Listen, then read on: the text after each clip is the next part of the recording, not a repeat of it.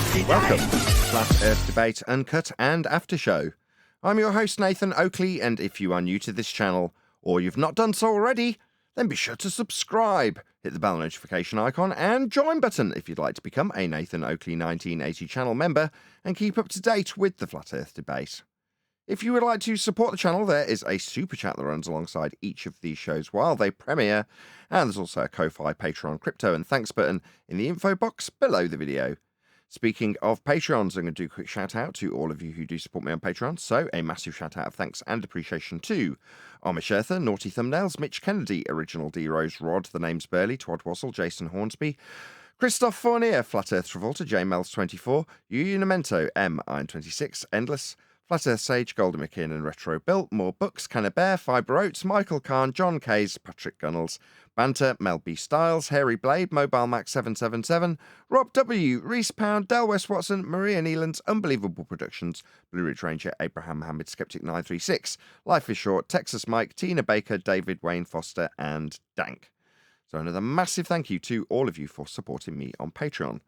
Speaking of patrons, again, that's a subject that was coming up a couple of times in the live stream chats in some of the premiering streams that either come out for my members only when they're pre-released to the public or when they are released to the public on my second channel. Subscribe today, a link in the info box. But the discussion of Patreon's basically keeping the lights on, so I do massively appreciate all the support I do get from Patreon, which is why I shout you guys out daily, and it is indeed the motivation with a YouTube hat on for doing the channel, because it keeps the lights literally on while I make this channel. So if you did want to support me on Patreon, there is a link in the info box below this video. Again, in case you're wondering why the wide angle, well, while discussing that particular subject, which is why it's my segue, it came up that I don't have a massive amount of ability to control things during the show when I'm either on camera or indeed debating somebody or running the panels, Discord or G+. So, as a result of that, I don't actually have a great deal at my fingertips in the most literal sense of the words when it comes to controlling the show. So, up until a point, I only had pretty much this, which is my mouse. And about 3 or 4, maybe 5 years ago, Anthony, knowing that I only had a mouse in front of me, decided to buy me this, which is my Stream Deck. So the Stream Deck and the mouse is pretty much all I have, because there is no desk in front of me and there is no keyboard in front of me. And the only thing in my hand is my Lite button to remotely turn off the studio lights, which I set up for about, 20 minutes before the show. So I'll pull out all the cameras and the lights and the monitors and turn on all the screens, turn on all the equipment, preamps, power amps, and load all the software that's used to run the show. But in so doing, all of the software that I do use is essentially autonomous. It will run without me having to do a damn thing, which is to say that without looking, which I've intentionally done, look directly down the barrel of the camera while I'm giving this presentation, if you want to call it that, is actually operate the buttons without necessarily having to take my eyes off the camera or take my eyes off the screen that I'm monitoring people who may be talking in Discord or things of that nature. In other words, I can do things without necessarily having to think about what I'm touching or where I'm putting my fingers. I can just do it from muscle memory. So that is my setup. I did sort of hint at the idea that I'd get my wife to come in with the iPad or something or the phone and just film me doing the show and pressing buttons. But with a wide enough angle with the camera pushed back as far as I have done, you can pretty much make out what I'm doing and what I've got at my disposal when I run the show, which is very, very little. So yeah, all the transitions have already been programmed into the Stream Deck that Anthony Riley very graciously bought me several years ago, knowing that I had a very limited control of the show. The other thing that was to highlight was to say that when I do go into various different Discord servers, I don't have the ability to necessarily mess around inside the server, inside the window or app that makes that particular process functional for me as a producer of a show. So hence I'm not going to get familiar with things like Discord in terms of how they operate with a typey mentality, because I'm not going to be doing that if I'm functionally running a show or listening intently to what is said on the show so I can respond to it in the best possible way.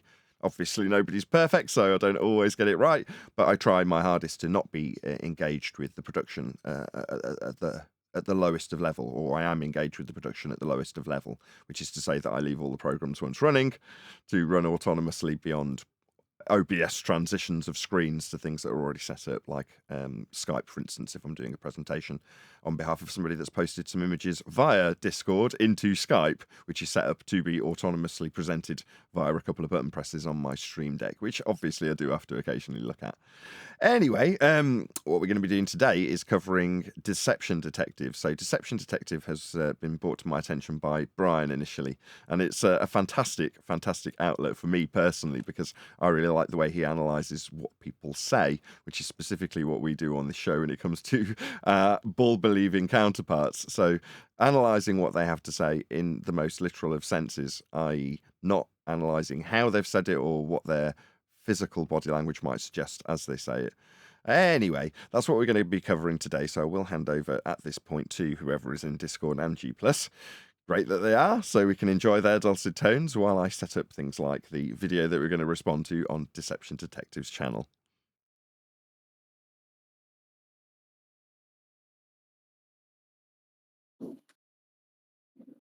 Let's see, paste.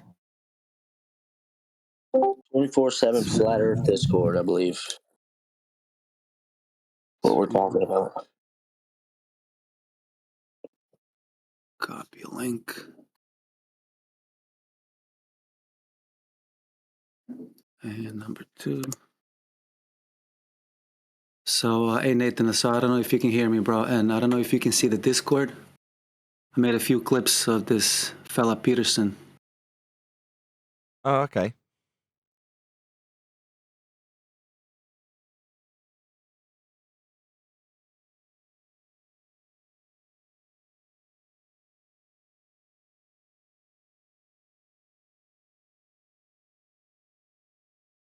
What I've done is I've clicked the link that someone sent me, and it's not taking me to 24/7. Okay. That link doesn't work. All right. It just takes me to an empty space. All right, now we can hear you. Good morning, Nathan. Morning. Yeah, that link that Divergent Draw just sent me for 24/7, it just takes me to an empty place. Huh. Okay, let's see. I'll do it. There was talk this morning or earlier on that they were going to set up live stream channel 2 for us to do our thing in. Okay. No, I think they're going to be... So you want me to repost the link again? You want to try again? Or you want to hang out here until 9 o'clock or whatever? No, I need the link. I need to get in there. So Okay. I'm hoping Divergent Droid will send me a different link, because that one didn't work. I think he's already there. Here, try this link. If you're in a Discord main text chat. Because that's a link to the live stream room 2 they've set up. Yeah, doesn't work for me.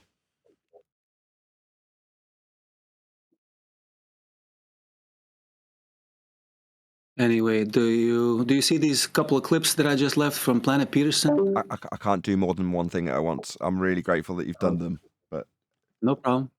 I have quite a few of them, so okay. Whenever we're ready to talk about it, we'll do it. I need to get those into Skype for me to play them into the show. Okay, I think you're also feeding Righteous back, can do just that. so you know. Can you turn your speakers down, because you're feeding back?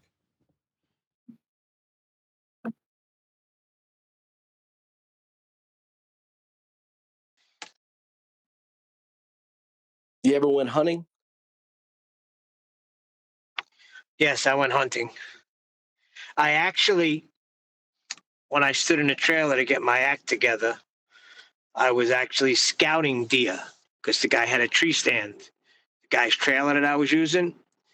And within 2 minutes at the hunting season, the kid Eddie that used to come up with the guy Ernie, whose trailer I was using, at, what was it, a 12-point buck. Boom, down.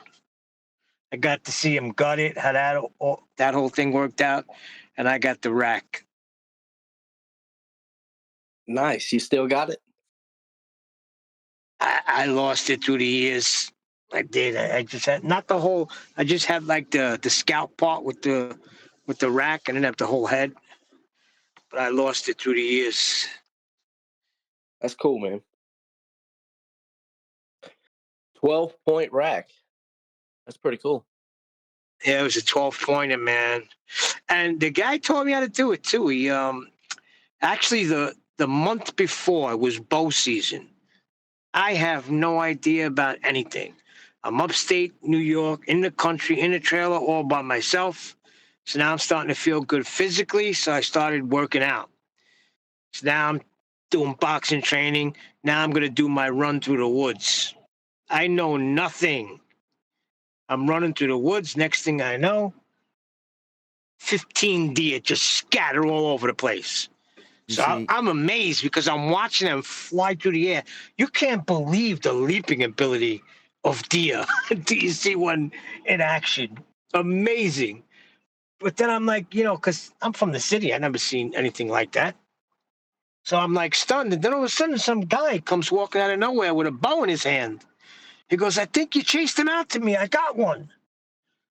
He must have been a new hunter because we went and we started tracking a deer right away and lost him. Now, when the guy Ernie, whose trailer I came, used to come up every week or two to bring me food and take me shopping and do my laundry and stuff, he was pissed off. He was a southern guy from Kentucky. He was like, God damn amateurs. You shoot the deer, you spot it, and then you go back to the trailer and hang out there for 5 or 6 hours. Then you Dude, come back everybody out, in this you would have conversation. found the deer. You would have found the deer 20 feet away. I've got to stop you there.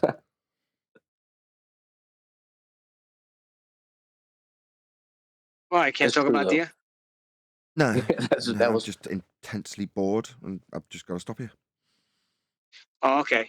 Well, we thought you were fiddling and doing stuff to get on 24/7. I was. We are. Okay, story's over. Can I Okay. finish it? It'll take 2 seconds. Oh, go on then. Okay, so we tracked the deer for over 6 hours and lost him. Went from puddles of blood to drops of blood, gone. When if we would have just marked the spot, went back to the trailer and hung out for 6 hours, we would have found him no more than maybe 60 feet away.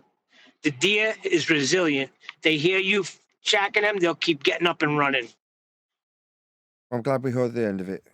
Okay, so we're going to cover a video. This is going to be the same videographer that Brian recommended. So it's Deception Detective. I can't remember exactly which video Brian brought up, but this is the one that I'm going to cover. So props to Brian, as it was him that originally put us in front of the Deception Detective.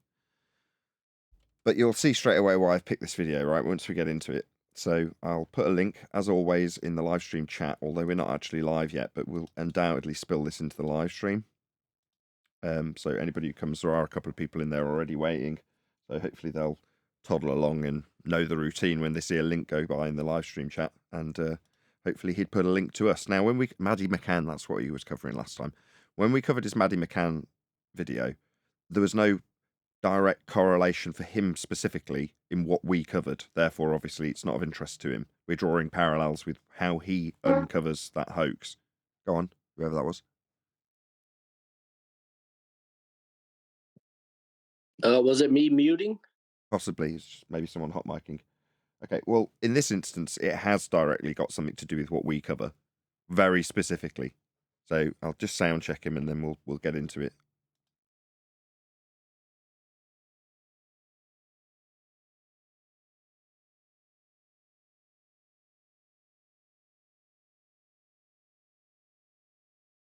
The whistleblower who testified to Congress a few weeks ago. Hello, detectives. Welcome to the Deception Detective podcast.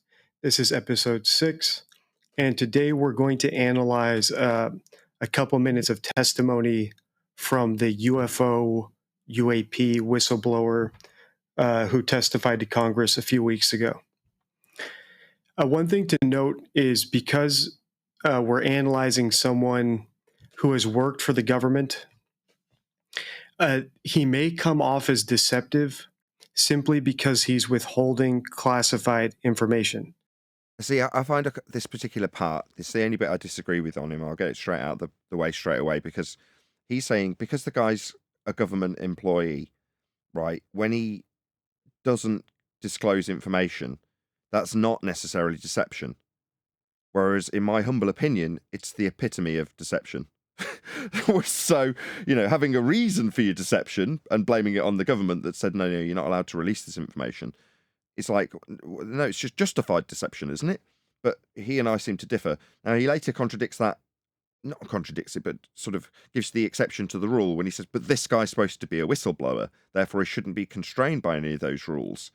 And I'm like, well, what rules? The rules that allows people to perform deception. But there we go. That's the only thing that I actually disagree with him on this video, and it's only minor. You get the typical whirly whirl the second I need to do anything show related with my 20 million gigabit per second internet fiber optic link. Wonderful, wonderful.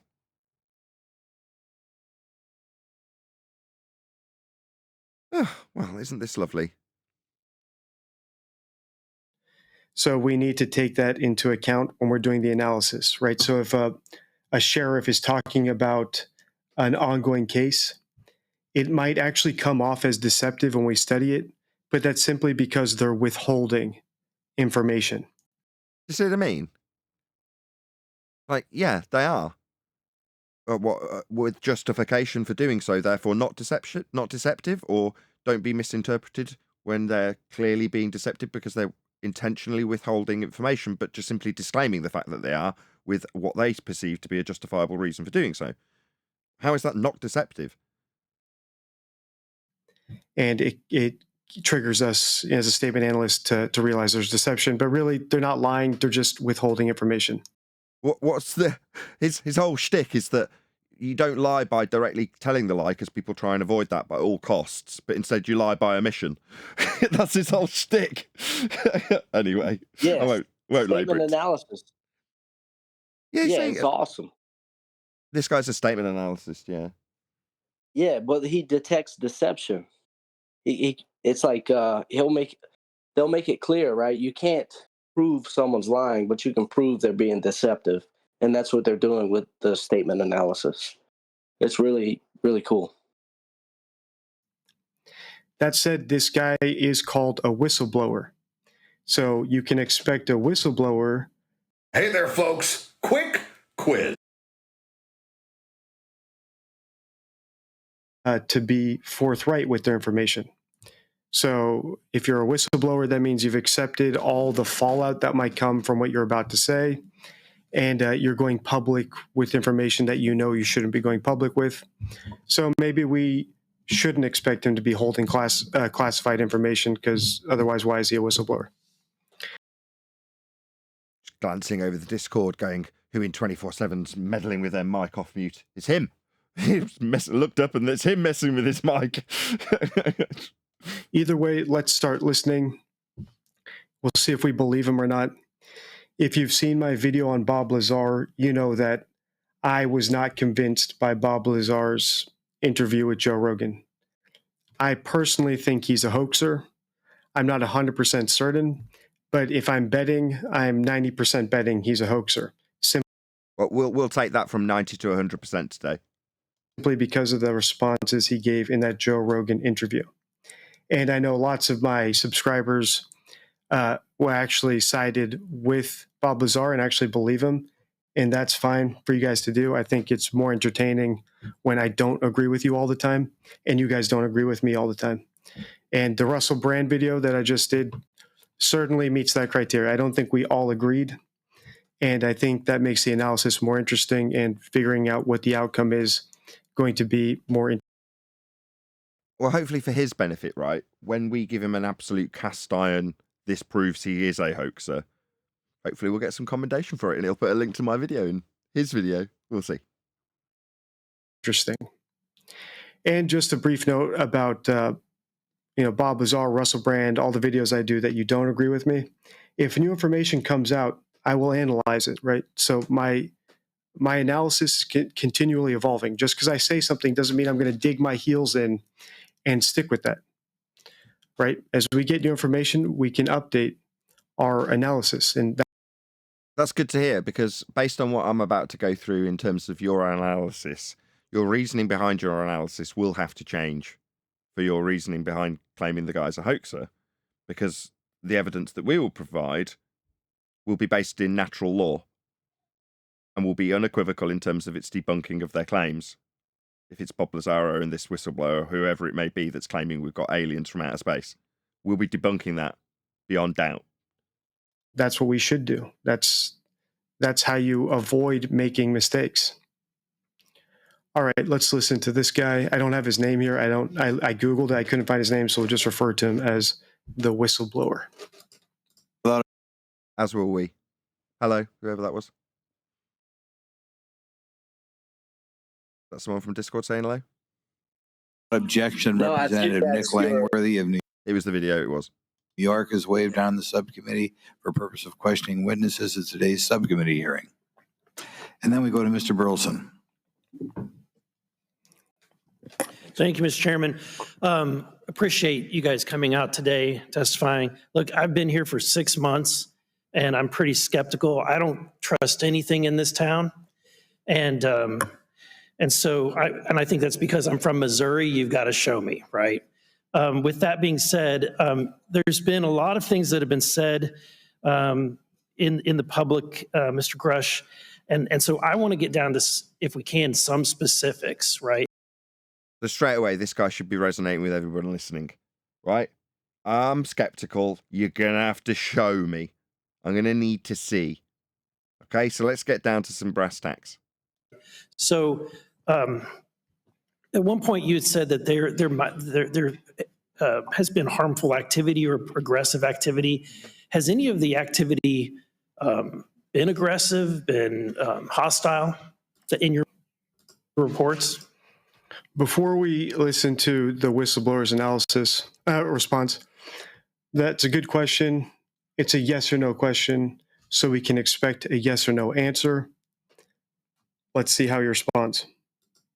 I know of multiple colleagues of mine that got physically injured, and the activity.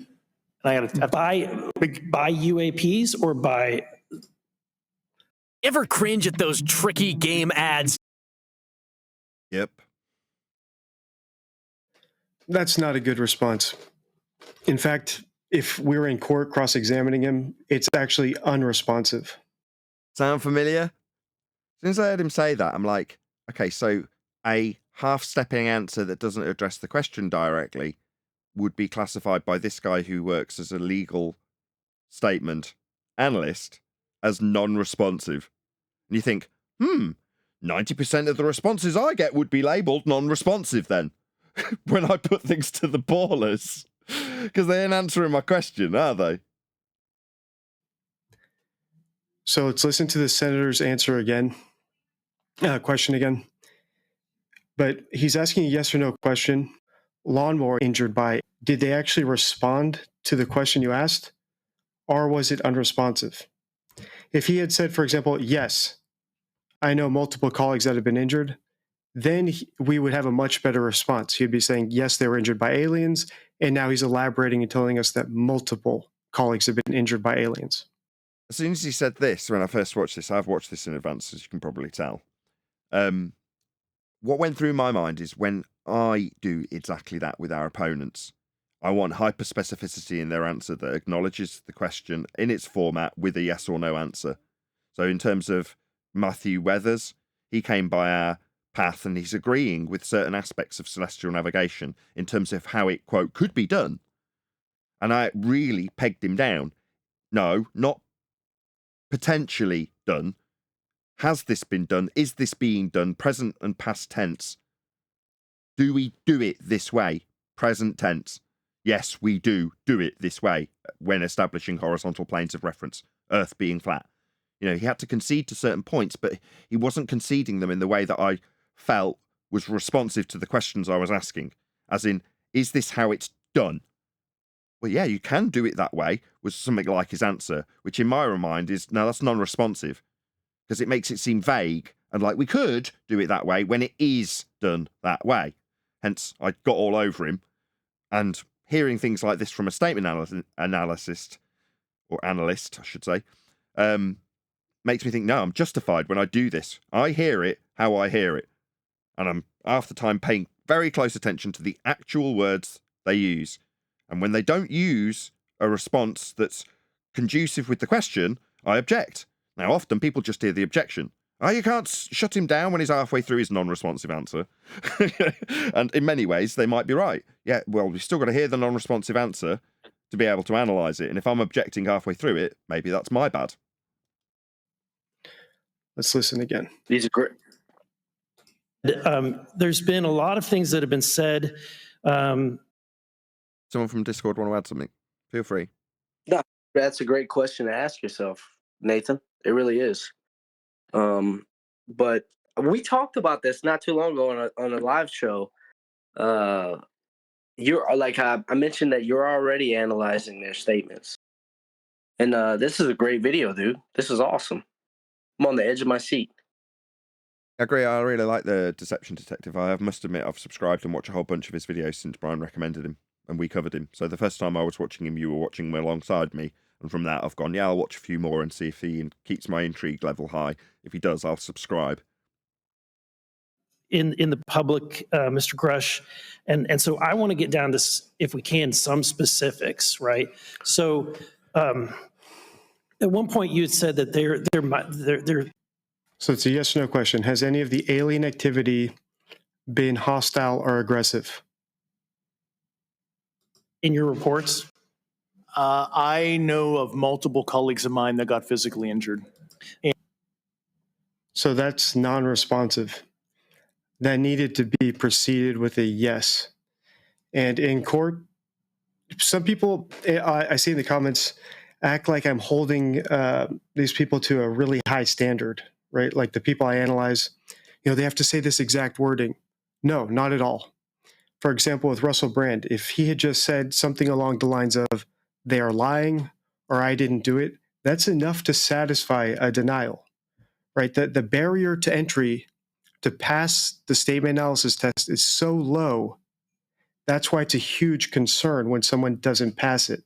So here, all he had to say was yes, and then he could elaborate, but he didn't do that, right? So it's a very low barrier to entry. It was a yes or no question. At the very least, we should expect a yes. Right. So closed questions with yes or no answers when you're asking them. Yes, you might get some expansion on the answer, but you do want an affirmation of the question you've asked directly if you've asked it in a closed fashion. And when you don't get it, he's saying the standard's low for statement analysis. You just want an affirmation. And that's often what I will be saying to people. I just want you to affirm what I've said. In other words, I've asked you a closed question. It just needs a yes or no answer, not the waffle, because that isn't affirming my question. And in court, if he was being cross-examined, they would have him repeat. They would have him actually confirm. So that's a yes. They've been injured by aliens, because lawyers are trained not to let stuff like this slip. So in your own life, the upshot is if you're questioning someone about something, make sure that they actually answer the question you asked. Yeah, I do. That's exactly what I do. So for me, this is affirming what I do anyway. And it's nice to hear. For you as an audience member, yeah, take heed. I would completely agree. And the activity, and I got to By UAPs or by? Right? So the senator is not letting him get away with that, right? Even the senator has realized in real time that that was non-responsive. So let's back it up. Hostile in your reports? I know of multiple colleagues of mine that got physically injured. And the activity, and I got to by UAPs or by people within the federal government? Both.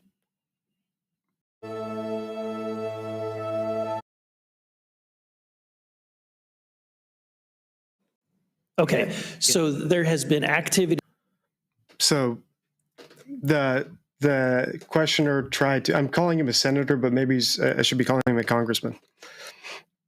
Either way, the questioner tried to pin this guy down to an answer, whether or not the colleagues he knows were injured by aliens or other people, and the whistleblower said both.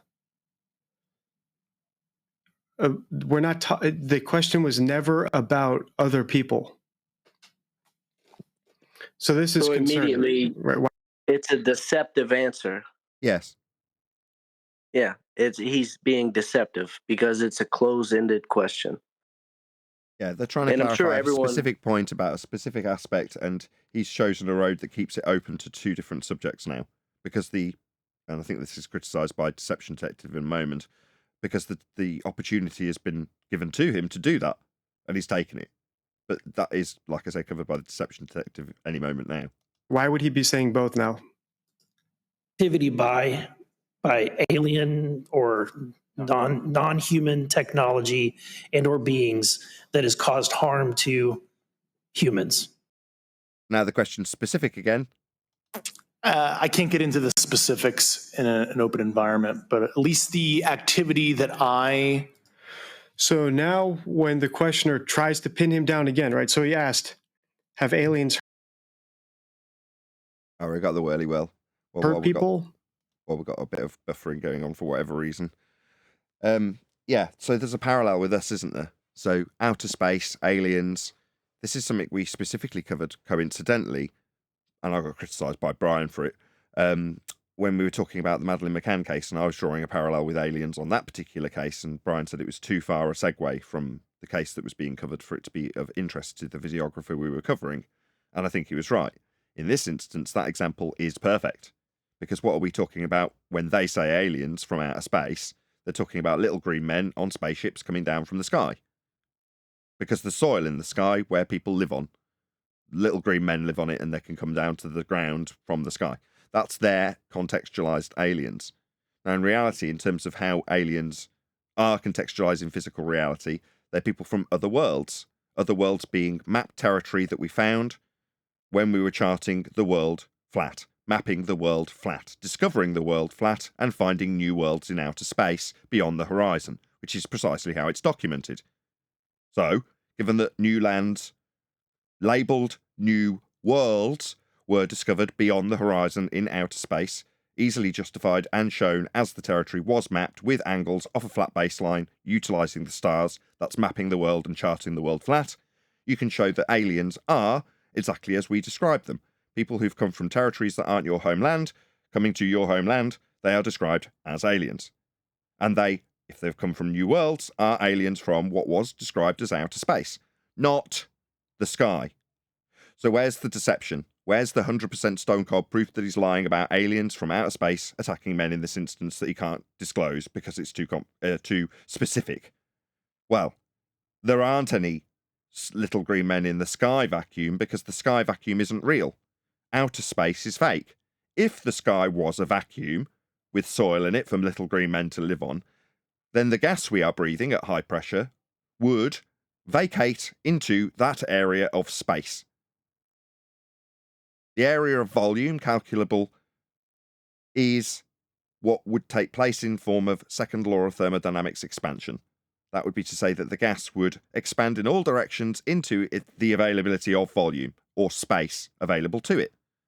So, based on a natural law, the second law of thermodynamics, that's entropy law, gas fills space. That's what it does, always. It's a law of nature.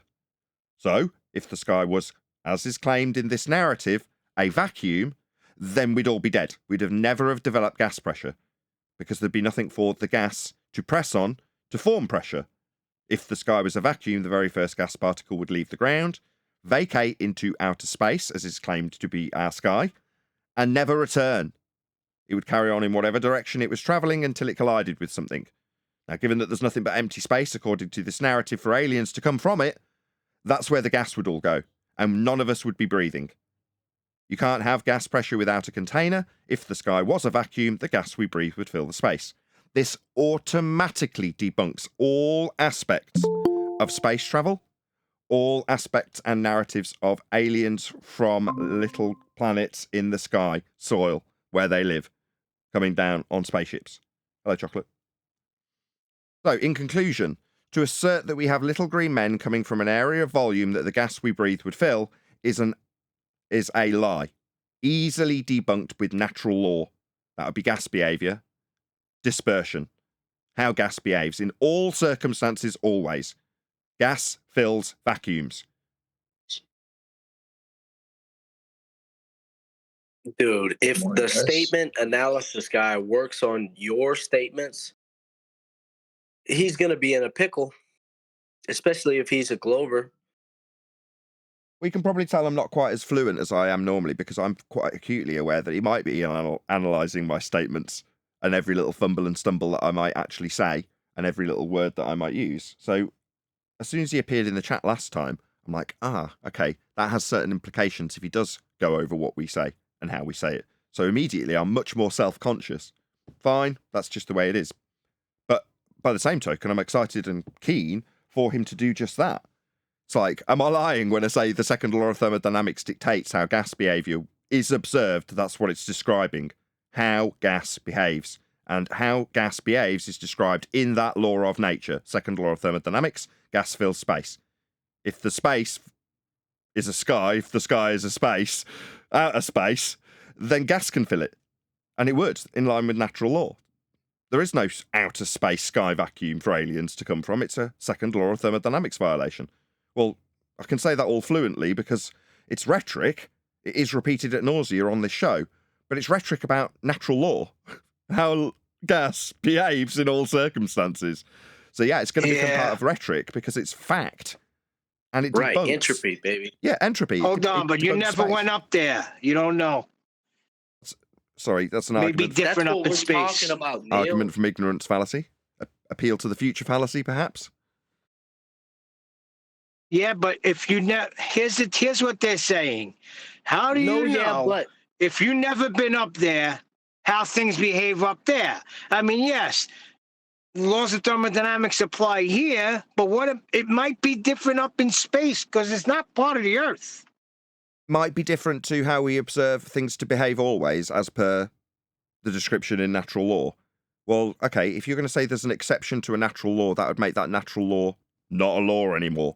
So if there is an exception, show me. Show me gas not filling space. Show me gas without containment, not dispersing into an area of volume it has available to it. If you can show me that occurring, then I'll believe you when you say there's a natural law violation. That natural law won't be a law anymore because it isn't a law if gas doesn't fill space. And according to the rhetoric of heliocentrism, gas isn't filling space. It just magically sticks to the side of a water ball. And when you ask them why, they say, well, because of gravity. You go, gas isn't going down. It's produced at ground level and goes up. It disperses. It's not falling down from gas factories in the sky. It's not rain, it's gas. It has no bonds. It has elastic collisions. It travels in whatever vector it is traveling in all vectors without exception. It's not produced in the sky being poured into the ground with gravity. What is gravity? A bent pseudo-dimension? 4D in nature, invented by Einstein, described by physicists as not a force. So this not a force of pseudo-geometry is holding gas, making it go down when gas doesn't behave that way. Gas doesn't go down, go boom boom, go splash splash, like bouncy balls poured into a fish tank. Gas expands in all directions, in line with entropic law. That's how it behaves. Violating this law of nature is what the sky vacuum does.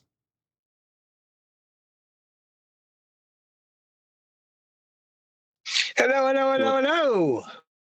Thank God for that. I don't That's feel like a good I got impression a of that album. Come again, Anthony? I don't feel I got my name read out properly there. You seem to skirt over it quickly. Do you want to try that one again? Introduce me again. Sure. Sextants don't measure ... Oh, gosh. Oh, get Anthony. Anthony. You worm. What it says. I That's what tell it you says. what, Anthony, you would have been good in an Italian crew because you're a Scotch. Anyway, let's do some housekeeping questions. Thank you. Any evidence that you can acquire an elevation angle measurement from a curved baseline? Angle, like two straight lines meeting at a vertex? Yes. No, you can't. You have to have two straight lines meeting at a vertex. If you had a curved adjacent, it wouldn't be an angle. How do you get a straight baseline? How do you get a straight baseline? With the mariner's sextant, you point it at the horizon. Ah, lovely. No worries. No further questions, Your Honour. Okay. Are you solving for the Okay, yeah. Hold on. Was that some sort Anthony of win might be you trying perceived? to solve for the right triangle. My bad, just spill. He has it as a win. So how's that a Well, win? Well, if I was to ask the question, how do you measure the Earth with a sextant? How would you answer that? Point it at the horizon. And does that measure the Earth? Yeah. Does that measure the Earth? Yeah, it's where the sky appears to meet the ground or sea. Okay. And what measurement does it measure the Earth in? Is it Hold on, I've got people interrupting. Is it degrees? Is it I don't know, kilograms? What unit does it measure the Earth in? It establishes a horizontal plane of reference. So not measuring the Earth then, no? Yeah, measuring No the problem. Earth with the horizon to establish a horizontal plane of reference. That's not what a sextant does, Nathan. All it does is seem to like set you a allowing me to horizontal finish plane. sentences, Anthony. Like with our discussion this morning, I'll be halfway through a response and you'll start talking halfway through it. Maybe I'll be told that I'm not listening to you in a moment. So yes, you measure the horizon. What's a horizon, you say? Oh, it's the apparent position where the ground that we're measuring with the sextant, where that ground appears to meet the sky. Now, it doesn't actually meet the sky. The ground doesn't actually meet the sky. But we are measuring the ground because it's the apparent position where the ground, or sea, meet the sky, even though they don't actually meet, it's just apparent. It just looks like the sky's meeting the ground. Anthony. That's what we point the sextant at when we measure with the sextant.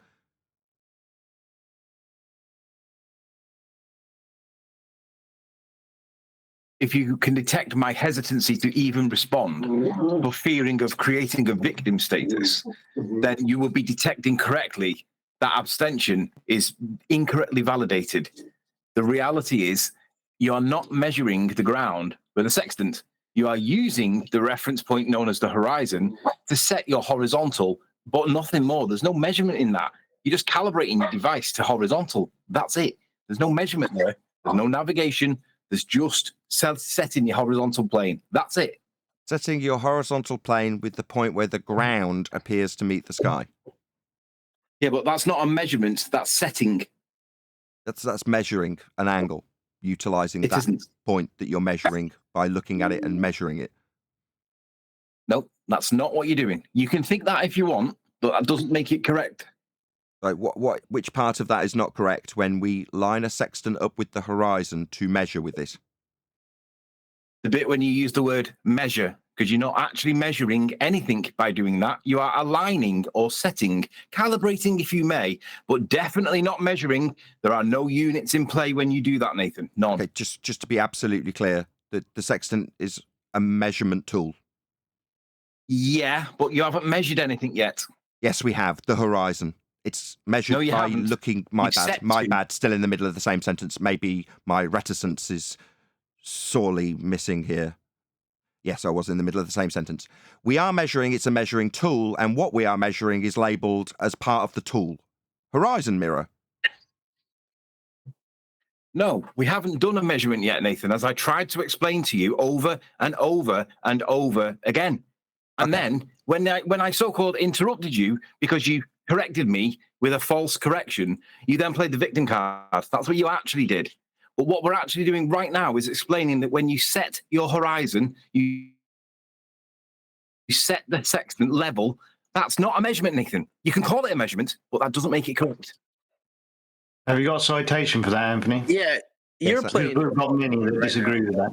I'm kind of confused. What's going on here? Is it multiple people through one account? Yes. So do you have a citation for that, Anthony? It's not measuring. I do. It's your citation from yesterday, Nathan. Would you mind presenting it, the one that you sent to me this morning? We can read it. You present it if you're using it. I'm just trying to remember how to do it. Could you bring it up, Nathan? I can't remember how to do it. What citation? That one, the one with the diagram that you had on this morning that I put the red line through and said, this is what you're reading, but this is what it actually says. And I was trying to illustrate the difference between the two positions. Okay. Let me try and dig it out. You'll have to do that. Okay, bear with me. Okay, so you'll be using my citations. Correct. But it's Just far like better. a baller. It's far more effective when you use one man's own citation to make his point for him. No worries. Don't poison the well. Anthony, I just Are we don't doing think you poison as well? understand Can you all celestial shut up? navigation. Hello? It's not poison in the well. I'm just I don't using want the to take the citation that they segue. can Whoever present did it to that to me. Anthony so he can now bite on it. Thank you so much. No need. Just waiting for that citation. I'm just trying to find it.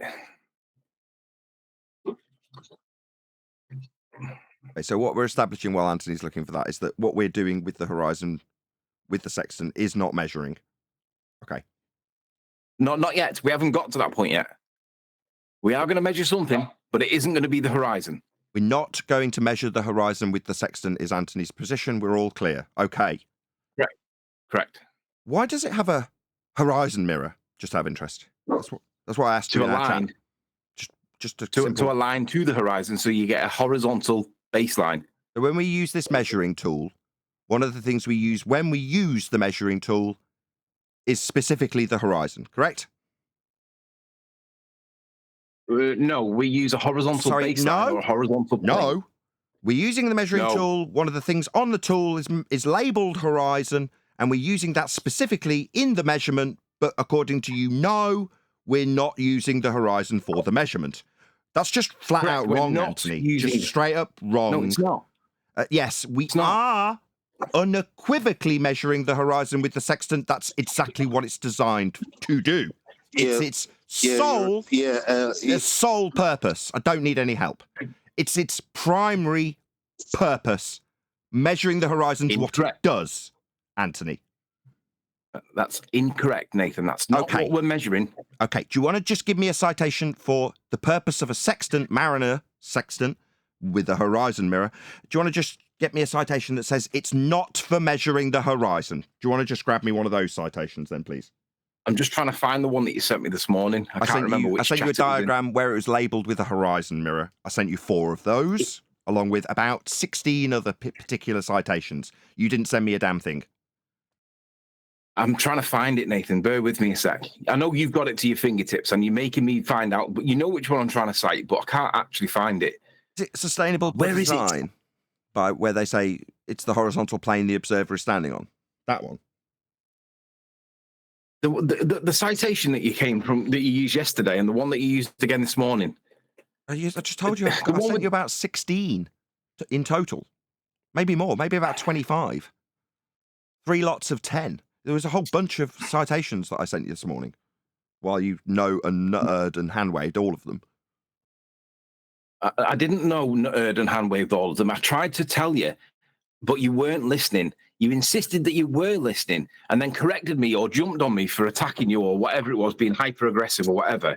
And I'm just trying to get you to understand that the plane that it creates is not the land, and we're not measuring the land or the horizon with the plane that the sextant creates. It is conceptual. You measure from that plane. You don't measure from the horizon. That's what I was trying to get you to understand. I see. So the measuring tool with the horizon mirror that you use when you make the measurement isn't measuring the horizon. We're clear. You've said it twice. I understand your position. Correct. Yeah, well, it's just flat out We're wrong. not measuring the horizon. I'm just going to disagree with you. Yeah, the tool specifically measures the horizon. That's what the tool does. You are flat out wrong.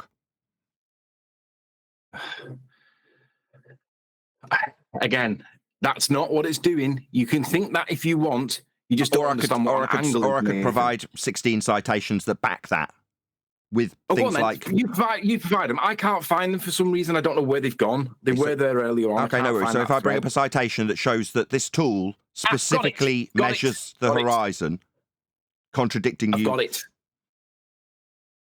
Okay. Hey. What is this machine now doing? Oh, it's because it's on the other side. Hang on. Stick it in Master It B. is. Or back office or wherever in Skype. Stick it in Master B. Okay. Fine. Paste that to there. Just while we're doing that, so on the screen for the audience is this measurement that we're discussing. It's a measurement from a boat along the ground to a ground position. That's the measurement we're talking about, just so we're all clear what we're doing with the sextant on the boat, as is depicted on screen right now. Got 2 Actually, it looks GPs more like a labelled, house. just so I'm clear with my diagrams that I am citing that are on screen for the audience. There's 2 GPs labelled. My bad. It looks like a house to me. Third interruption. I'm obviously being overly aggressive when I just cite something and describe what it's showing. 2 ground positions, one at the boat, one underneath the star you're measuring. Now, this diagram does not show, fourth interruption. My bad. My over-aggression is interfering with Anthony's interruptions. I'll just stop being so overly aggressive. Go ahead, Anthony. Thank you. Right, now I've got a chance to actually respond to your psychobabble bullshit. Let's correct what you're actually doing. Your crosshairs in the foreground. You have a flat plane of which you have created that flat plane with the sextant from which you're going to measure an angle from. At no point are you measuring an angle from the horizon, as you wrongly claim. At no point are you measuring the Earth, as you wrongly claim. You're measuring an angle from your position created on the plane created with the sextant. The plane is an imaginary plane. It is conceptual plane. You can call it any kind of plane you want, but it's not the ground beneath your feet. It's not the water beneath your feet. It's not anything beneath your feet. It's created by the device from which you're going to measure an angle from. At no point is it the horizon or the land or the water. Now you may speak. Okay, so on screen now, you see these 2 points on the ground, on the water, where this measurement's being illustrated as being done. Do you see the 2 points labelled GP? Do you know what GP stands for?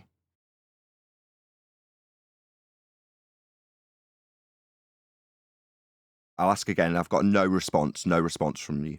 Okay, I'll just try once more. Ground position, Nathan. It stands for ground position. Sorry, I've got Anthony's yelly, aggressive tone ringing in my ears about how it's not the ground, not the water. So in this depiction of a boat on water, there's 2 points marked, both with the letters GP, meaning ground position, for this elevation angle measurement to do exactly that with a sextant on a boat. This is a diagram showing what you do when you do this. The way you get the line, that black line, is with the horizon. And the way you do it when you measure with the tool known as the sextant is with the horizon mirror, because it's specifically what you'll be measuring to get this line for ground positions. One's you, one's underneath the star you're measuring.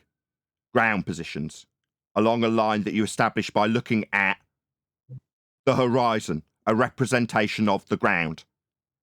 Apparently meeting the sky. It doesn't really meet the sky. That's why in this diagram, the horizon the guy in the boat would be looking at would be somewhere in the middle of the ocean. But from his perspective, it would be looking kind of like this line up here.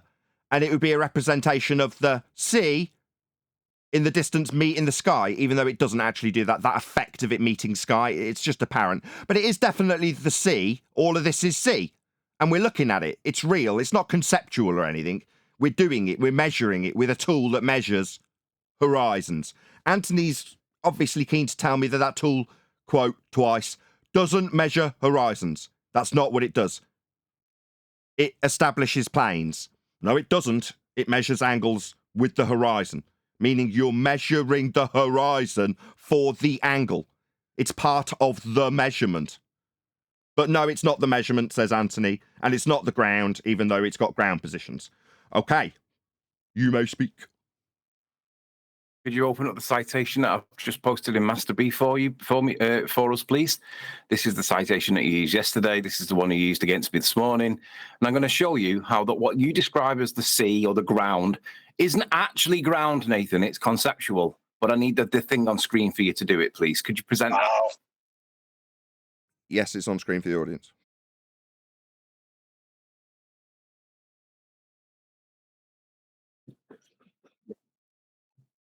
Okay, well, I'm not seeing that, so let me just... It's on screen for the audience. You know what the citation is. It's on screen. So this is an annotated thing because what Nathan reads isn't what it actually says, and I've highlighted the part that Nathan misunderstands.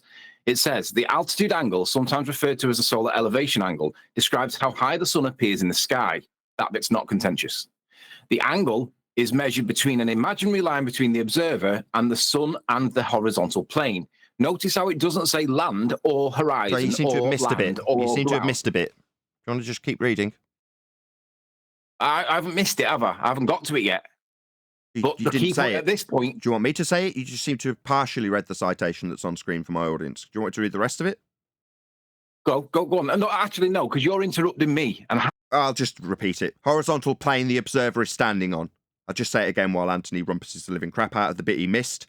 Horizontal plane the observer is standing on is what it says. Yeah, now what is that plane, Nathan? It's the horizontal plane that the observer is standing on. It's depicted here as the land that the guy would be standing on. It's the land in this depiction. On screen for my audience, when you measure an elevation angle from a boat, it's represented as the sea that the boat is on and the ground positions are on. For this, the ground positions would be the position on screen. So that's what it is. It's the ground as depicted in the diagram as the ground, Anthony. That isn't what it's depicting. But this isn't the ground. This is not the ground. Correct. This is not the ground, Nathan. Okay. So it's not... Right, so can I now finish? I just need to clarify, Anthony. And you've interrupted me. I just need to clarify what you're saying. So where the citation says what you're measuring is the horizontal plane the observer is standing on, you're saying that the depiction of land described as the horizontal plane the observer is standing on in the citation isn't land. Correct. Okay. You keep interrupting me, and I can't explain it for you. And until you stop doing this bollocks, I can't get it out.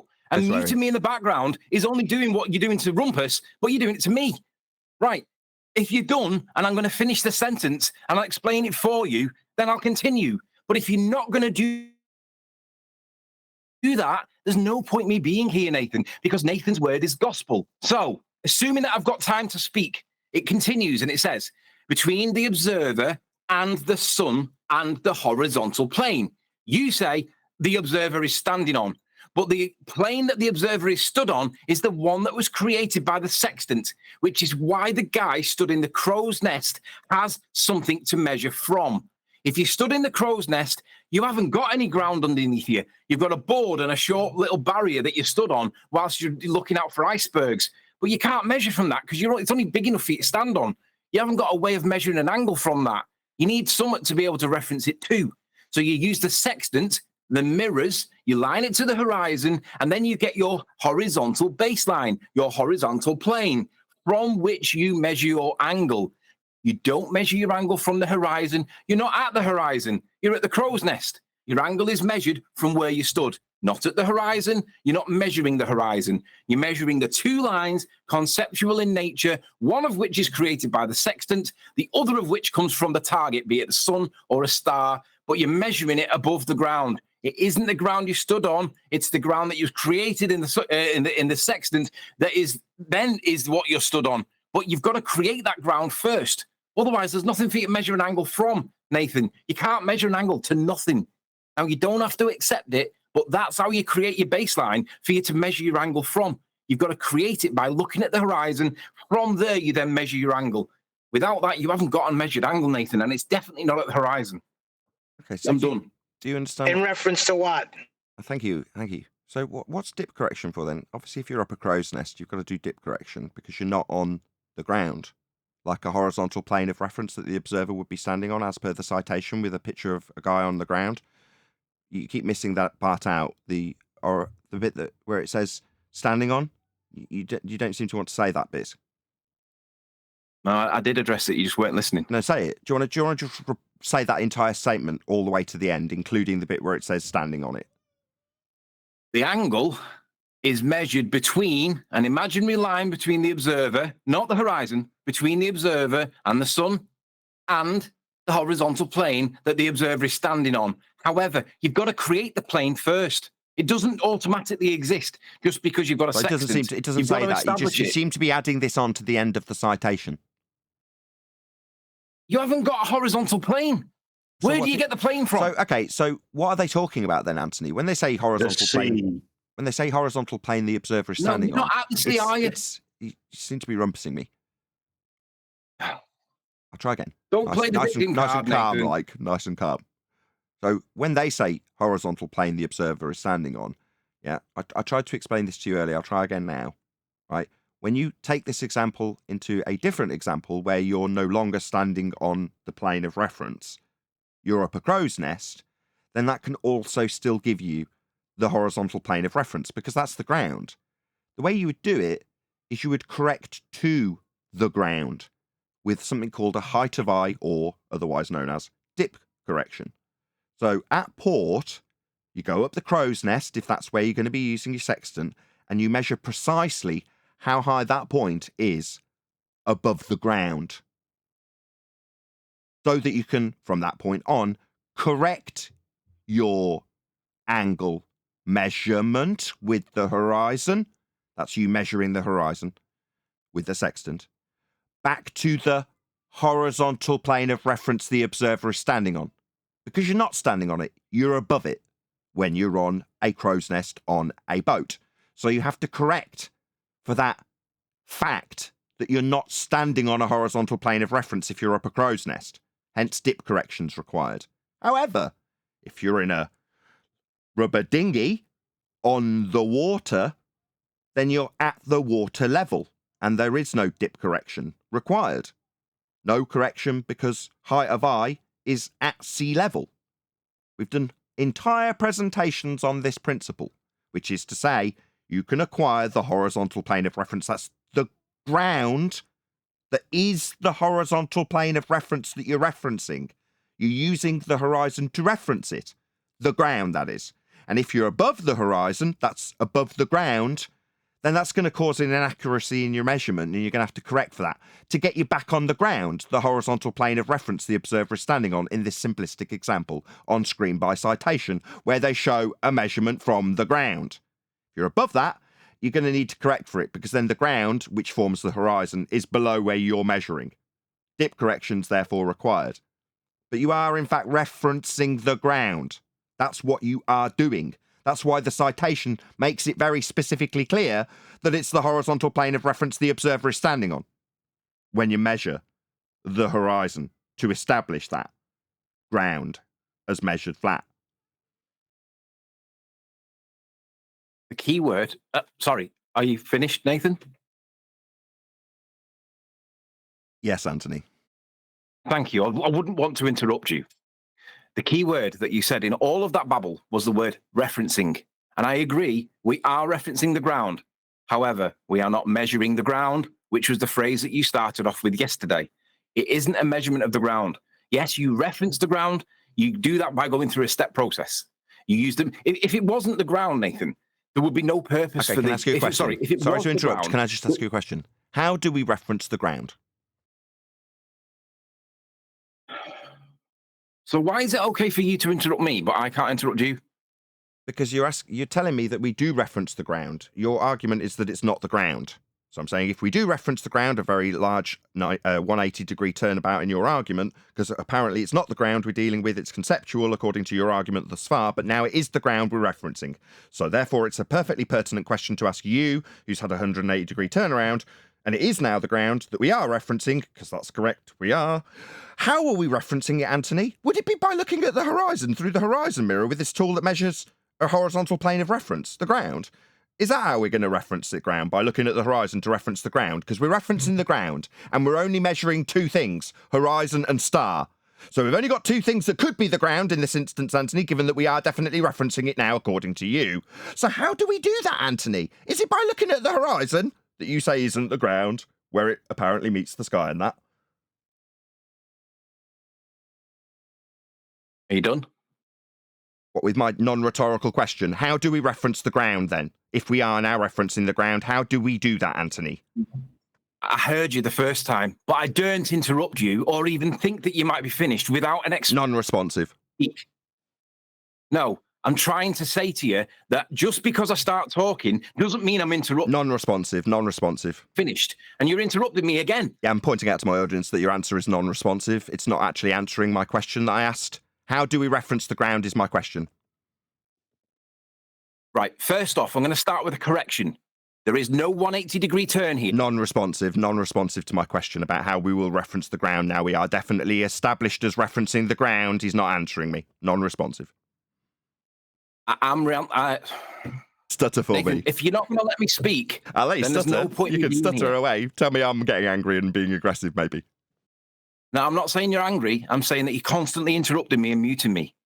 If I can't speak, there's no point in me... We're still non-responsive for the audience's benefit. This definitely still isn't an answer to my question, how we're going to reference the ground. This is non-responsive. Well, I did try starting to respond to it, but you interrupted me again. So Okay. again, I'll ask the question. Let's try again. I'll ask the question and we'll see if we get a response to it. How do we reference the ground? Right. I'm going to deal with the first part first, which you stated was a 180. It isn't a 180 because I say we're now referencing the ground. They're like in the deception detective bit in the pre-show, right? In the pre-show, the deception detective points out when there's two questions that could be answered, someone being a bit deceitful will choose the easier option of question. So I'm saying how's the ground referenced? You're saying not a 180, non-responsive. Again, you're interrupting me. You're not Because you're allowing me to non-responsive. speak. You're not allowing me to correct the false statement first. How do we reference the ground now that we've established it is going to be referenced according to you? You have confirmed that. Now I want to know how. Right. Let me finish. Let me finish speaking. Don't interrupt me. I will correct you. I just need chance to speak. If I can't get that, there is no point, Nathan. This is non-responsive also. So no, I can't. There's no point then, is there? I'll just sit on mute, Nathan, and you can tell me Okay, you do that. man. You do that, and I'll make my. Okay, Anthony. No worries. You sit on mute. I'll make my. No worries. I will make my conclusions with you on mute because you've been non-responsive.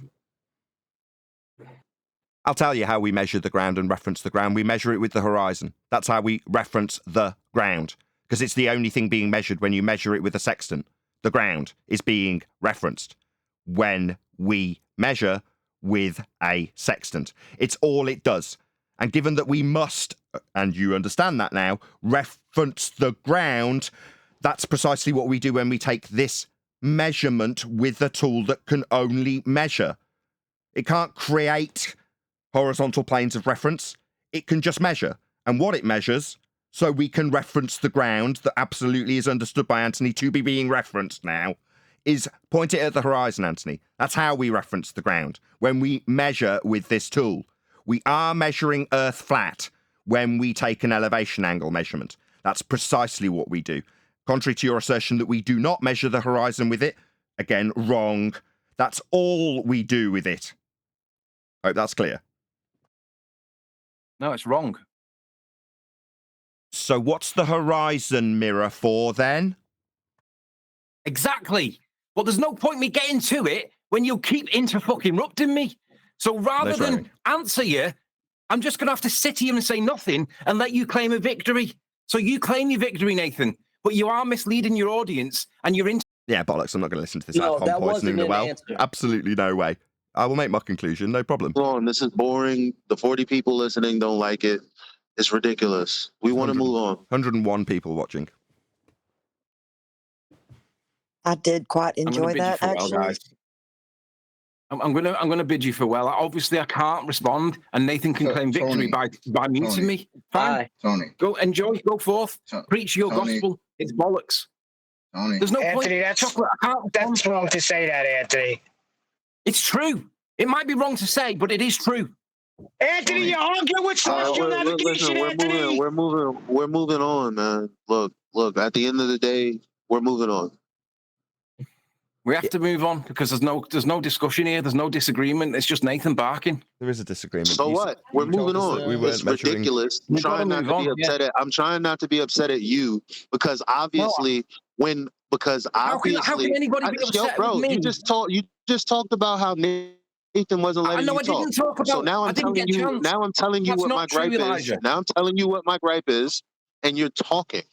So my issue is the one weird thing where you said. When you're reading the line between the sky and you're like, it's not labeled the horizon. What the fuck is the line between the sky and the ground? Right, everyone stop. We're all friends here.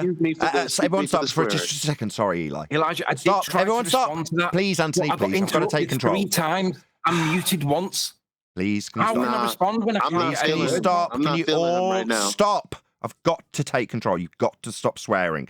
Right, please. I'm going to shout out a super chat. Then you're all going to take a breath and stop swearing at each other, right? No matter how this ends up, we will all be friends at the end of it, no matter how heated this gets. No matter how passionate I get with Anthony, no matter how much he pisses me off, we will still be friends at the end of this, I assure you. Okay? Right? Just keep in mind, I want to finish what I'm saying. Just keep it civil while I shout this super chat out. Thank you to Billy Philly. He says, hit that like. Let iron sharpen iron. Same team. Upside down smiley face. Yeah, right on. Absolutely. Iron sharpening iron here. That's what's going on. None of us are going to fall out over it and start swearing at each other, though, are we, lads? No. Elijah, I did try responding 3 times. I need you to be quiet so that I don't get upset. I already sat here listening for you and Nathan. I wanted to move on. You want to keep on crying about him. So I'm going to say my piece, if you'll let me. Okay. Second thing, you're literally using the sextant you're using the optical part of it to look at the horizon. And then you're going to be bringing the sun or the star or whatever you're using down to that horizon in that horizon mirror to measure the angle. You're literally using the horizon for the measurement. I just don't get what your point of contention is beyond that. I know, and I can't respond because I can't get words out without being interrupted. You could respond right now. I can't because the minute I do, I'm non-response. Come on, Tony, are you being serious right now? I'm just trying to apply Nathan's rules. I want to be able to talk. Answer the question. Right, everybody stop. Everybody Come step off Anthony and let him respond. Go ahead, Anthony. Uninterrupted, please, Nathan. Uninterrupted, please, Nathan. I want a verbal agreement that you're going to not interrupt me. Go ahead. I was trying to demonstrate it with silence. Go ahead. No, I don't want demonstration with silence. I just want you to acknowledge and agree that you're not going to interrupt me, and then I can respond. Right. I'm going to start with the correction for your false statement first. Then I'm going to deal with the horizon reference. It's not a 180 turnaround to acknowledge that we are referencing the horizon at some point. But that reference of horizon is not where the measurement is measured. We're using the horizon to create the horizontal plane from which we're going to make the measurement from. That's what the mirrors are for. So with the mirrors at the top of the crow's nest, you're going to line that up. You're going to line your sextant up to the horizon. That gives you the bottom part of the angle from which you're now going to measure the star or the sun from. When you've got your baseline, you're then going to move the sextant up and measure it, measure out the thing and say, right, that now is at 16 degrees or 72 degrees or whatever number it is. That's where you get your 2 lines from. But at no point anywhere is that reference of the horizon or the horizontal plane the ground. At no point is that a measurement of the ground or a measurement of the horizon. The horizon is being used to give you a set level from which you're going to get. That's going to be where your horizontal is set. Once you've got your set horizontal, you measure your angle from that. But that doesn't mean that you're measuring the horizon. You're using the horizon to set horizontal, but you're not measuring the horizon. Okay. That's not true. Yeah, you're missing a few steps. Okay, nobody interrupt him. Are you finished, Anthony? I want to know what my few steps that I'm missing are. Whoever said that, come on, spit it. Me. Well, you were speaking. I want to know if you're finished before I do. I'm finished. Let me hear the steps that I've missed, please, whoever said that. Fine. You missed dip correction. No, you're not finished because he interjected. Forget what he said and finish what you were doing because you said you also wanted to address what I said after you addressed what you claim he got incorrectly about what you said. So just finish everything you were saying. Forget about what John said. Finish so that we can move on because it's been 41 minutes in my server of boring BS, in my opinion. Oh, I'm really sorry that it's in your server, Elijah. But had Nathan have let me speak in the first instance, without interrupting me 3 times and muting me once, it would have been dealt with 25 minutes ago. I'm sorry that Nathan did that, but it's not my problem.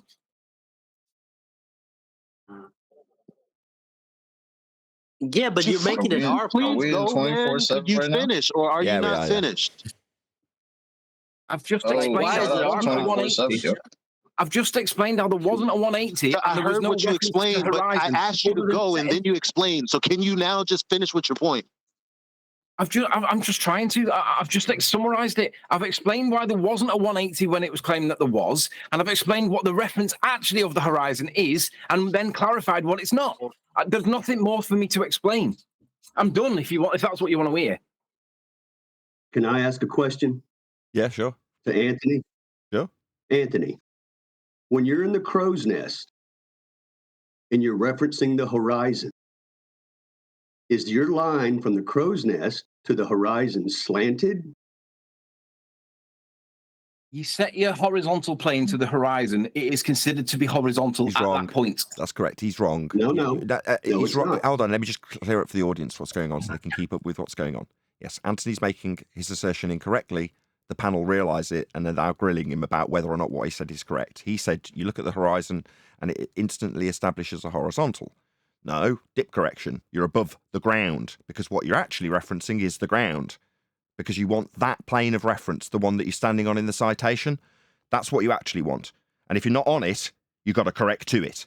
That would be the ground that you're correcting to. When you do dip correction, you're correcting to the ground that's horizontal, represented in the horizon, but you are above that position because you're above the ground. It's the ground you need. Anthony says it's not the ground. When he conceded it was the ground, I said, how do we reference the ground, Anthony? Then we got a load of waffle, and I pointed out he was non-responsive, and he claimed I was muting him. I was saying non-responsive through the top of him, which I was doing, to be fair, effectively muting him. True, Nathan. That's not true. That's not what was said. It's recorded and going out live. I know, and people can see what you've done. You muted me, Nathan, when I was trying to answer your question. Summarization of exactly how the conversation went. Get out of here. Right. Just get out, man. Just so let's clarify. I think we've got the bone of contention. So when we've got the sextant and we set level and we look to the horizon and we go, right, I've now got my level set at the horizon. You think that's referencing the ground? No, that's not. I keep saying wrong. One of the panels asked you about it to get you clarifying it, but Go on then. So explain why it's wrong. So far with this exact point, you have rumpus me. I kid you not, 7 times when I've tried to explain it to you so far. 7 so far, Anthony. Just to make that clear, can you acknowledge that every time I've tried to do this with you thus far, it's been interrupted and there's been 7 attempts so far? Can you acknowledge that for me? Because that's what's happened so far. Right. I've never rumpused you intentionally once, Nathan. I might have done it unintentionally once because I thought you'd finished speaking. But to accuse me of rumpusing you is literally what you've been doing to me. Okay, so let's keep it on track, Anthony. Fine, I won't get my acknowledgement. No worries. It was done for comedic comparison anyway. Let's not worry about that concession. I don't really need. What I do need is an acknowledgement that what we're dealing with is the ground and the surface level. Now, when we go up a crow's nest, we have to make a correction. We're not. My bad. Is this going to be counted as 8? I'll keep it at 7 for now. So we're going to go up a crow's nest, but what we need to reference is the ground. The horizontal plane the observer is standing on doesn't apply if we're up a crow's nest. So therefore, for it to be the ground, when we look at the horizon, which is going to be below where we're looking at it from, because it's a representation of the ground. And the ground's below us, Anthony. We're up a crow's nest. The sea level, obviously we're on a boat. That level, sea level, the bit we need to reference, the ground as a reference, as a horizontal plane of reference, that would be the ground. That's below us. So when we make this correction, height of eye correction, dip correction, it too is going to reference the ground and how high we are above it, because that's what we need. We're referencing the ground. It's described in this citation as the horizontal plane of reference the observer is standing on. Now, you like to take this example away from a horizontal plane of reference an observer would be standing on, or floating on in a dinghy if you were at sea level, up a crow's nest. And I say, yeah, you can still use the horizon, but it's not as accurate because you're above the ground now. What's that you say? It's not the ground. Yeah, it is. Because that's what we're referencing. And we need to correct to the ground with height of eye correction. Oh, height of eye above what, I hear you ask? Well, above the ground. Because that's specifically what we're going to be measuring our height of eye above. Because this is everything to do with the ground and using it to establish flat for an angle measurement. And the way we utilize the ground, as you so eloquently point out we must do when we establish a horizontal plane of reference with the ground, is by using the horizon, a representation of where the ground, or sea, appears, there's the apparent bit, Anthony, to meet the sky. The ground, stuff we're navigating and finding our way on, that doesn't actually ever meet the sky, but it's still really the ground, and we are definitely using that ground to establish that ground, which is flat, as a horizontal plane of reference. Unless we're above that ground, because then it's not the horizontal plane of reference the observer is standing on anymore, because we're up a crow's nest. So we apply dip correction, and the correction is to the ground. It's height of eye above the ground. Again, all to do with the ground, Anthony. I agree. At this point, we're in agreement. The bit where we're not in agreement is how you establish what are you going to how are you going to measure your angle when you're at the crow's nest? Talk me through that bit. You point it at the horizon and apply the dip correction based on your measurement to the ground when you were at port and established how high that crow's nest was above the horizontal plane of reference you need to be standing on. So because you're not standing on it, as per the citation on screen that you so fondly disagree with, by just missing out the bit about standing on it, you take us to not be standing on it. But yeah, that's also still capable of measuring a horizontal plane of reference. You're just not standing on it anymore. So you've got to correct down to it with a dip correction. To get you onto the horizontal plane of reference the observer is standing on, you still point your sextant at the horizon, but make an adjustment because you're not standing on the ground level anymore, and it's what you need as a horizontal plane of reference. You need the ground level, and you're above it now. So dip correction is in order to get you back on the ground, because it's all about the ground when you measure the ground and establish horizontal with the ground, because that's what we're doing, contrary to what you think we're doing, because it's conceptual or not the ground according to you. Wrong. It's not the horizon we're measuring, according to you. Wrong. Yes, we are. Okay, you haven't answered the question I asked. Second time I'll try. See if you can be concise. Don't do a massive psychobabble Brian style. I did answer your the question I asked. What do we establish the angle with when we go up the crow's nest and measure with a sextant the horizon? I did answer. No, you didn't. Yeah, the horizon with asked, dip you did correction. not answer. Yeah, I did. Let's try it again. Let's try it again. You haven't answered. The question is, how do you get your angle when you're at the crow's nest? Talk me through the steps. Did you miss it? Because I heard it. Yeah, I'll answer it a third time. He's not. He's projecting because he's not listening, is he, gentlemen? He's not listening to me, is he? Everybody else on the panel heard me answer that question explicitly, and I'll answer it. I'll answer it. I'll answer it a third time now. See if he listens for a third time. You point your horizon mirror, the thing that the measurement tool is going to measure with. It's labelled horizon mirror. You point that at the horizon from up your crow's nest. Of course, because you're above the horizontal plane of reference the observer should be standing on if you're going to reference it, the ground, that is, like in this picture where the boat's on the ground with GPs, ground positions. Yeah, they're ground positions. Oh, what's that you say he's above the ground? Yeah, you got to correct for that. It's called dip correction. That would be me telling you what you do at the crow's nest. You look at the horizon mirror, that would be looking at the horizon. To reference the ground, that's a horizontal plane of reference. Oh, but my bad, we're up it, so we're going to have to apply a little correction because we're above the ground. What are we going to correct to? Well, the ground, when we measure how high above the ground we are. That Anthony says doesn't involve, it's not the ground, it's conceptual. Even though every single measurement is going to be with respect to the ground level, and what we need is ground level, surface level, a level plane of reference, a horizontal plane of reference, with GPs on it, ground positions. That's not the ground when we measure with a tool that can only measure, and only measures two things, points of lights in the sky, and the horizon. To get the horizontal plane of reference that isn't the ground, according to Anthony, even though we've got ground positions on screen and have had for this entire discussion. Okay, so in one sentence, we can conclude what you've just said by saying we set the horizon mirror. Well, there's actually two, but that's what you said. We set the horizon mirror. Okay, that's not got us an angle yet, though, Nathan. No, okay. you missed it. Hello. Yeah, he said, hold on. Oh, jeez. He said you point so I didn't listen to the Said, horizon. yeah, Anthony, sorry, I've got to get control of Anthony. Somebody's clarifying where you did. Anthony, that's Anthony's name being spoken, not someone else's. Someone's clarifying where you didn't listen. That would require you to listen to them clarify what you didn't hear. Okay. So obviously, he said, or you could talk, or Anthony could talk indefinitely. He's clarifying what you didn't listen to. But you could listen to what he's clarifying, or you could talk, Anthony. The choice is yours. I'll mute. I'll listen. He said he pointed to the horizon, and then he used his dip correction to go to the ground. That's what he said. Did you miss that part? I know. No, and then I said, we haven't got a measurement yet, though. Yeah, star. The question I asked was, where do we get the measurement from? The actual measured angle, where is that? And we haven't had an answer. So I did listen to what he said, and then I've been gaslighted by saying that I didn't listen. So because I'm being gaslit by my own panel, my own friends, my own people that are supposed to listen, I'm just going to drop, guys. Because if you're going to lie about what I say... Anthony.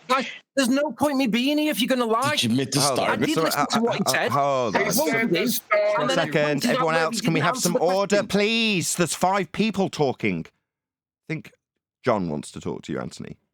Go ahead, refracted curvature. He said the star and the horizon. That's your measured angle. And then you apply a dip correction, and he explained why you did it. No, he didn't say that. His words were, I did listen. His words were, we set the mirror to the horizon, right? Well, there's two mirrors. We don't have one. So firstly, that's not accurate, is it? But that didn't explain where the measured angle come from. I did listen, and he didn't address it. So I asked it again. And then you lot said you weren't listening. The horizon and the star. No, shut up. Shut up. And your eye. What are you? I'm answering you. Because you people want an answer, I'm are giving not you one. allowing me. Because you people are not allowing me to correctly be cited by anybody. What's with you, bro? Why are you screaming at me? Because you're lying about me. That's why. I don't like being lied about by people who are Nobody's supposed trying to to be not gaslight liars. you, bro. What are you talking about? You're lying about me. I did listen. I cited him. And then you lot said, I didn't listen. Well, I did listen. I cited him. But you lot are saying I didn't listen.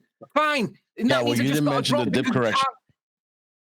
I'm just making today's show a waste, man. It's been an hour of this. Nobody's feeling this right now. It would have all been avoided. Who said that? It would have all been avoided if we got to the point concisely at the start, but it couldn't because Nathan had to continue. Yeah. Nobody's feeling this right now. Nobody's feeling you, bro. And then accused me of interrupting him 7 times when that's not actually true. So because I can't get my words out, nobody's feeling you, bro. We heard you cry 2-3 times already. We heard it all before. Being here, so you guys go forth. You can believe and preach that a sextant measures the land. Doesn't make it so. I've tried to explain it to you. I've tried to demonstrate that it's not accurate. You won't have it. So I'm going to bid you farewell, guys. Okay, we heard you. We heard you. But we just don't agree with your revision of the facts. So it is what it is. It is what it is. The horizon is a tool. You are a star, right? But you cannot walk on water. We get it. The horizon is a tool, right? You are the star, but you can't walk on water, Anthony. When you cite the horizon, you're citing the surface of the sea, which is a horizontal plane of reference which you are on. Okay. Thank you.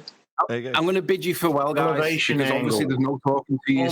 Have a great day and call me all the names you want. We're not calling you any names. Okay, Anthony's ace. Incorrect, Anthony. Just so we can just dispel that myth that Anthony's poisoned the well with as he left. Nobody's going to call you Anthony any names. I think he's ace. And to contradict, quite the contrary, to contradict Eli, I think it was Eli saying this hasn't been worthwhile of an hour and a half of time. Was it Eli? Yes, it is worth it, Eli. Absolutely well worthwhile. That was epic. That was brilliant. And I thank Anthony, far from calling him names. Wonderful. Okay, we're going to carry on with what we were doing in the pre-show, if that's all good by you guys. So what we were covering in the pre-show, and I was hoping Anthony would join in because it's right up his wheelhouse. So if he joins back in, we don't have to get back into that wrangle dangle, although it will come up again, I'm in no doubt. Hopefully he'll join back in to join in with a discussion about the Deception Detective. So as is always the case, I'm going to spam the link to Deception Detective in the live stream chat any moment, right? And we have covered this guy before. He was recommended to us by Brian, but the video he covered was similar title, How to Spot a Hoaxer. But that particular video was about the Madeleine McCann case, whereas this particular one is far more up our wheelhouse. Keep some nautical puns going. But yeah, so I'll put the share link in now. Let Deception Detective know at Nathan Oakley 1980 sent me, with the view to hopefully getting some of these videographers to put a link to our video when they cover whatever we cover in response. So hopefully you can see that going by in the live stream chat, and hopefully if he were to see us and our response and see it worthy and on topic, which I feel this time it is, unlike last time with Madeleine McCann. Nathan, go on. I have the biggest flip flops from the horizon. They never mentioned the horizon anymore.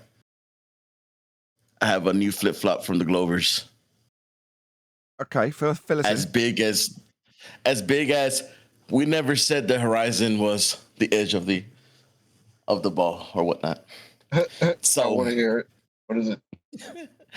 So we were speaking about gas pressure without a container, and we wanted to figure out where does the vacuum begins, right? Where is it? Where there begins? Well, it turns out they no longer have a vacuum. We no longer have a vacuum in space. Their model does not establish the Earth being next to a vacuum with air pressure on Earth. This sounds very much like an anti-flat Earth rhetoric as opposed to globe positioning. Globe positioning has the sky vacuum at 10 to the minus 17 torr and us with pressure. There's no other way to describe it. But anti-flat Earthers now say, no, the standard globe rhetoric, not true. Yeah, that's fairly standard fare for an anti-flat Earther, right? Deny their own rhetoric. Yep. No, this is a SpaceX employee, quote unquote. I mean, he has the jargon. He speaks eloquently. He's like, yeah, the gas. It's a gradient, right? Then, which due to the acceleration of gravity, is held, but the atmosphere of the sun also helps in maintaining the pressure. And there is no gas, no vacuum whatsoever. Right. And then 5 minutes later, after this conversation, the citation itself comes in, and I asked him a question. Hey, so is Earth in a vacuum? Just no. He's like, well, yes, it's almost a true vacuum. And yada, yada, yada. 2 seconds later, the guy interjects and be like, well, this is yada, yada, yada. And then you're gonna have to be more descriptive than that, Brookfin. Stop. Stop. You can't give us a yada yada yada. You need to be descriptive about what was said. If you can't, just say I can't remember. But yada yada yada is not going to cut it. You're gonna have to give us more. Well, he specified the same thing where this is a gradient again with the space not being a vacuum because there's air all over into the infinite space. There's particles out there. There's air everywhere. It reaches beyond the atmosphere. Reaches beyond the moon, plus all the way through infinite space. Right. That's what he said. And Zanuck 2 seconds later, yeah, he's right. We don't have a vacuum. After like 2 minutes of speaking with him. And every go over from there. Okay, let's just address some of these points so it just keeps consistent. Right. So essentially the claim is the gas is held by gravity. That's what I gleaned from all of that. Correct? Gravity and the atmosphere of the sun. Fine, whatever. But gravity is not a force. It's a bent pseudo-Riemannian 4D space-time invented by Einstein. So it's a description in a geometry of a bent conceptual medium known as fourth dimensional space-time. A geodesic in space-time is the cause of gravity? No, it's entirely conceptual. There is no fourth dimension. There is no living in a time dimension that bends that creates a non-force to hold gas here. Gravity is not a force. End quote, George Musa, astrophysicist and editor of Scientific American. Or Professor Brian Cox, quote, there isn't really a force of gravity at all, end quote. So these non-forces created in a pseudo-geometry, that's his label, not mine, and that's Einstein's label for his own invented geometry of fourth-dimensional pseudo-Riemannian space-time. It's a conceptual invented medium that's bending and isn't a force, so it definitely isn't holding gas here. Even if they were to prove a force, it defies gas behaviour. Gas does not go down, go boom, boom, go splash, splash, and form puddles. If you release gas into a vacuum, it disperses into the entirety of the volume available to it. It does not go down, go boom, boom. It's not pulled to the ground. Quite the contrary. Gas dispersion takes place from the ground. Gases are introduced into the area of volume, the space available to it, and then they disperse into it. If there is existing gas in their way impeding their flow, it may take a while to disperse in line with entropic law. Now that dispersion is going to occur always. It's a law of nature. Gas dispersion. Entropy. The second law of thermodynamics. To assert that gas actually goes down, aka is held to Earth, would be a defiance of the second law of thermodynamics. It is not true, and it is easy to demonstrate how gas fills space. That's what it does. It doesn't go down, go boom, boom. Why would somebody who believes they live on a ball assert that gas goes down? That doesn't make sense. Well, they don't have a down. So they even hold on. He's got a further point to that. When they he's got a further point to that. I'll try a third time. He's going to add something to that. Yeah. So when they're referring to an in on a ball, how would that be problematic with a downforce, John? Well, they need an in force, not a down force. Down's only relative to a flat plane. So in order to assert a downward bias or a vector in the downward, like gravity, you'd need a horizontal plane of reference in the first instance to describe that downward vector. Yes. So you're going to need a flat Earth for that description of gravity. Go ahead, whoever it was from Discord. Yeah, so even now we'll also ask another Glover. So because another Glover said the same thing after I asked him about the vacuum of space, right? Well, it depends what you mean, because there is no true vacuum. And so it's not really a vacuum, yada yada. It's not really a vacuum. And then I asked him, okay, so when you create a chamber, you attach the vacuum to it, what do you call that? Or is shorthand we use vacuum? That's what his answer was. It's shorthand we use vacuum. But it's really just a lower pressure system. We don't want to say that all the time, but it's like, so y'all. So now pretty much they're denying ever saying they're using vacuum. Vacuum is just shorthand for lower pressure system. No problem. So it established that the vacuum of space or the lower pressure system starts from, I guess now from the once you get off the surface of the Earth. So do you know what a description of entropy could be summarized as, or an example of entropy, I should say? High pressure to low pressure. That's what creates weather. High pressure systems and low pressure systems. Oh, entropy, you mean? Yeah, that would be high pressure moving into low pressure. That's what gas does. So they're saying, no, you would easily be able to demonstrate a gas fills a vacuum. Then it's not a vacuum. Oh, right. What is it? A lower pressure system? Yeah, that still falls in line with entropic law as a debunking of your claim to be sky vacuum, outer space, an area of volume at a lower pressure. Because, a higher pressure like we're breathing would want to do, disperse into it in line with entropic law. That's a description of it. High pressure moving to low pressure. It's something we observe always, without exception. So without exception, the gas would fill the lower pressure system. That would be the sky vacuum. Oh, you don't like vacuum? The sky lower pressure system. The gas would fill it because we're at high pressure. Oh, it doesn't? Yeah, violating that second law of thermodynamics that's going to interrupt as a conclusion. Go ahead, Neil. Then you're done. You did stop. He's right, because my son says the same thing. They have nothing. Who cares about this? Earth is measured flat. Let's get on with it. Okay, we're going to get back to this video. This isn't the absolute first time I've heard this, though. There was a span a few years ago where they tried this tactic of denying the vacuum. I remember this a little bit. Yeah, anti-flat earthers. That's what defines an anti-flat earther, the ability to throw yourself on your own sword, deny your own rhetoric because it gains a point over a flat earther. Gas fills space, you say? Well, you've used the word vacuum, and really it's just a lower pressure system. How does that in any way negate the argument? It doesn't. It's just stupid. But it seems like you've won a point if you're an anti-flat earther. Okay, so this is the Deception Detective, and he's covering aliens in space and talking to Congress about aliens in space from some so-called whistleblower. We've discussed it for about the first 9 minutes of his video in the pre-show. If you remember, it'll come out after the live show is finished recording and all of that stuff's done and dusted in the after show. Or if you're alternatively wanting to watch this continue or the preamble to this, then you'll have to wait till it comes out on the second channel. Subscribe today. There is a link to my second channel. All of the members-only videos do eventually make it out to the public, so just subscribe to my second channel if you don't want to pay to be a member to watch the pre-show where we cover the first 10 minutes.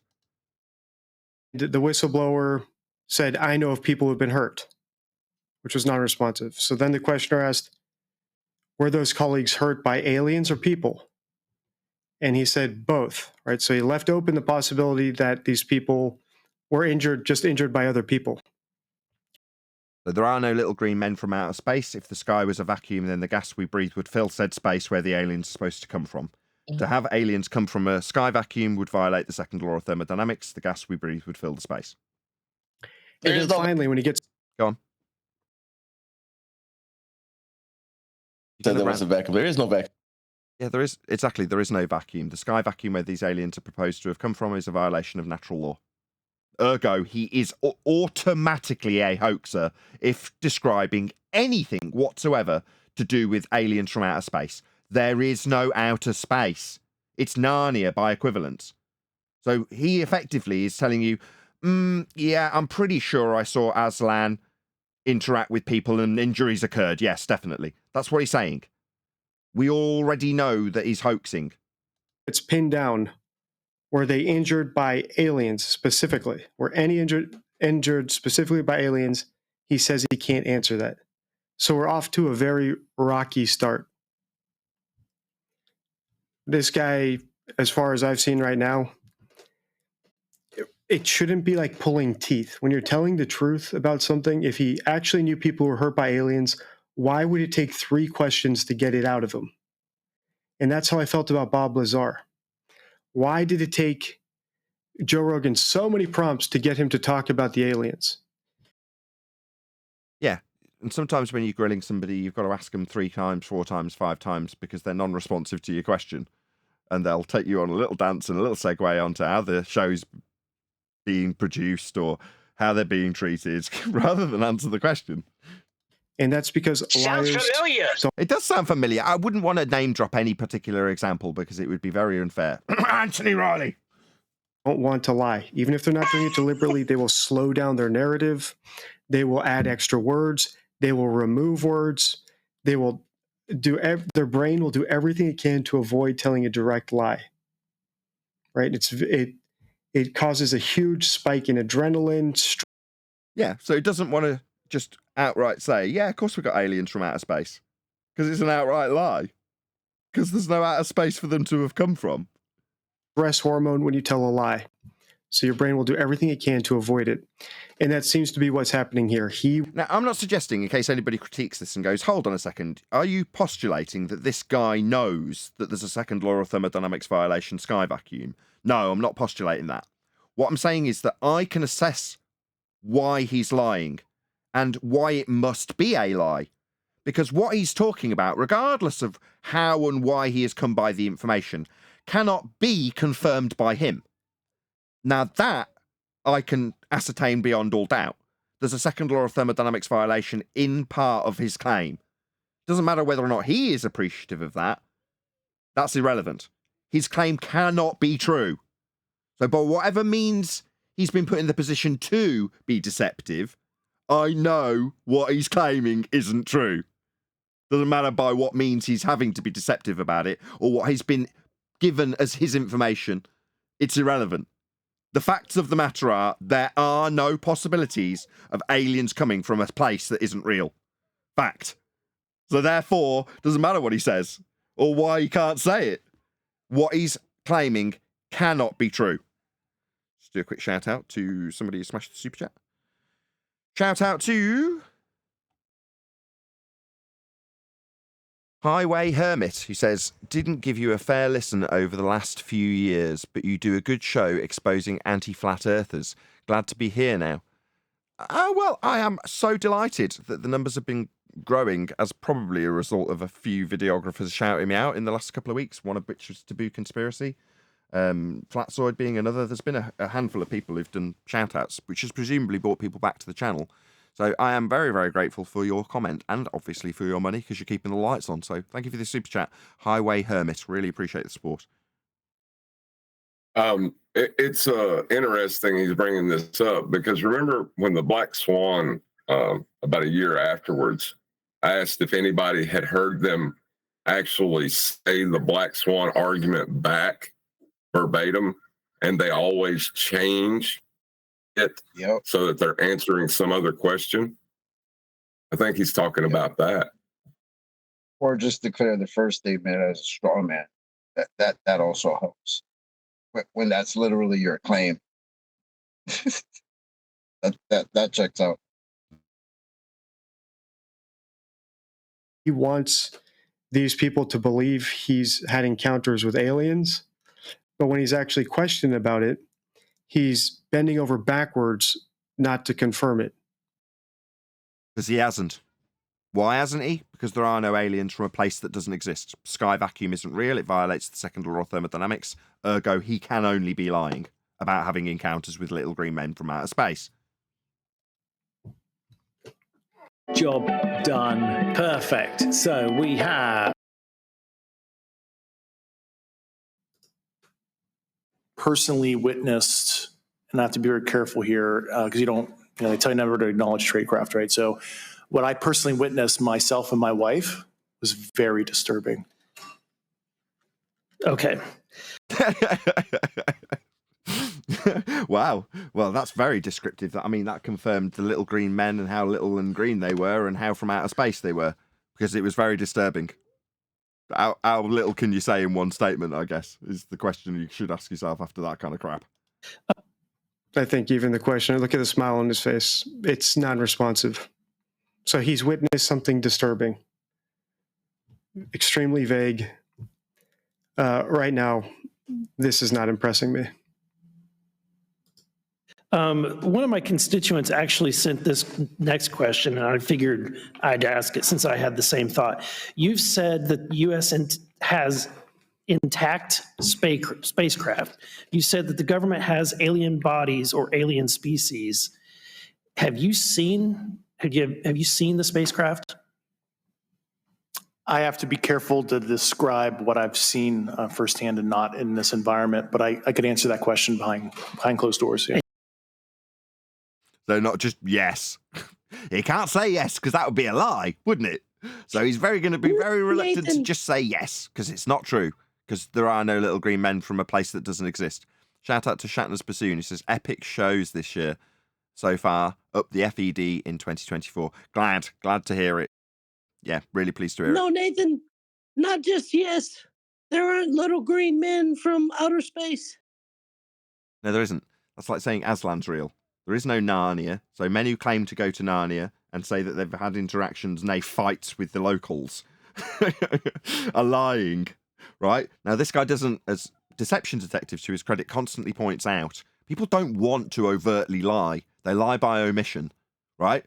Well, here's a glaring red flag omission, isn't it? And have you seen any? So that's fair enough. Like I said in the intro, sometimes people can come off deceptive. I should really point this out. I did this in the pre-show. This is where I disagree with him. So where I would say that's categorically deception, he's saying no, because he's like an employee of the government and a whistleblower. There are going to be certain exceptions where things can't be disclaimed because of reasons. Therefore, not deceptive, and you shouldn't, as a statement analysis, look into that and see deception. You're like, why not just see the bigger picture of even bigger deception, which is what it is, right? But because it's disclaimed omission, it's fine. I fundamentally disagree with this particular aspect of his critique. But there we go. That was discussed in the pre-show. I'm not going to rehash it here. When they work for the government, because they're withholding classified information. However, this guy is a whistleblower. So you'll make apologetics for that being the exception to the rule in this case, but by only the justification of he shouldn't have to apply that rule because he's a whistleblower. Now, that's how he's mitigated for his, in this case, exception to the rule that he would usually hold by to identify deception. And again, I can't help myself. I have to disagree, but I just don't want this to be the main format of what, if he was to look back over our video and our critiques, the main the main thing to critique, if you know what I mean. But there we go. We should assume that he's coming forward to break his silence about classified information. You can't be a whistleblower. I don't know of any whistleblower who's whistleblowing with the government's permission. Then you're not a whistleblower. Then you're an expert witness, for example. And we're back on track because that's an exceptionally good point, right? So here's where we're no more disagreement. I have watched this video already. So this is sketchy. And this might be why some people think this is this whole hearing was to distract from other stuff that's going on. At this point, that theory sounds legitimate because this guy is not talking like a whistleblower. Okay, so your assessment of the reasons and whys and wherefores are pure speculation, and that's fine. Obviously, that's what you're doing. But by the same token, I don't like to deviate beyond what you advise you do when you're analysing people's statements, which is to say take them at face value, right? So rather than saying what this is for, as in something else is going on in the media currently and there needs to be a distraction, why not just follow your own advice and take them at face value in terms of what they are and are not saying? Now, when I do that and I assess this, I've already given my reasons. No, the guy's a fraudster. I know he's a hoaxer because he can't possibly have seen something from a place that isn't real, outer space. So therefore, I can put my assessment to good use in terms of what's actually being done in front of Congress, rather than the whys and wherefores of why this might be being done, which is what you've lent on. When in past videos, again, this isn't necessarily a criticism, but I'm just pointing out your own rhetoric, which is to say you take people at face value and what they do and don't say. In this case, it's what he hasn't seen in the form of aliens. And the reason he's not telling you what he hasn't seen in the form of aliens is because there aren't any. Nothing's coming from the sky. The soil that may be or may not be discoverable is not going to be discovered in the sky. There is no soil in the sky to live on, or to be living on and travel to us with aliens, spacecrafts, to be crashing into the world and then being discovered by this guy to then lie through his teeth about seeing Aslan in Narnia, which is effectively what he's doing. That is face value assessment of what's going on rather than the potential motivation to put this in the media. He's talking like someone who still works for the government, right? And he's... Yeah, that I'll agree with. And why would you need to have somebody who's obviously a government-paid official that doesn't adhere to the whistleblowing ideas when perpetuating an idea of little green men coming from outer space? Well, just don't read between the lines. He's peddling an idea that little green men come from outer space. Yeah? And it's a lie. It is a hoax. Easily disproven by natural law. So let's not read between the lines here. Let's take them at the words they actually say or don't say. And what he's saying is little green men from outer space. That's what he's saying. It's a lie. It's a hoax. That's the purpose of it, so that everyone watching believes that space is real and that we can go there and that that's where potentially we could find soil and land to live on in the frickin' sky. Yeah, that's what it's for. That's what he's actually doing and saying, isn't it now? Just let him in, whoever is coming in. Adam. I'll just say my hellos as Adam's probably got a purpose in being here. Hello, Adam. Yeah, only because I just thought I'd join in. I've been so busy today. That's the purpose to pile in. I've heard there's been a bit of a ruckus going off, but I've not had a chance to listen to it. So I shall. I'm happy to publicly name and shame Anthony. We have that kind of relationship after so many years. So this discussion that spilled into today's live show at the beginning has been had between Adam and Anthony, and then Brian and Anthony, and then me and Anthony, and then the show and Anthony. So far. I'm not even joking. Last night. Hold on. Not just last night as well was me and Anthony. I tried to get you in, try and clear it up so it didn't spill over into the show that you're going to get it sorted. Hold on, you're missing one. You're missing one. The other day it was me, Brian, and John with Anthony for over an hour and a half. And yeah, that's wonderful. I'm glad it made its way onto the live show. Fantastic, in fact. Thank you, Anthony. Otherwise, that preamble's a complete waste of time.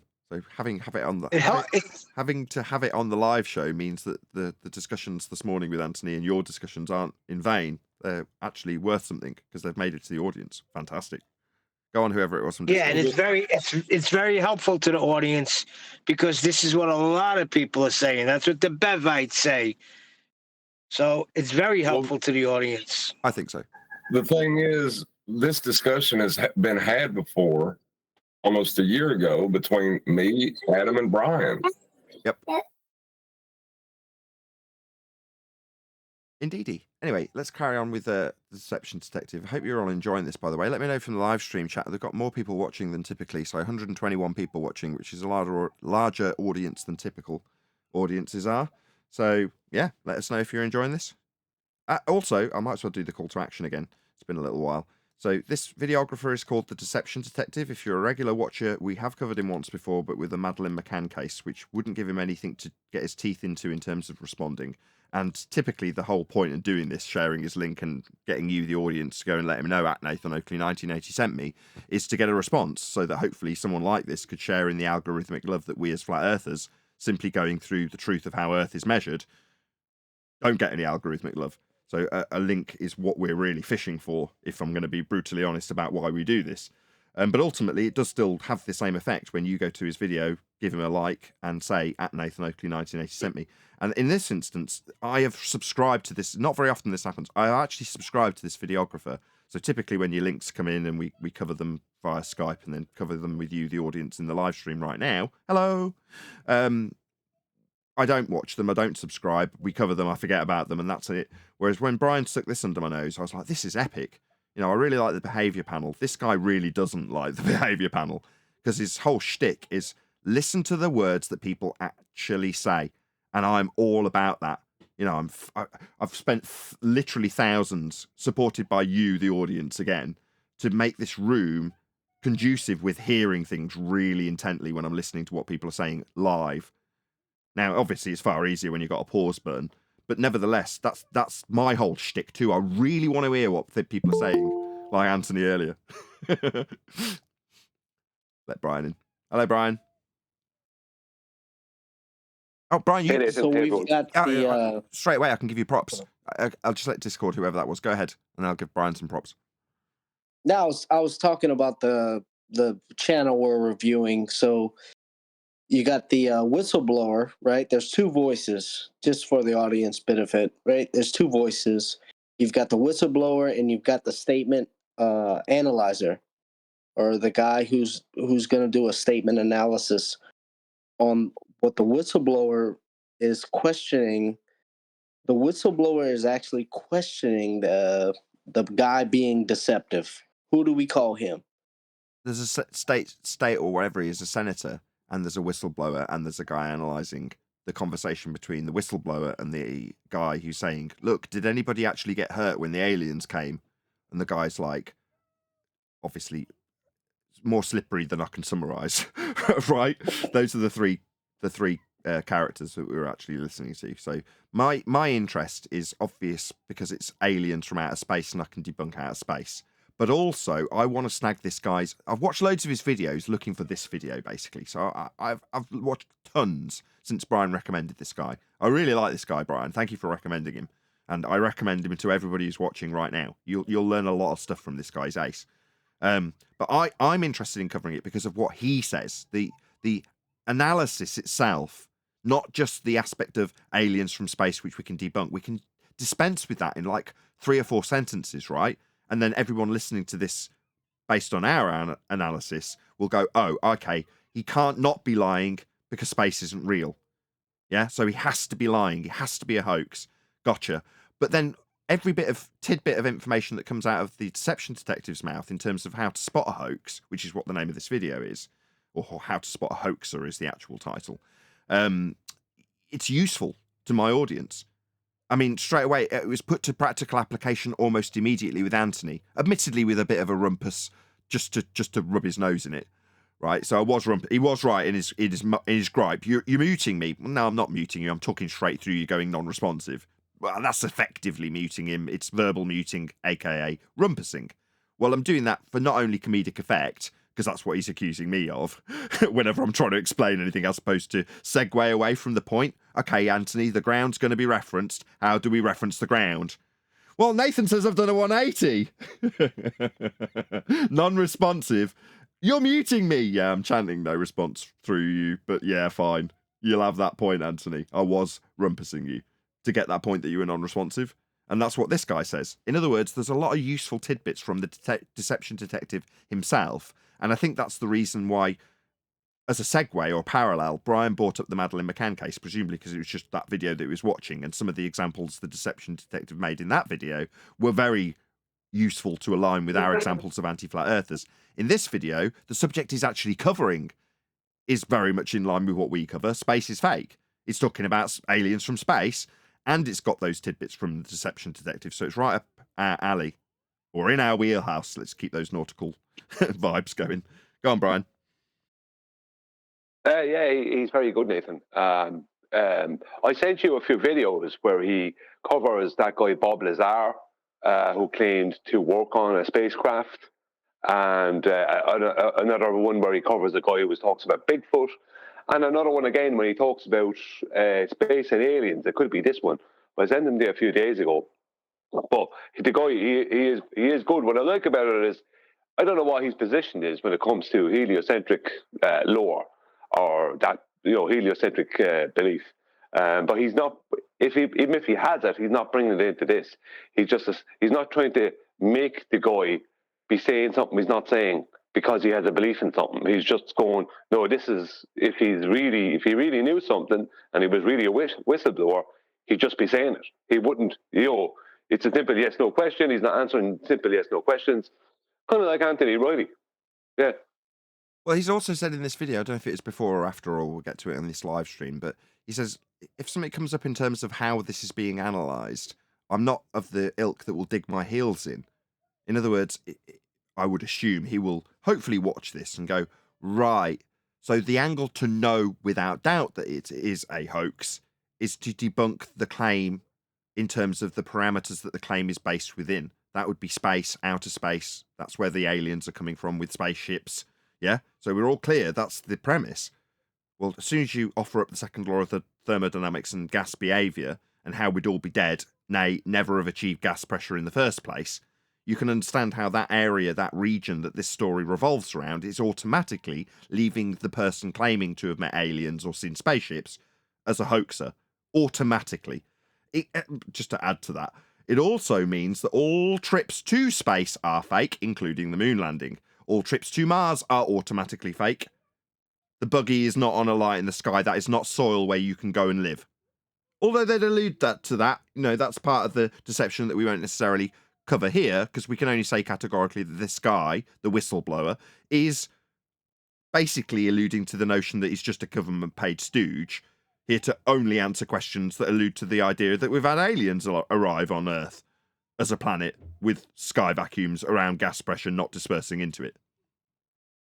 Well, is it possible that he's talking about illegal aliens from the horizon? No. Advanced technology? No. I would have given him that benefit. I'm glad I watched the video in advance to know that that isn't coming up in the next few minutes. But no, the way the question's been put by the senator is to make it explicitly clear that we're talking about aliens and spaceships from the sky vacuum. This is not ambiguous. So no, there's no... Because I was thinking about it in the shower after I watched it. I'm like, how would I have positioned it if I was this whistleblower lying? Could I have positioned it as to the illegal aliens? And I thought, no, every avenue my mental faculties can lead me down in this regard leads me in a position where I am having to be clarified on what type of aliens I'm suddenly alluding to being. Because I can be emphatic when I say, oh yeah, the aliens abusing the natives happens all the time, right? You can be so emphatic about it. In other words, because of the reality of, let's call them illegal aliens, so that people know what we're talking about, it doesn't necessarily have to correlate that they're illegal, but it just means that the context is there when I say it, right? Those type of aliens, oh yeah, they're always fighting. I've seen so much violence, it's horrific. Yeah, that's totally true though, isn't it? But suddenly the explicit truth in those sorts of statements mean that you can be pegged to the wall about what you mean when you agree. And he doesn't want to be left in that position. What he does need to do in this meeting and question and answer session with Congress is elude that aliens are real by fair means or foul. I mean, he's going to try and avoid lying where possible, because that's what the nature of the beast is, according to Deception Detective. And I think he'd be right. Well, it's impossible for the guy to be a whistleblower when the subject he's covering can't exist. You know what I mean? Yeah, so exactly. All he's doing is giving the public just enough to keep a belief alive. And that's it. That's all he's doing. That's his whole purpose. Doesn't matter if it's little green man or whatever, the whole point is he's keeping a belief alive, a heliocentric belief. Yeah, I mean, the religious belief of heliocentrism. Go ahead, whoever from Discord. Just real quick before you continue, Deception Detective responded to Divergent Droid's comment. He said, appreciate the heads up. I'll do my best to drop by during the live If not, please tell the crew I'll catch the replay. Perfect. I don't expect him to become a member to watch the first 10 minutes of our response, but yeah, obviously we're covering now in the live stream, which is available immediately. So hopefully he'll at least get a gist of some of the aspects that we've covered, and less of the critical bit that I did in the pre-show where I simply don't disagree. I don't agree. This is fundamentally deception. Anyway, that will be out in a few days on the second channel if you want to watch it, whoever you may be. He's refusing to talk about classified things, as we would expect if he was still working for whatever department he's from. Spot on. Any of the bodies. That's something I've not witnessed myself. Okay, and so in essence, this is a big fat nothing burger. You're sat before me and you've not witnessed anything. Right at the start of this, again, we covered this in the pre-show, the guy in the white shirt, whatever he may be, senator, I think, said, I need to see. Yeah, you're going to say aliens? I need to see. Yeah, this is way out there, man. You show me. And all I was thinking was QE going, show. Because that's what this guy said right at the beginning. Now, what have we got from him? No, I've not been witness to that.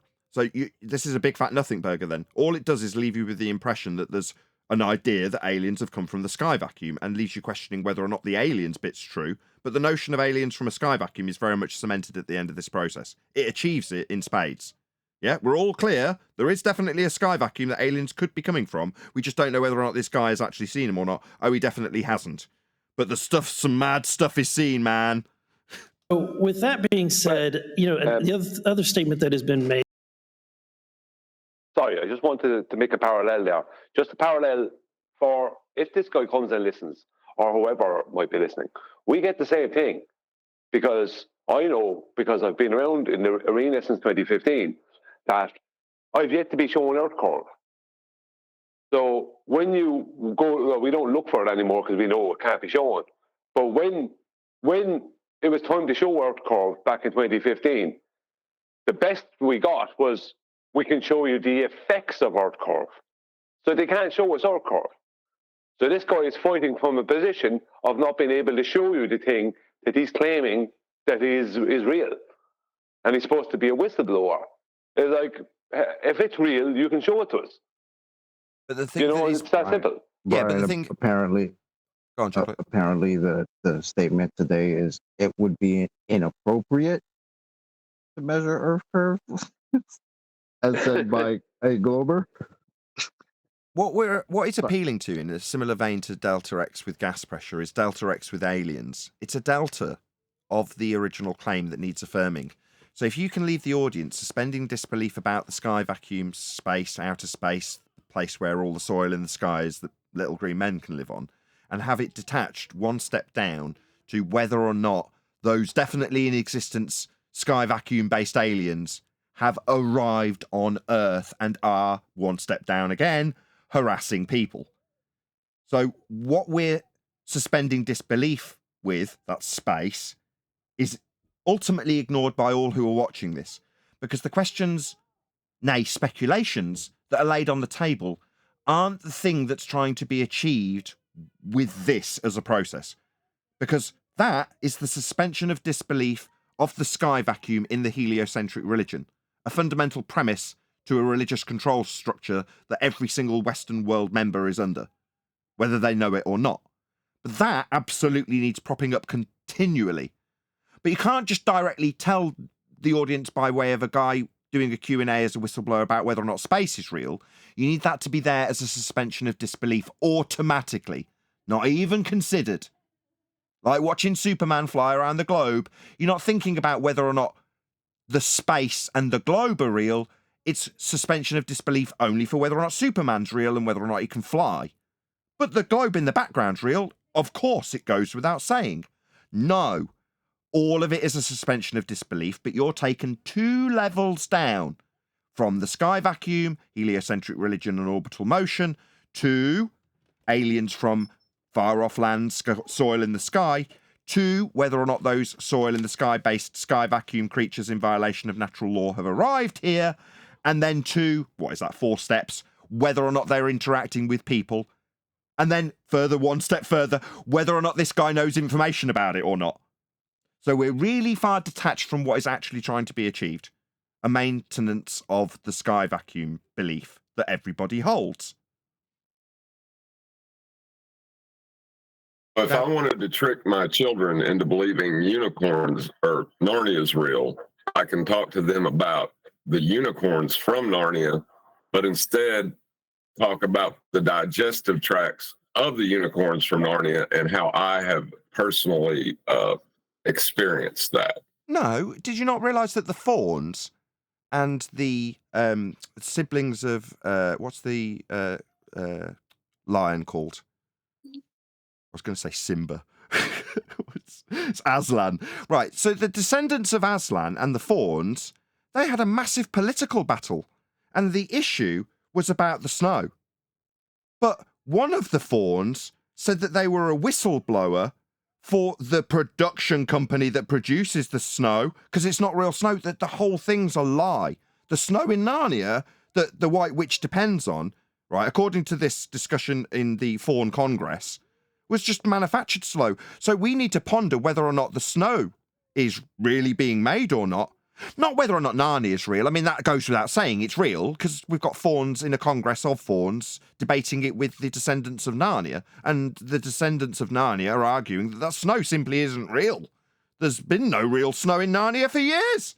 So we really need to suspend disbelief about whether or not Narnia is real, whether or not Aslan's real, whether or not fawns are real, because there's a very real issue being discussed with all said parties that are automatically assumed to be real, and that issue is the snow. I mean, whether or not aliens are attacking people. Shout out to Himsake, who says, super chat, super fluid, the notorious QE. Super chat, super fluid. Thank you very much. Really appreciate the support. Right, we're going to get back into this. That was intriguing to me because, and it's intriguing because my view has been that we are billions of light years away from any other system. Notice the guy who's not in the contentious position that we would question their validity has just made a statement of fact about a heliocentric belief. This is now not in contention and will not be assessed. You watch. And the concept that an alien species that's technologically advanced enough to travel billions of light years gets here and... That's one step down from the assertion that goes without question. So without question, light years, distances, soil in the sky, places where we could go. That goes without question. But now the question that we need to ponder, now we've all suspended disbelief about the heliocentric religion and the sky vacuum that violates natural law, because that now goes without saying, doesn't it? The senator said it's not the whistleblower saying this. It's being affirmed by the man asking the questions. Therefore, we shouldn't really even consider this. Somehow is incompetent enough to not survive Earth or crashes is something that I find a little bit far-fetched. And with that being said, you have mentioned... And yet, a second law of thermodynamics sky vacuum with inferred radial values extrapolated out from flat Earth measurements to give you those distances in light years doesn't seem absurd, because in order for you to infer that those distances take place from a globe-shaped, heliocentric, motion-bearing world would require that you measured a flat Earth to give you that radial value extrapolation, to then infer by reification that the world is sphere-shaped and in an orbital motion around the sun. To give us the distance to the sun, we need the R value measured off a flat plane for the mathematical reification of a distance that now goes without saying and absolutely will not be assessed. Why? Sorry to be critical of you again, Deception Detective, because you too automatically suspend that disbelief. Therefore, this goes without assessment. That there's interdimensional potential. Could you expound on that? Expound on the fourth dimensional pseudo-Riemannian space-time bending that would be required for that to take place, because that now goes without question too, doesn't it? What, we can have interdimensional anything? No, we can't, because that takes place in pseudo-Riemannian 4 space-time concepts. So definitely not. Pseudo-geometry doesn't affect the bearing of whether or not we experience anything in physical reality. That's a bit of a stretch. Obviously, though, I mean, it's a worthy question because, you know, whether or not this has happened because of intimate dimensional nonsense that's made up in pseudo-geometry is definitely worth considering. Oh, yeah, to answer your first question, and I'm here as a fact witness and expert, but I will give you a. That was actually a bad question, right? If you watch my video on how to interview like a detective, you want to avoid asking compound questions. So that question should have actually been split up.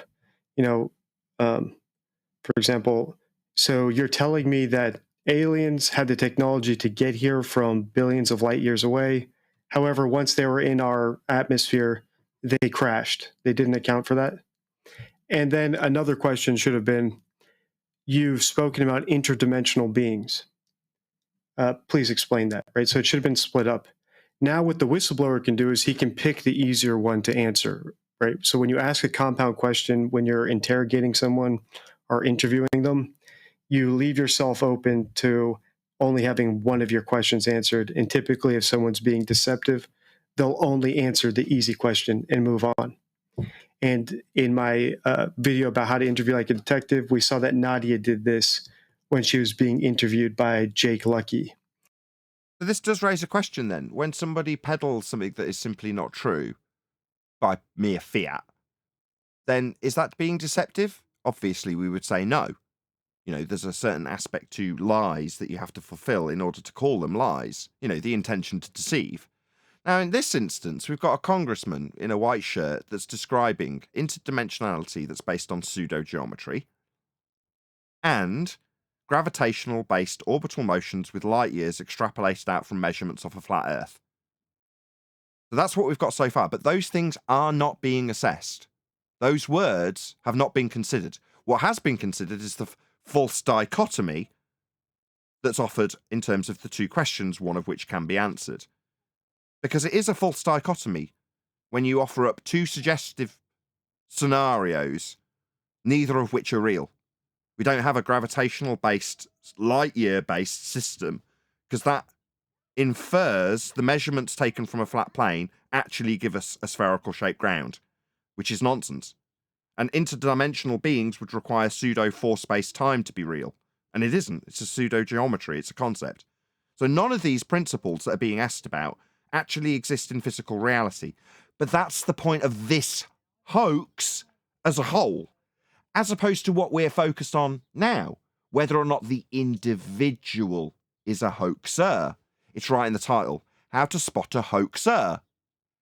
Well, you've missed the wood for the trees, Deception Detective.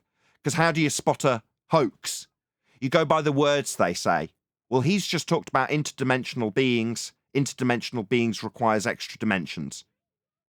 Invented by Einstein in current heliocentric globe Earth rhetoric. It's religious rhetoric. What about the pseudo-geometry that gives him the dimensions to assert the distances that would have to be travelled for things to crash? They too take place in a nonsensical world. Is he being deceptive about? No, he isn't. He's just saying it because he just knows it to be true. It isn't. We don't have a sky vacuum. But yet it's not assessed. It's part of the language. We're all guilty of it, whether we know it or not. But yet deception's afoot because we haven't got a sky vacuum and aliens can't come from there.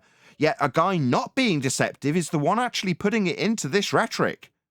So as a hoax, not hoaxer, the entire thing is presenting a hoax to you, and it's seeing between those lines based on what you advise.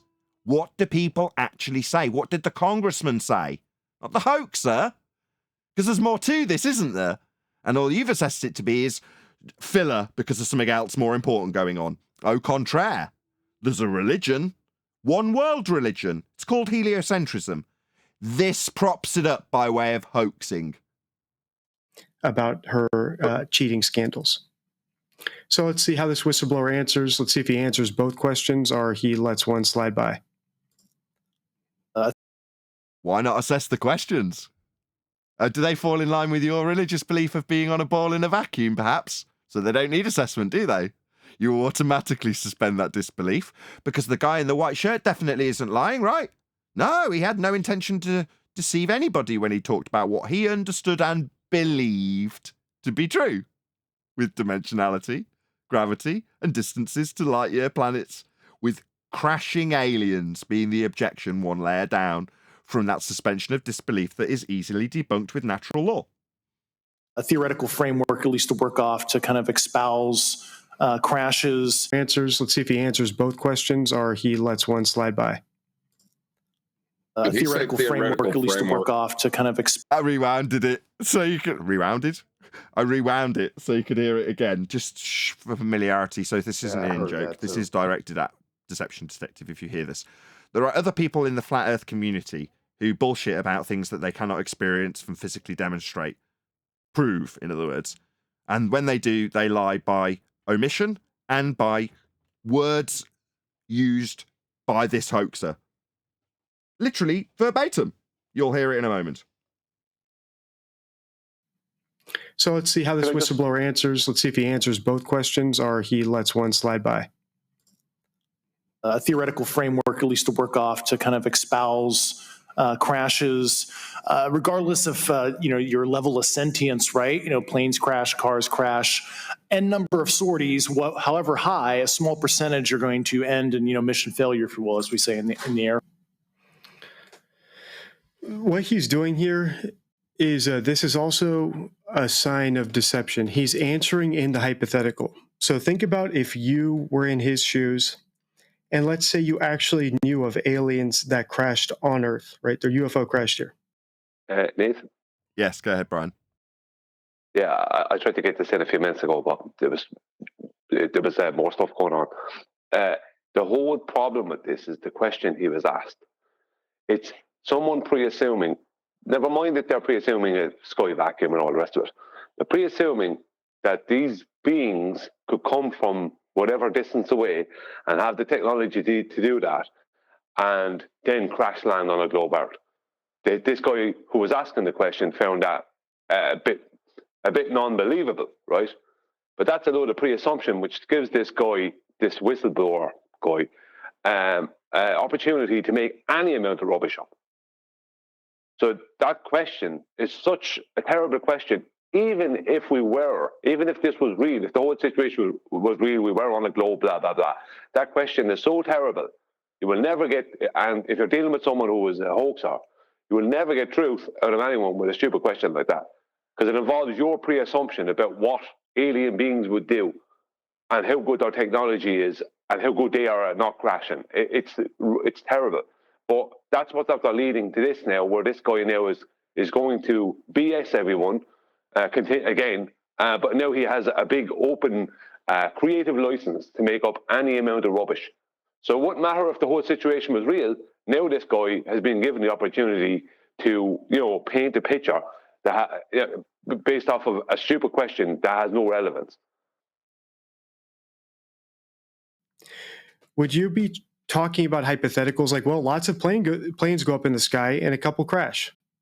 Or would you say, look, I guess they didn't account for it because these ones actually crashed, right? So you don't need to try to persuade he wouldn't have to persuade the questioner that, yes, believe it or not, they had the technology to get here from billions of light years away, but they forgot to account for Earth's gravity and they crashed. Based solely in the rhetoric and point of this video, the meeting of itself, the whole point of it is to hoax us about this rhetoric that we live in a sky vacuum. But that's automatically been bought by someone who's here out on the circuit looking for deception. Right? He can't spot it. He's in it. He's even peddling it now, right? One of the mitigations for why is now postulated as being they didn't get here because they didn't account for gravity. Now, put into a more concise form by the deception detective means he's now essentially accepting that that is a reasonable or plausible or not reasonable or not plausible explanation that's one or two steps down from the heliocentric deception that this entire hoax is here to peddle. The idea that there is a sky vacuum to begin with. Because that's automatically assumed in every instance, including by the guy who's here to detect deception.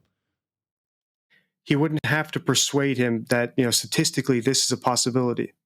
If he knew that it actually happened, he could just say, yes, that appears to be what happened. They got here, they crashed.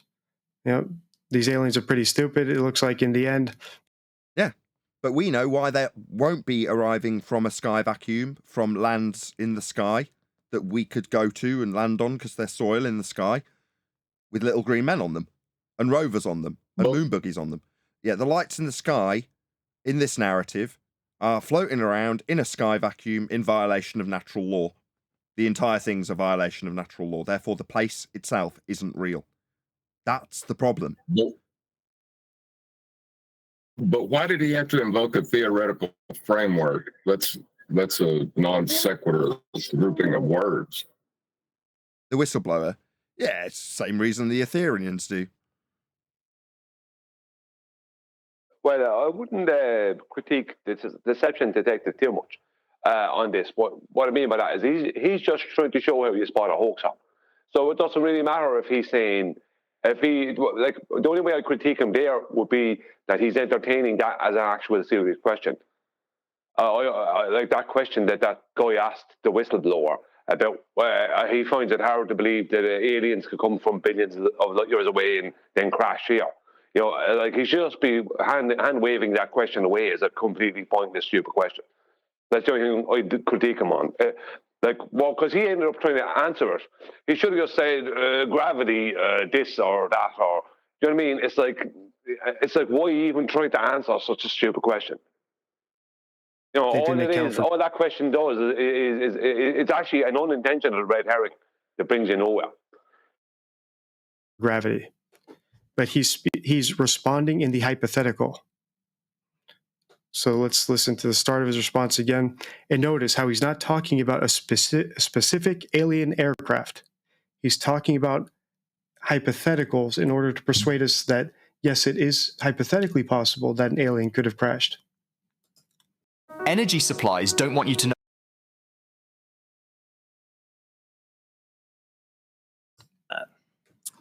Yeah, to answer your first question, and I'm here as a fact witness and expert, but I will give you a theoretical framework, at least to work off, to kind of espouse crashes, regardless of. Right. Why would the framework need to be theoretical if there were actually downed alien aircraft? You could just talk about that. You know, as unbelievable as it is. Sounds like these aliens had a huge.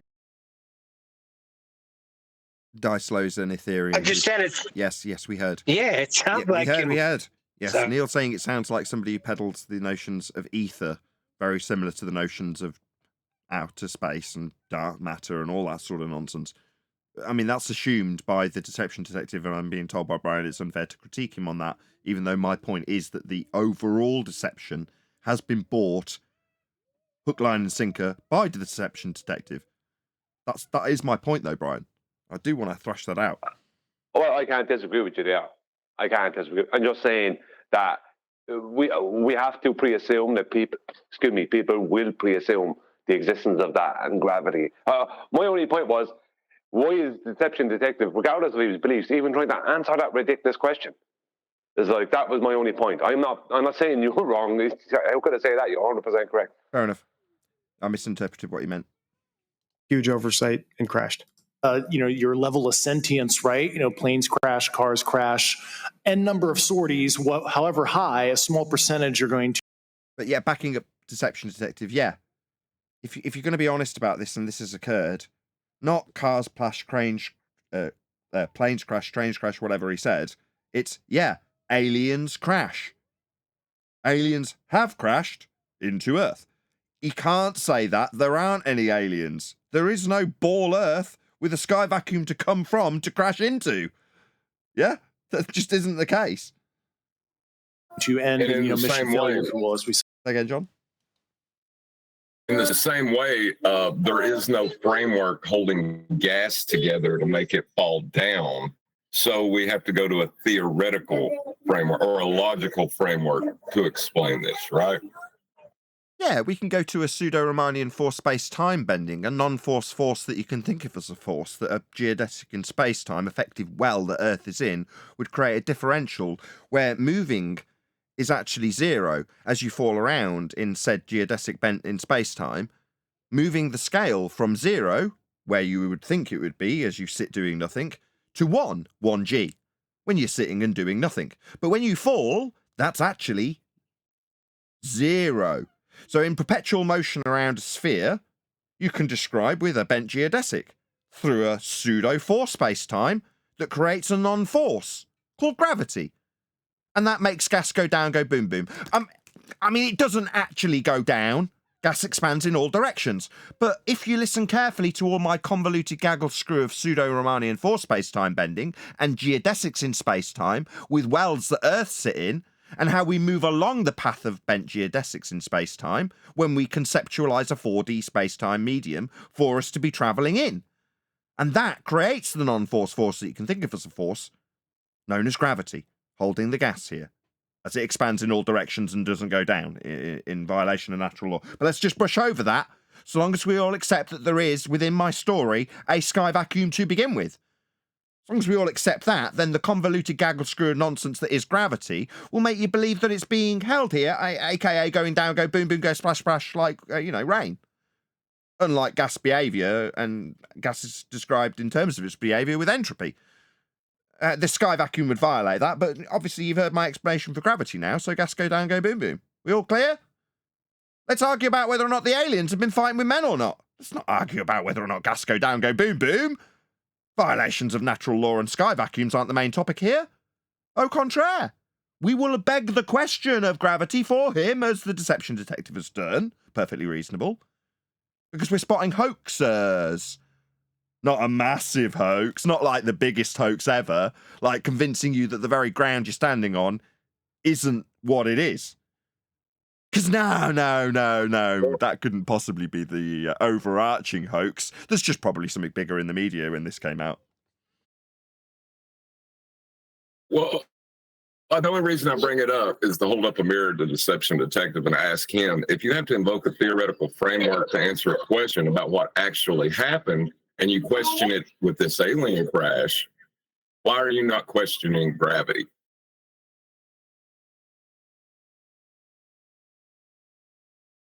Yeah. I mean, we're not going to get on his case for the actual debate about whether or not we would have a non-force force that you can think of as a force that was invented 109 years ago, superseding the mass-attracting mass that's still taught to kids to this day, even though it's out of date and superseded by Einstein. And we won't mention that Einstein's been completely eradicated by quantum mechanics. I mean, those sorts of things aren't for him to, really concern himself with. It's more the thing he's focused on, because I want a response. He's bigger than I am. He's getting a lot of views. He's getting a lot of traction. And we're directly addressing something that he has done. It is completely in line with what he does. And to get a response, we've got to be critical. And to be critical, we've got to say, well, you've missed the overall hoax and just described it to something else in the media that week. When in reality, you've fallen for the hoax. And as the deception detective, I feel that you need this pointing out to benefit you when you're looking for hoax. Because that's what you do as a YouTuber. Stepping back and seeing the wood for the trees. Rather than the guy in the wood claiming that aliens have been beating at people, but we should only question him, where the very woods around him are fabricated by all around him, including the guy in the white shirt. Now, he doesn't know that he's lying, because he isn't. If he doesn't know, how can he be intentionally deceiving people? He's just regurgitating heliocentric rhetoric, which is false, as he understands it. Like a man of the church would regurgitate things about Christianity as they understood it. And rightly so, some people would criticise it as merely being rhetoric and belief, because that's exactly what it is. Now, his belief is understood by him to just be true, even though it's actually a belief. But that is the point of this session, this entire piece. That is the hoax. Not the guy, not the whistleblower. He's part of the hoax. But the wood has been missed for the trees, hasn't it? I think that's worthy of critique by Deception Detective, hence I picked this video, Brian. I mean, the thing about it is his video is titled How to Spot a Hoaxer.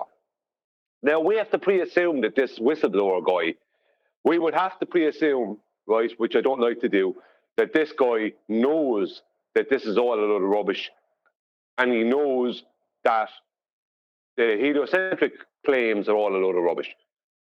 But the video says how to spot a hoaxer, not a hoax. Someone who's trying to push a hoax as opposed to spotting a hoax. So I can't say you're wrong, but maybe you're critiquing him a bit hard, because he's not trying to talk. He's not. The whole point of his video is not about an overall big hoax. It's about someone just trying to push what a hoax. I don't know, maybe I'm not laying this out very well. I don't think I am. The point is that he writes how to spot a hoaxer in his video, then he has to focus on that as the topic, if you understand what I mean. Okay. No, I get totally what you mean. I see where his focus is. And I'm saying that there's a bigger picture. And I've illustrated it, and you're saying you're too harsh to him because he hasn't spotted the bigger picture and he's got to focus within the rhetoric that he wants to focus on. And I'm saying, okay, yes, that's perfectly valid. And it's not your fault that you've been born and bred into a religious belief about being a ball in a sky vacuum. However, because that is the case, the overall deception is missed. There you go. That's far less critical of him. How'd you like that? Yeah, he doesn't spot the overall. The real deception, the real hoax is he wouldn't know that. I'd have to pre-assume he doesn't know that. Chocolate? No, I hated it. But it was a good Harvard try, Nathan. Say in the Air Force. And then in terms of multidimensionality, that also, he didn't even say a number of these alien sorties ended in a crash. So he's not even, implying that there's a bunch of aliens coming by, but a couple crashed. He's just speaking purely hypothetical. A number of sorties of planes or boats or cars crash.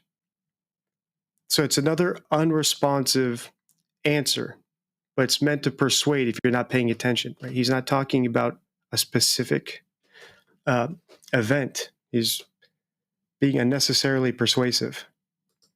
That kind of thing. The framework that I'm familiar with, for example, is something called the holographic principle.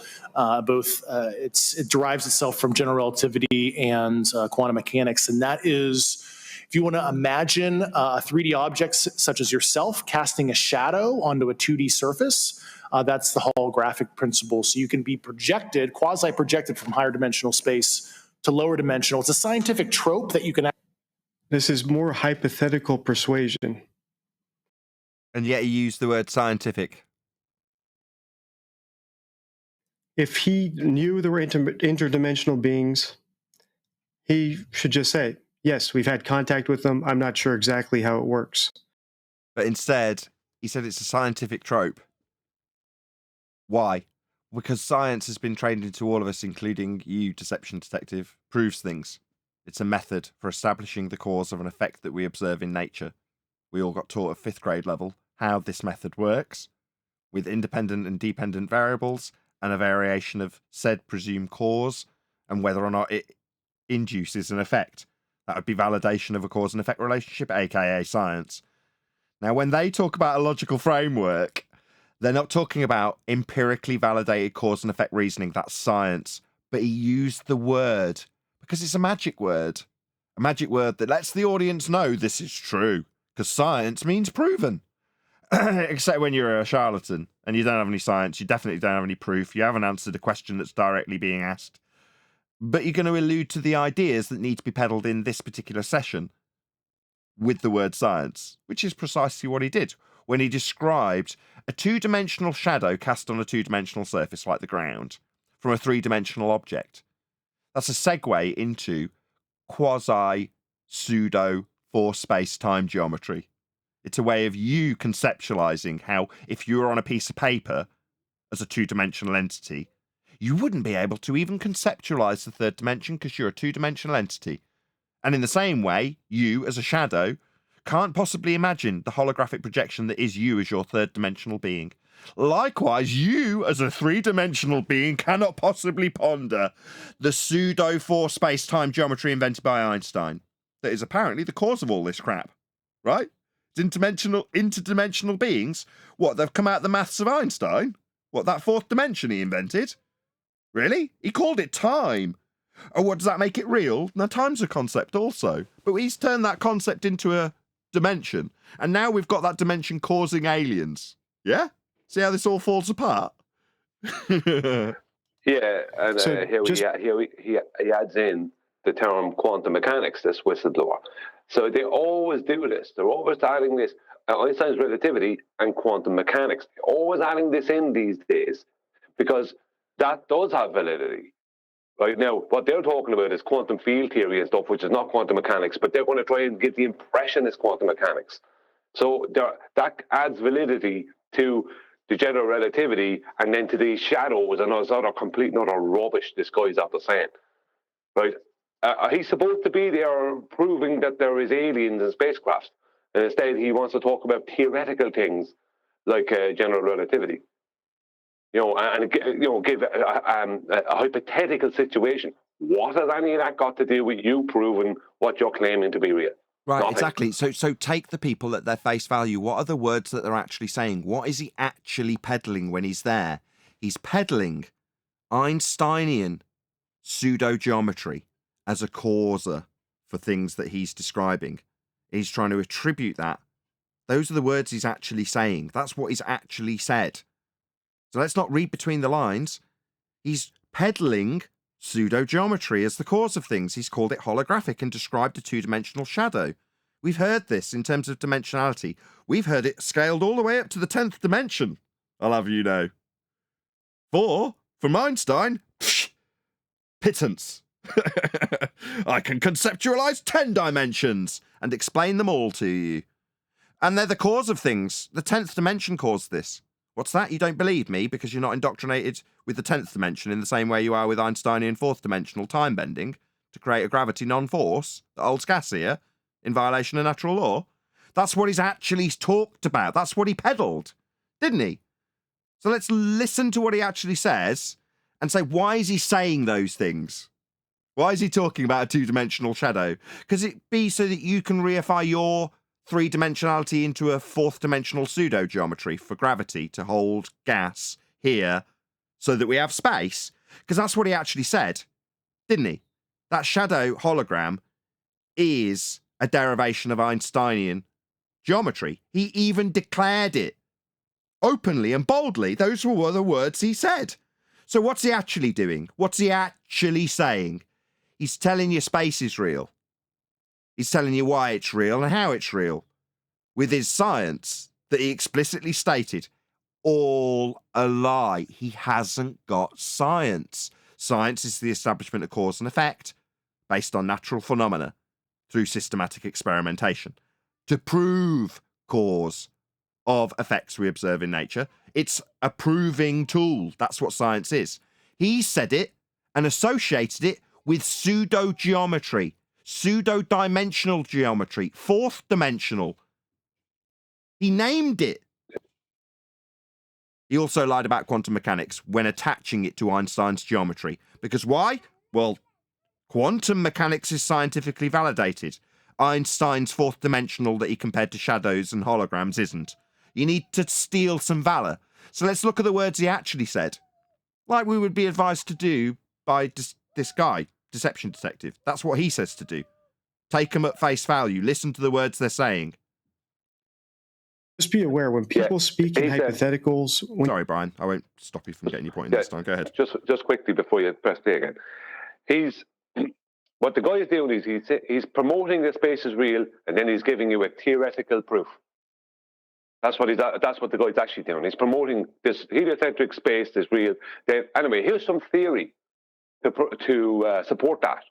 It's like that's what the guy's actually after doing. Now, deception detective doesn't spot that because he doesn't realize that. Well, he doesn't spot why the guy is doing it. He doesn't realize. We face the same thing here, don't we? Look, it's like this. What did Einstein actually do? Just so, in case deception detective does listen to this, what did Einstein actually do? He didn't add in a fourth dimension. He took away a third dimension and replaced it with time. So he took a third dimension away and put time in instead of that third dimension. That left him with 3 dimensions. He still only had 3 dimensions. No matter what way you twist or turn it, Einstein had 3 dimensions within his general relativity. He didn't have a fourth because there is no fourth that we can reference.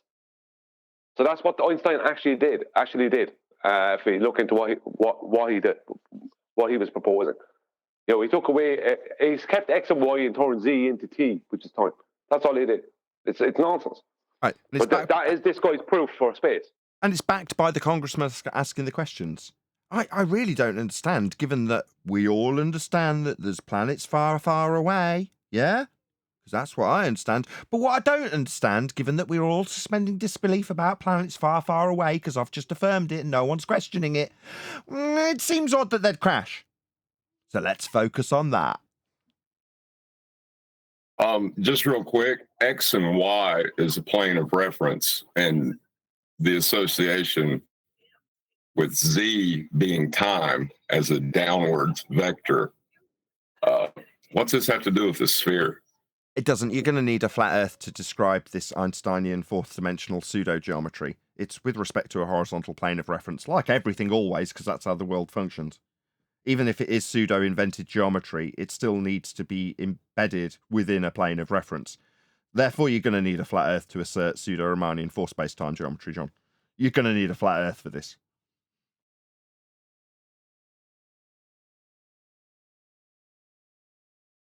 When you're talking about an actual event, they're being deceptive. And the reason he's speaking in hypotheticals instead of an actual event, I'm pretty sure he's making all this up now, after that, is because we always speak based on everything we know. So I haven't talked about this in my recent videos. But let's say you're speeding and a cop pulls you over and says, "Do you know what you did wrong?"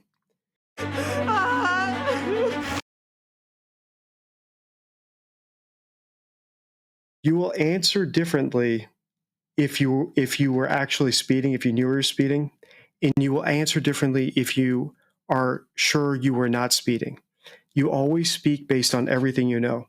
So if you know you're speeding, you're trying to get away with it, you'll probably do some extra persuasion, right? You'll try to convince them to believe you, or you might not say the word, "Officer, I can prove that I was going below the speed limit," because again, the guy in the whistleblowing position did use the word prove, indirectly with a little magic word of science. That's what it's taken to be meaning. Proof would never occur to you. The word proof wouldn't occur to you because you would... It does when you use the word magic. You were taught at a very early age that's what the point of scientific method is, to prove things. Know that there's no way for you to prove it. Go ahead. Nathan, this is great. This is great to put in this guy's vocabulary, because that is what is implied when you say science. When someone claims science, they're claiming something that is empirically true. So that would be a strong, I don't know, unless the person's ignorant and he thinks science, and he's not talking natural science. But for the guy analyzing the statement, like when he claims a validity of science when it's not, that's deception. Using proof, implying proof. Yeah, absolutely. So you always speak based on everything you know. And it's clear to me, it seems like this, that he is aware that he has not encountered any interdimensional beings. He's not encountered any alien spacecraft. And so the idea... And furthermore, there are no interdimensions and there is no space. Interdimensions is Einstein's pseudo fourth dimension geometry, and outer space is Keplerian orbital motion religion. Both aren't true, both aren't real, neither are provable. One violates the natural laws that we inhabit our world with, based on gas behavior and the descriptions thereof. It doesn't comport with those because it's not real. The idea of speaking about a specific one doesn't even occur to him. So he's just speaking in hypotheticals, right? Because he knows there is no specific one. He can't picture it in his head because it doesn't exist. That's my impression so far, right? Based on everything he said. Let's keep listening. We'll finish out the video and see if he can persuade us otherwise. You can actually cross, literally, as far as I understand, but there's probably guys with PhDs that we can probably argue about that. But you have not seen any documentation that that's what's occurring? Only a theoretical framework discussion. Yes. Okay. Okay.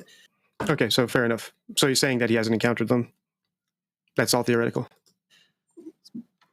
Occam's razor is that these aircraft, have they been identified that they are being produced by domestic, military contractors? Is there any evidence that that's what's being recovered? Not to my knowledge. Plus, the recoveries predate a lot of our advanced programs that I previously am witting of. So, would it be safe? But now we're all clear that there's stuff being recovered that could be what? military vehicles to go to space. Just going to move along with the whole space thing now. That's just basically cemented in the mind's eye of everybody who's watched this piece as we round out the piece. Because now we're moving on to, the aliens that we're focused on and the crashed things that have come from the sky vacuum. Might they just be things that we've made?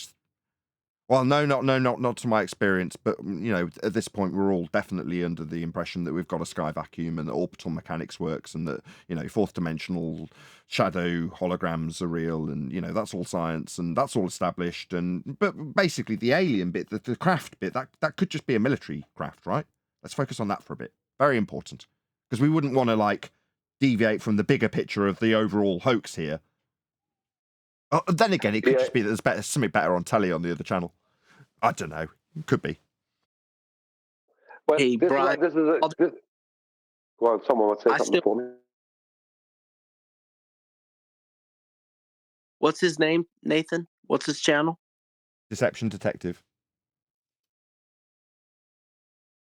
He can add one subscriber.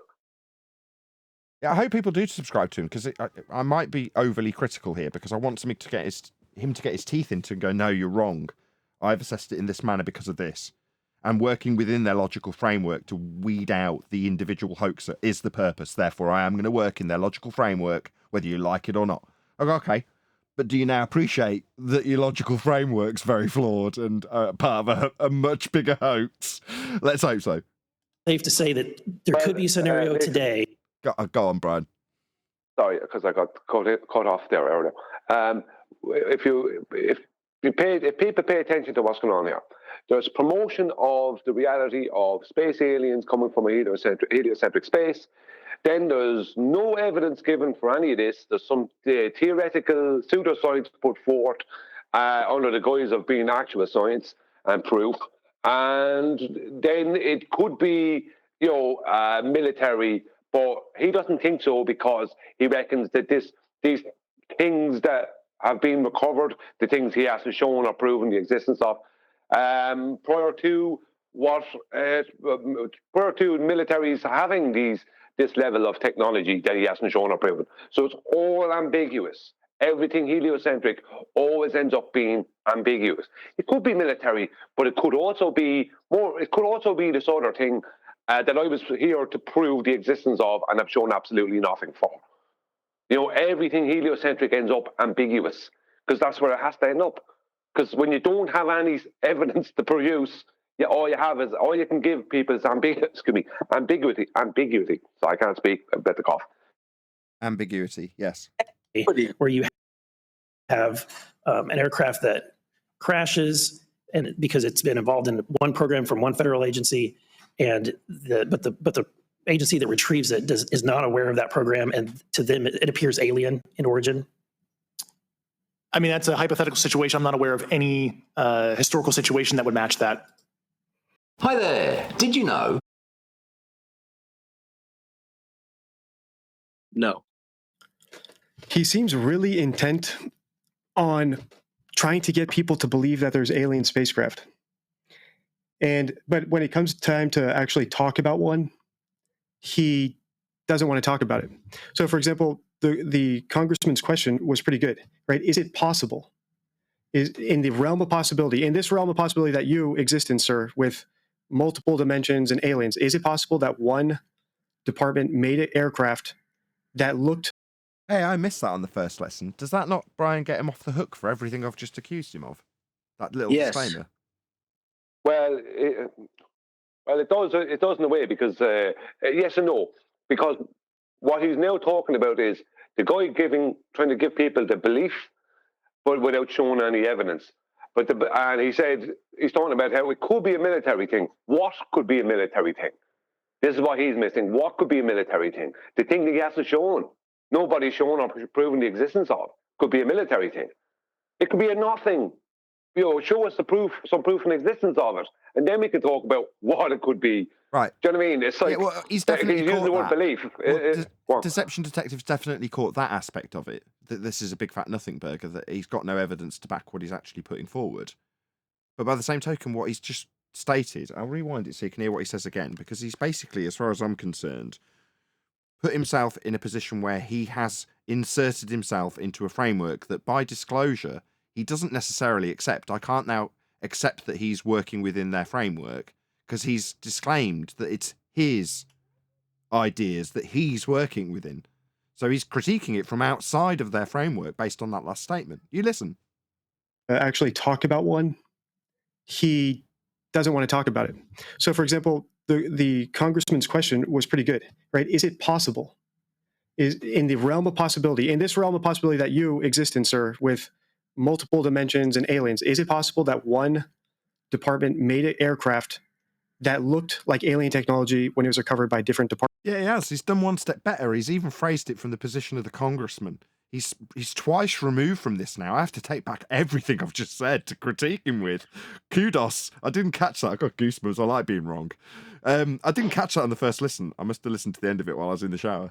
But I didn't catch that. But that puts him into a position of absolute superiority to critique this now, doesn't it? And not have to accept any of the critiques that were directed at him in regards to the overall hoax, because he's now separated from it, isn't he? Yes and no.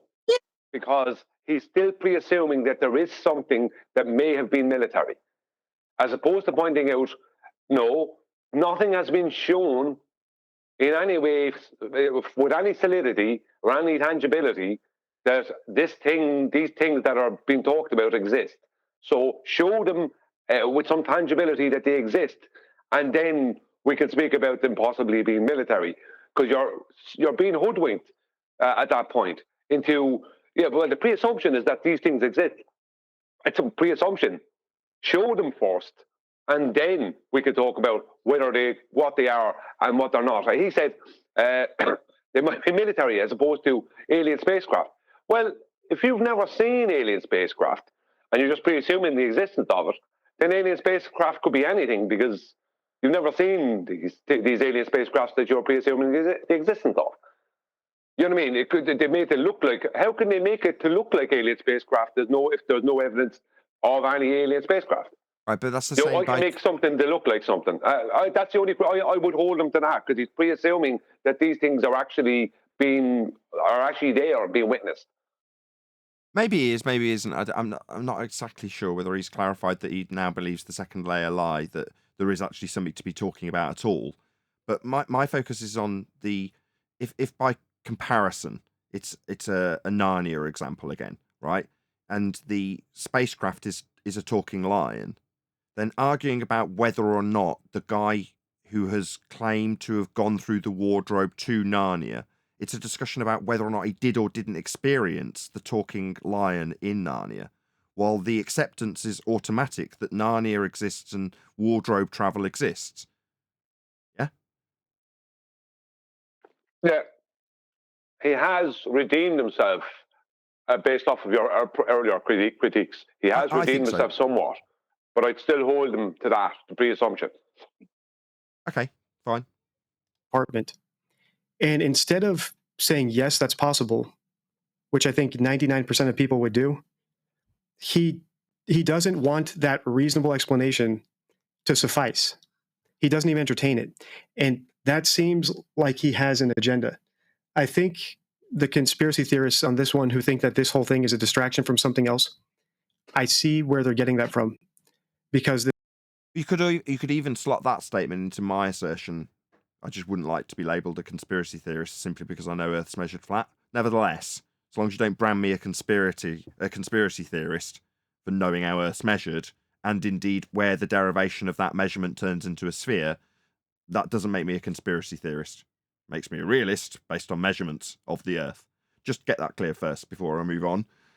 Okay, the overall deception, I'm going to reiterate it again, is the main point of this. So where you say there's something else afoot, I've assumed you mean out there in media land, whereas that could still be self-contained based on that statement by Deception Detective, which is to say, yeah, there is, I'm just not a conspiracy theorist, something else afoot, and it's the overall hoax of the religion of heliocentrism with a sky vacuum-based violation of second law of thermodynamics. So that's what's afoot when there's something being given, waving of the left hand while the right hand's picking your pocket. That's what's happening. So while we focus on the left hand that's waving, that's the hoaxer in the critique by Deception Detective. But the bigger picture, the thing there's more to it, or this is a distraction from, the aliens are a distraction from the sky vacuum that's left in the mind's eye of the viewer as automatically being correct and true, because even the senator talked about it. This doesn't add up. Why be so insistent, and why negate any other explanation besides an actual alien aircraft? But then when it comes time to actually acknowledging it or talking about it, you avoid the topic. It doesn't add up. It's inconsistent. Let's listen to his response again, right? So the congressman's asking a reasonable question. I would expect, even if he knew alien spacecraft exist, that's still possible, right? The response that's impossible is strange. Not even from a statement analysis standpoint, just it's strange that he wouldn't allow for that possibility. To them, it appears alien in origin. I mean, that's a hypothetical situation. I'm not aware of any historical situation that would match that. Once again, non-responsive. All the congressman was asking is it possible? And he's being non-responsive. He's saying, I'm not aware of any. That's not what he asked, right? It wasn't asked, is there an analogous situation that happened in the past? That wasn't the question. The question was, is this possible? And a reasonable. And the answer is no. No, there's no possibility of aliens coming from a sky vacuum. Likewise, there's no possibility of talking to a talking lion in Narnia. There is no Narnia. Then there is no sky vacuum. Person should answer yes. The whistleblower, just briefly, the whistleblower is keeping his answers very, very, very tight. It's like as if he knows this is a complete heap of rubbish, and he's not even going to actually claim. He hasn't actually claimed anything, has he? He hasn't claimed heliocentrism is even real. He's alluded to it and given theoretical nonsense from pseudoscience. The whistleblower has given absolutely nothing, right? Nothing that would hold him down to claiming that we live in a heliocentric universe and there's aliens coming here. Whatever he was there for, I don't know, because it's like as if he's in the wrong hearing. Do you know what I mean? It's like he's the most generic nothing. Is the most generic nothing answers that you couldn't hold him down to making a claim on. You know, it's like I think the whistleblower is obviously he's probably coached before he goes in there, but obviously he's not. You couldn't class him a whistleblower for a start. But it's just he has given nothing. If you listen, just put a collage of all these words, nothing. Come on. Does he have to prove heliocentrism? Because isn't he right now under the assumption that everybody that's listening to him is of the belief of heliocentrism? So why would he go in there and try to prove that? Exactly. He wants to do the opposite. He wants to take it 3 layers down from that. So that's the premise that's affirmed. But it doesn't need to be in any way discussed. Because if it's discussed, it can be debated. It can be talked about. It can be pondered. But if you're discussing something 3 layers down from a sky vacuum, heliocentric religious belief that needs propping up continually, then you can debate about that and ponder whether or not he's lying about the aliens and their encounters with people that they're beating up on the street or whatever. Because then you're not questioning heliocentrism. That's the bottom line. And he seems to be doing everything he can not to just say yes to that question, which is bizarre. That you described. So it has not happened that you're aware of. That I'm aware of. Thank you, Mr. Chairman. I yield back. There are a lot of claims in the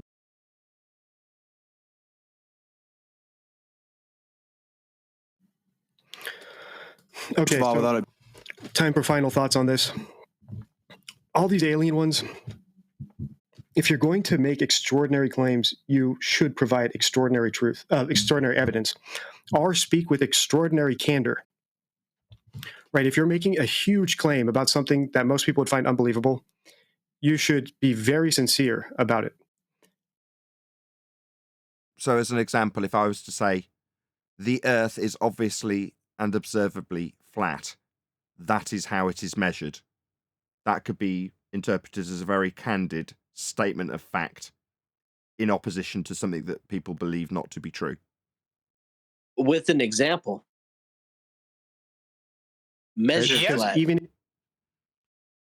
won't get into the wrangle-dangle of that. We had a massive debate about it at the beginning in terms of the functional operation of things like sextants. if you're telling the truth, you should be aware that most people aren't going to believe you. So you should try to be as sincere as possible when you talk about it. Or just point out that that's how it's measured. It's far easier. So avoiding, giving non-responsive answers to questions doesn't help. Calling yourself a whistleblower, but then respecting the sanctity of classified designations doesn't add up. Not allowing for the possibility that these aren't alien spacecraft is truly bizarre. Like I said, even if I had seen an alien spacecraft myself. Maybe there's some ulterior motive. Maybe there's an overarching lie that needs to be peddled, but without you noticing. I mean, I've only covered it 5 times, so it's best not to reiterate it again. The sky is not a vacuum, violation of second law of thermodynamics. Gas would fill the space. It's still possible, right? It's still... But the guy is... Deception Detective is working off of the fact that this guy is kind of stating that it isn't possible that they're not alien spacecraft. But the guy didn't even say that. The guy didn't say anything. So you end up filling in the gaps of what he didn't say. And Deception Detective is doing that now. He's filling in the gaps of what the whistleblower guy didn't say. The whistleblower guy didn't say anything that he could be held to. It's the biggest nothing burger ever. And just like with Einsteinian general relativity, people fill in the gaps that Einstein left there for them to fill in. You know what I mean? People start making their own versions of it up simply because Einstein didn't give them all the details. You know, it's like a book where there's words left out and you have to add in a word that you think should be there. And that's what you end up doing. And that's what this whistleblower is doing. He's as vague as possible. So he can never be held to claiming anything. Hey, Nathan, this would end real quick if this guy was a flat earther. The detective guy, he could end it real quick. Yeah. Well, if we're going to fill a gap in, right, how are we going to fill in the gap between the Earth is measured flat with elevation angles and outer space is a place that men can travel to and from, but the gas doesn't? It doesn't comport because the entire need to have gas wrapped around a ball is derived from measurements of a flat plane. So to start asserting by reification that Earth is a sphere in a sky vacuum is immediately debunked by the way the measurements were taken of the Earth to make that inference. Yes. Well said. A possibility that another government agency could have made it and could be hoaxing me. Who knows? So to not allow for that possibility is also strange. Usually I don't go in for conspiracy theories, but on this one, I would rather side with the people who say that this is just a distraction from something else than... Yeah, the sky is not a vacuum. Heliocentric religion is the one world religion we are all under. When he says... Sorry, go ahead, Brian. That was it, by the way. That is actually the effective end of his video. So he does a couple of plugs, but that's where we'll end it. Well, this is the thing. It's not a conspiracy. This is the thing. This is the overriding point. It's not a conspiracy to accept the existence of the effects we call and detail as entropy. It's not a conspiracy to accept them for what they show themselves to be all day, every day. That's not a conspiracy, but they want you to believe that you're a conspiracy theorist if you are in opposition to claims that are in opposition to those effects. Hot will always go to cold. High pressure will always flow to low. All these things within what we call entropy, all the details that are witnessed all day, every day. You're a conspiracy theorist if you just accept the reality of them. That's what they're actually saying overall, isn't it? But meanwhile, you're not a conspiracy theorist to think that is there life on other planets and are aliens real? But that's not the conspiracy, right? Right. And with that, I'm going to say if you are watching this on either Nathan Oakley 1980 or Nathan Oakley premiering streams, then stay tuned as there will be an after show to follow. Anyway, yeah, it's a standard that we must hold everyone to. It's not fair and it's not correct to hold a baller to that standard of you can't double speak and then accept it from someone who's supposed to be on our own side. Is this a criticism of me? This better not be. No, this is about Anthony Riley. Oh, fine. I was there the other night, and Anthony Riley, right, while I was speaking to him, me and John and Neil and others, I asked Anthony, was there water at the horizon? I was pointing out that there was water at the horizon, and Anthony denied that there was water at the horizon. And he said, it's just an optical phenomenon, the horizon. I said, yeah, the horizon is, but but you're referencing, when you're using a sextant, you're referencing a marine sextant, you're referencing the water part of it, the earth part of it. I said, what is an horizon? And I said, yeah, apparent juncture between earth and sky. That's earth. You're referencing earth when you're using a marine sextant. And he said, you're not. There's no earth there. And I said, there is. I said, there was water at the horizon. And he denied there was water at the horizon. Now, there was a lot more than that, but I'm just giving you the footnotes. Then, when John was speaking to him, John came in on top of that. He said, are you crazy? He said, you're saying the earth is, he basically said the earth was not involved in the horizon. Or, you know what I mean? There was no earth at the horizon. The horizon is just an optical place, right? That's exactly the impression that the earth and sky are meeting. But it's earth and sky. And then, when he was in the dangle with John, he said that he agrees that there was sea at the horizon. And I said, hang on a minute. Sea at the horizon. Sea is water. I said, and I brought him back a bit later. I said to him, is there water at the horizon? And he said, no. I said, is there sea at the horizon? And he hung up. You know what I mean? Yeah, Nathan got him today the same way. He won't answer the question. I'm done with him, Nathan. I'm completely done with the man because I won't accept that kind of doublespeak and deceptive behaviour from a bowler, and I'm certainly not going to accept it from someone who claims to be on my own side. Hold on, Brian. Hold on. We're talking about Riley here. Could it be that he's just not understanding celestial navigation because he's hanging around Bev shows? It doesn't matter where he's hanging around, whatever. It doesn't matter if someone's getting wrong. Someone can get something wrong, that's fine. It's the lack of concession, the lack of honesty. That's not fine. It got to a point when me and John and Neil were there the other night, and I think Chocolate was there as well at the time, but I got really angry with him because I could hear what he was doing. He was getting calmer as I was getting more irate. And it became a situation where all I could pull out of it was that he was actually enjoying making me annoyed. And that, to me, is not something I will accept from someone. That is dishonesty. That is trying to win an argument, trying to win something, as opposed to getting to what's true and what's real. He couldn't prove his position. It was ridiculous. So he was willing to doublespeak, and he was willing to try and use tactics to infuriate his opponent, as opposed to just conceding he's wrong. He was unwilling to concede he's wrong, and but he was also willing to doublespeak. And I just won't accept deception from anyone. So I'm done with them. I just think he's not getting it. I'm serious, Brian. I understand what you're saying, but when you're fighting something that hard, it's got to be that he's missing something. And he even missed a few steps as he was trying to fight against this. Not getting it is all very well. Anyone can not get it. But when someone decides to use doublespeak, he's not stupid. He knows what he was saying. When it comes to the point of answering the question, because if he answered yes or no to there was sea at the horizon, he was finished. Because either answer was going to, you know what I mean, there was no good way out for him. And he just hung up. And now he's done that in the past. That's not the first time he's done that. When push comes to shove and he can't prove his position and he's obviously wrong, instead of conceding, he hangs up. And I wouldn't tolerate it from a bowler, so I won't tolerate it from someone on our own side. It doesn't matter if someone's wrong, it's the lack of concession that's important.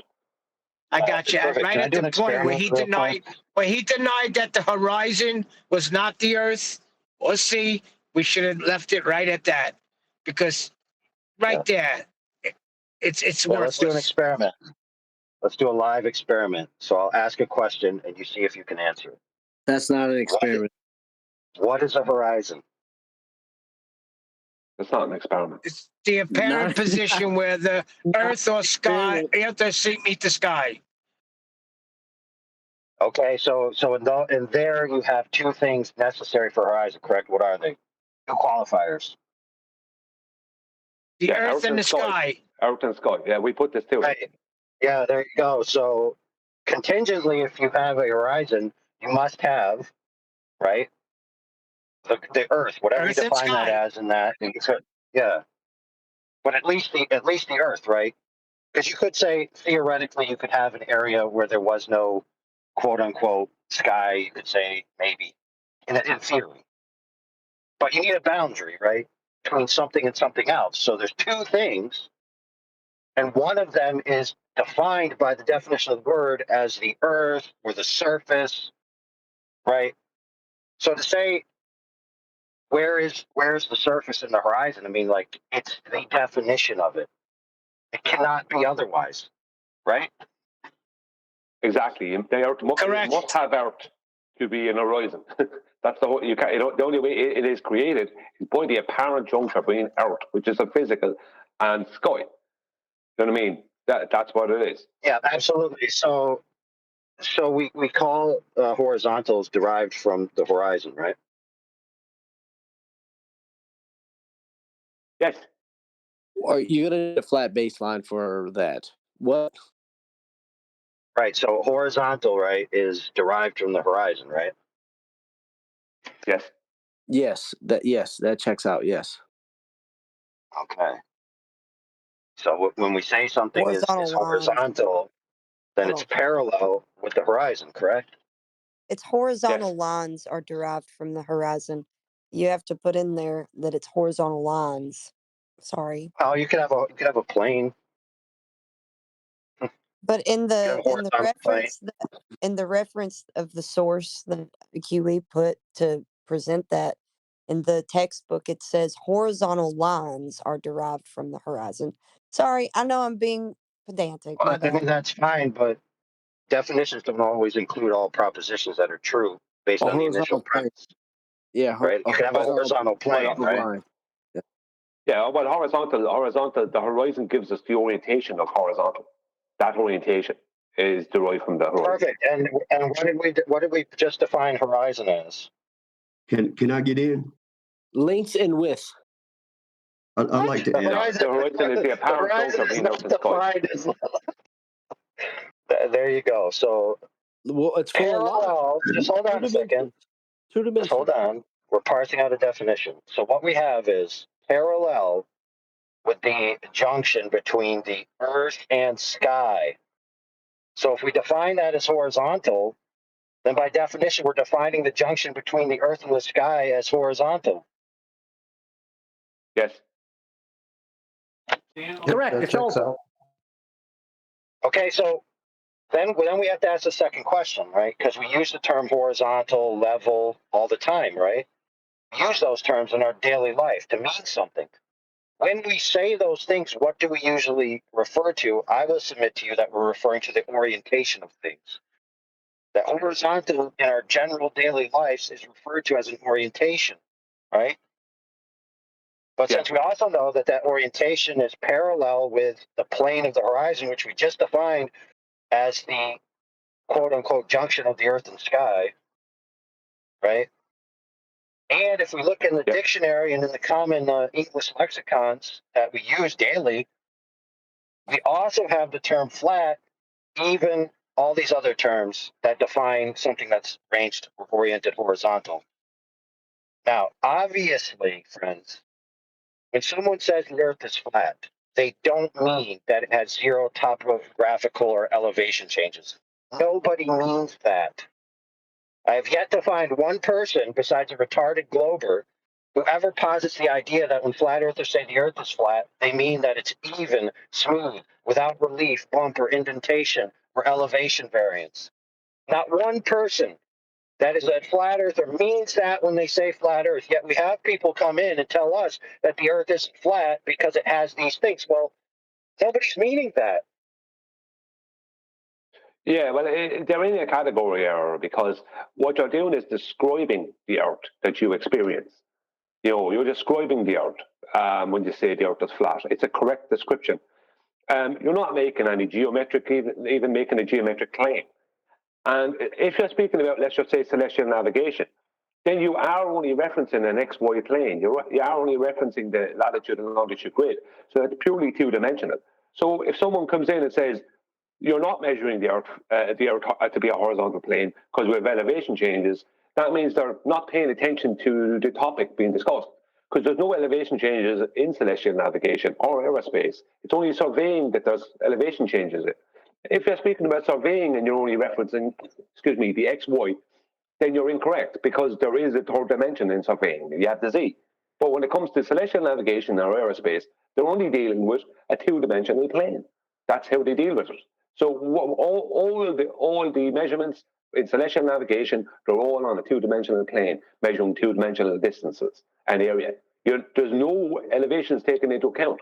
So if you say you're measuring Earth to be a horizontal plane with celestial navigation, that is a true statement. You know what I mean? Because that's how you're measuring it. Celestial navigation use mean sea level, which is our horizontal plane. It's the horizontal baseline where all elevations are taken from. Okay, but you're not dealing so with that. you're conceding that the main reference for horizontal is the equipotential surface of water, correct? Obviously, you can't use topographical land as a baseline. Right? Yeah, there you go.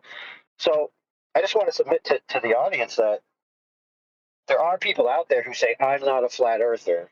And what they mean by that is the Earth has topography, so I'm going to be pedantic and say it's not flat without, relief, indentation, bumps, elevation changes, etc.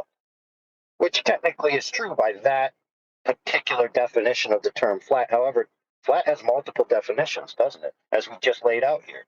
Words don't have singular definitions. Some words do, but not all words. Well, you have a table in your kitchen or a counter.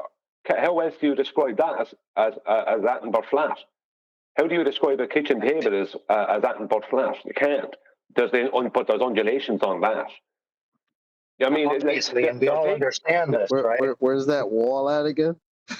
But the point that we're getting here is we all understand these terms, right? Because you could be pedantic, right, and say, well, under microscopic variance, right, when I measure the table, or I see the table in a profile, I see indentations.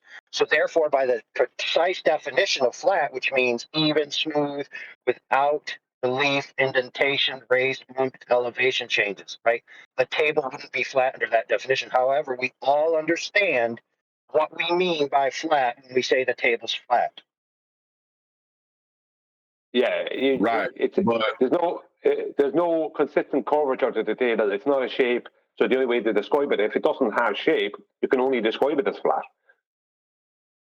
Sorry, John. Well, what you mean is a flat frame of reference, or no point higher or lower than the other. Right, but when you're talking about height, right, you're talking in the XY is part of your reference. That reference plane is flat. The reference is part of your measurement of height. So Otherwise, in that way, make a measurement, right? Without that reference, such a differential measurement would be incoherent, right? Yeah, so in other words, you can tell it's not flat from how flat it is. That's So basically we what live you're in saying, 3 but dimensions. it's not flat. Yeah, but we measure Right. it in 2 dimensions. When you're saying it's not flat because there's elevation changes, well, you measured those elevation changes from how flat it is, from a flat reference. So it's not flat based on how flat it is. Okay, you can go ahead with that. Exactly. Hit him with the wall, chocolate. Right, but you need a consistent. You need a consistent. You need a consistent line, right? That's your reference line. Now, when we're talking about the Earth, that reference line or plane is either oriented horizontal, vertical, or diagonal. So I'll give you. So you have 3 options. Which one is the Earth oriented? You have 3 guesses. Well, correct. The other 2 are we don't have a diazon. We don't have a curvizon, but we do have a horizon. So I would say horizontal. Okay, so now we have a term horizontal, we have a term flat, we also have a term level. Now, idealistically, the Earth in its physical structure, now keep in mind I'm talking about its physical structure. In its physical structure, the Earth, right, isn't perfectly level because there's what? Variations in grade, correct? Which means by the definition of level, it can't be perfectly level. Now, by the certain definitions of flat, it can't be perfectly flat. And by certain definitions of horizontal, if you mean, the plane parallel to the horizon, obviously there's points of the Earth that are higher or lower than others, so it's not perfectly horizontal, okay? So no matter which way you go, if you're I'm not a flat earther, you have no precise claim about the nature of the Earth except its orientation generally. And the only way you can define a horizontal is by essentially the equipotential surface of water, right? Now, keep in mind that these people who claim this, I don't want to call out particular names, but people could draw their own conclusions. The only way to get, right, a level over a long distance is essentially with water, right? In its base form. Like, that's the simplest quote unquote method you could use, which concedes that horizontal is parallel with the equipotential surface of water. So either that surface is truly horizontal or it isn't, right? And if it's not horizontal, then it must either be diagonal or vertical or curved. Those are really the only options you have going on. So when somebody claims, I'm not a flat earther, but the Earth is level. I'm not a flat earther, but the Earth is horizontal. I'm not a flat earther, but everything is measured over a parallel plane to the plane of the horizon. It all begs the question, what is a horizon in the first instance? Well, a horizon, as we already defined, is where the land stops and the sky begins. So all of this bickering and pedantic assholery is incoherent without the first premise being true, right? That the horizontal plane is reference to the Earth. Yeah, Nathan was trying to get that across to Riley today, too. It's flat Earth is giving us a hard time. Yep. With that statement, I rest my case. Ad infinitum into the future and ex ante into the past. What people have to realize is the argument that it's not flat, there's elevation changes, was and is a category error, because flat is not a measurement, flat is not an orientation, it's a description. Now, the only way you can say something is not, someone can say you can't describe it as flat, is if they have a more precise description, which there isn't, it doesn't exist. Flat is not a shape, flat is not a measurement, and flat is not an orientation. We can describe horizontal and vertical and slope as flat. We can describe your kitchen table and your kitchen floor as flat. So you can describe the surface of water as flat, but it doesn't mean that they're all the same thing. But you're describing it. So when people are critiquing, it's not flat, we have elevation changes, it's like, no, you're not working within the realm of what flat is. You know what I mean? And what happens is people are drawn into a geometric argument when you're not making a geometric claim. Describing the Earth as flat is not a geometric claim. And that's that. And anyone who tries to make it into a geometric claim is wrong. Right, so they're parsing out. Go ahead. Can you have a measurement without a reference? No. And what are you referencing with height?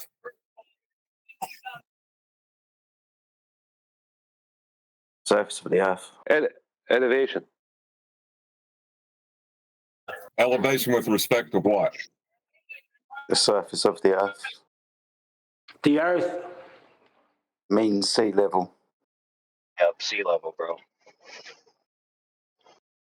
Sea level. Yeah. Means sea level, but yeah, sea level. The argument's valid. To me. Height requires sea level. Flat Earth. Sure, but we do have one point of contention that needs to be parsed out, which is lexically and definitionally, the English language has an established dictionary in which flat is recognized as a parallel orientation to the horizontal. So, I mean, it is fair when you argue certain definitions, but that definition does exist. And people do use that.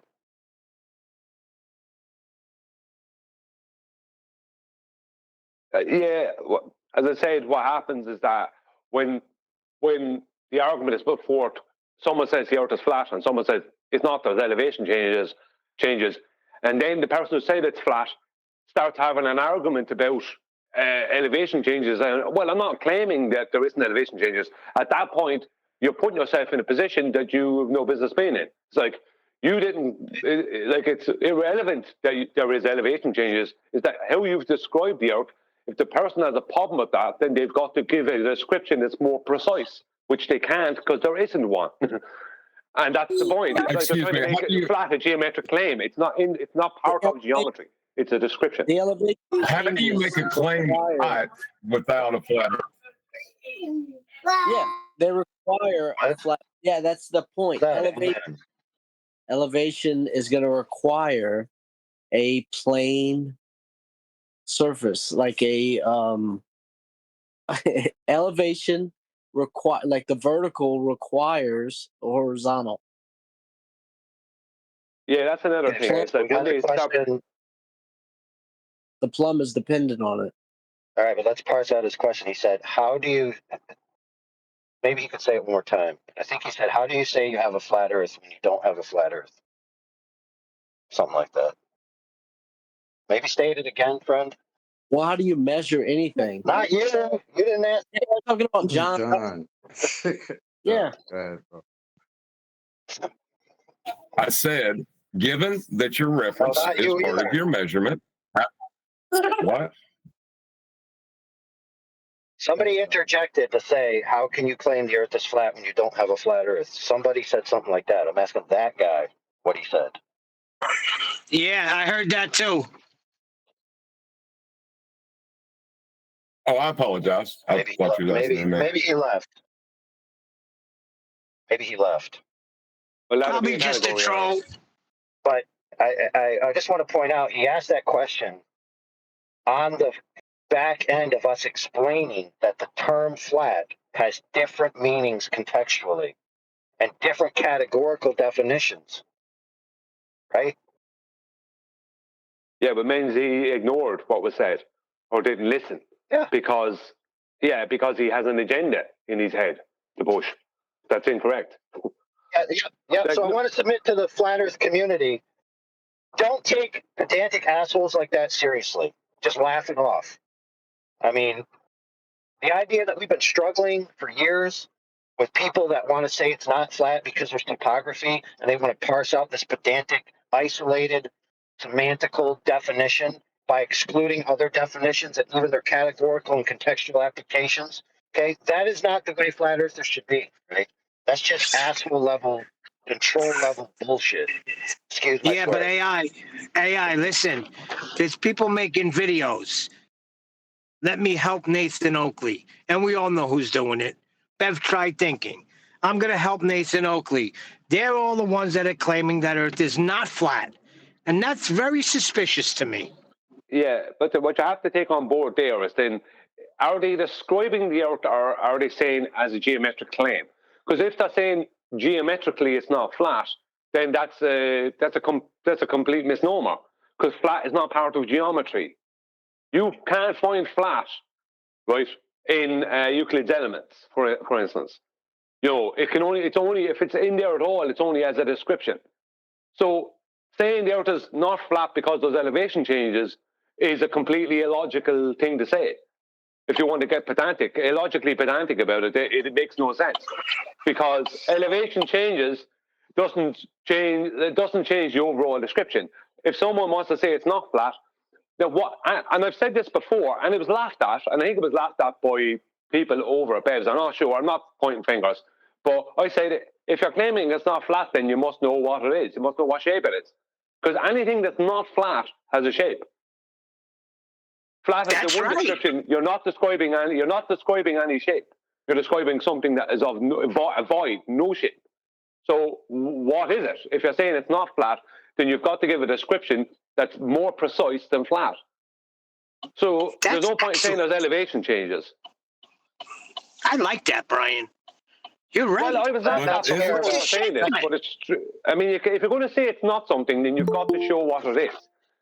You know what I mean? You can't say it's not flat and then say elevation changes, because that's those two things. One is geometry and surveying, and the other is a description.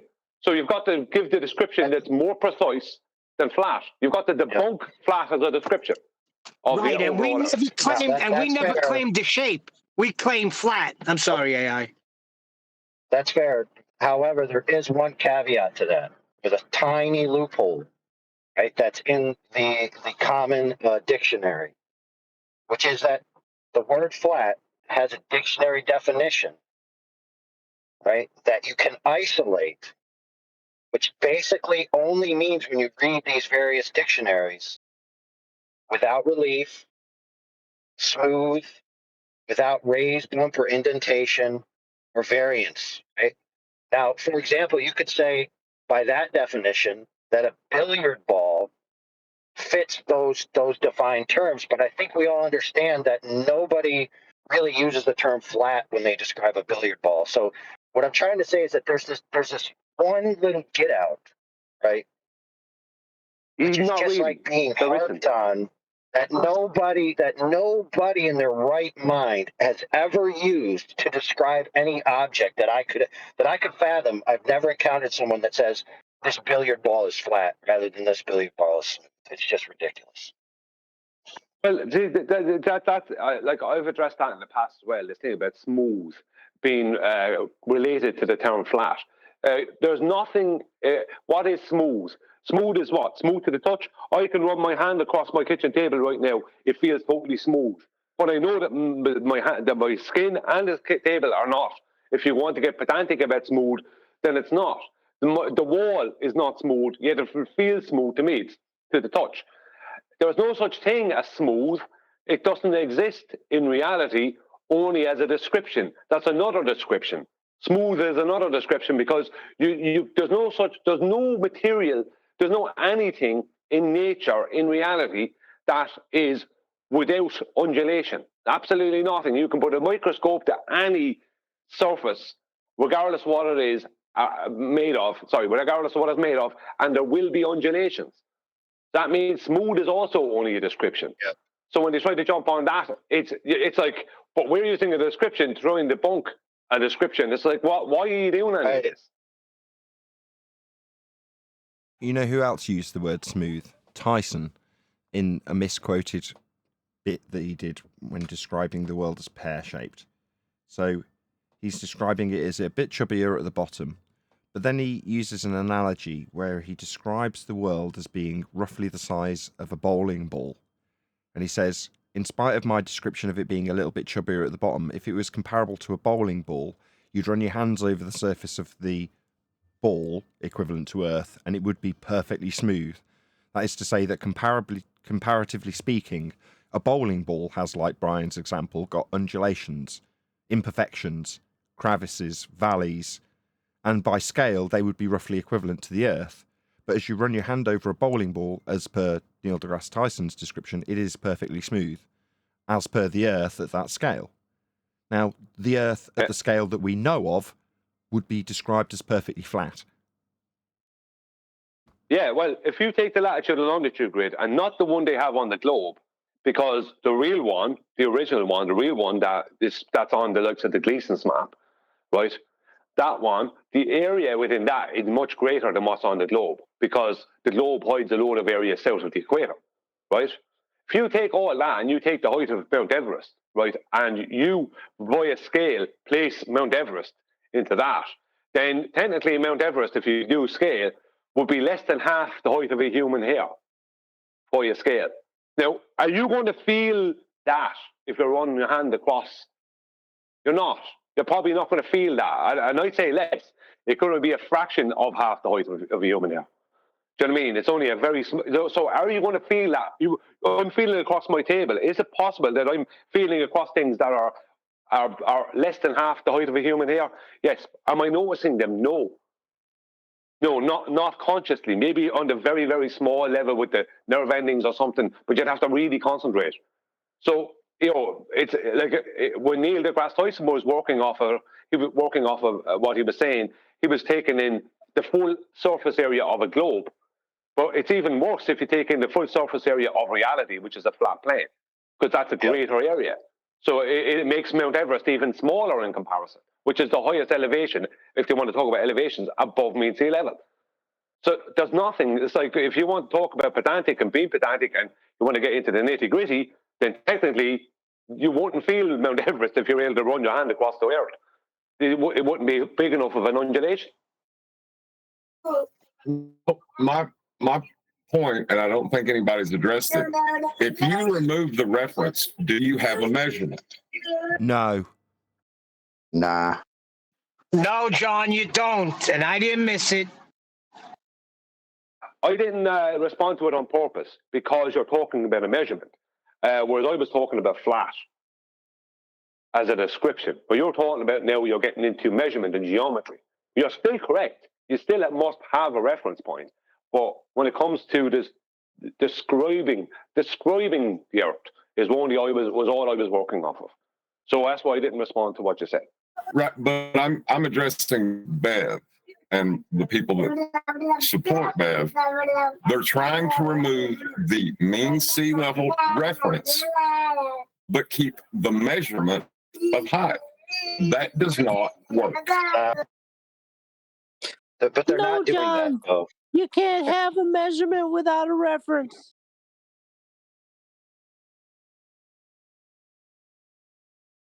Okay, No, just John.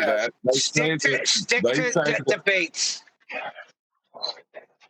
They say that mean sea level is just a point on a vertical datum. That is their sticking point. That mean sea level is just a point on a vertical datum, which is incorrect. See, the problem is a vertical datum must be if you have a vertical datum, then you automatically have a horizontal datum. That's the problem, and vice versa. You can't have a horizontal datum without you can't have a horizontal without a vertical. So if you're going to be referencing the vertical, that means you were referencing it from the horizontal. That is the way it is. You can't have one without the other.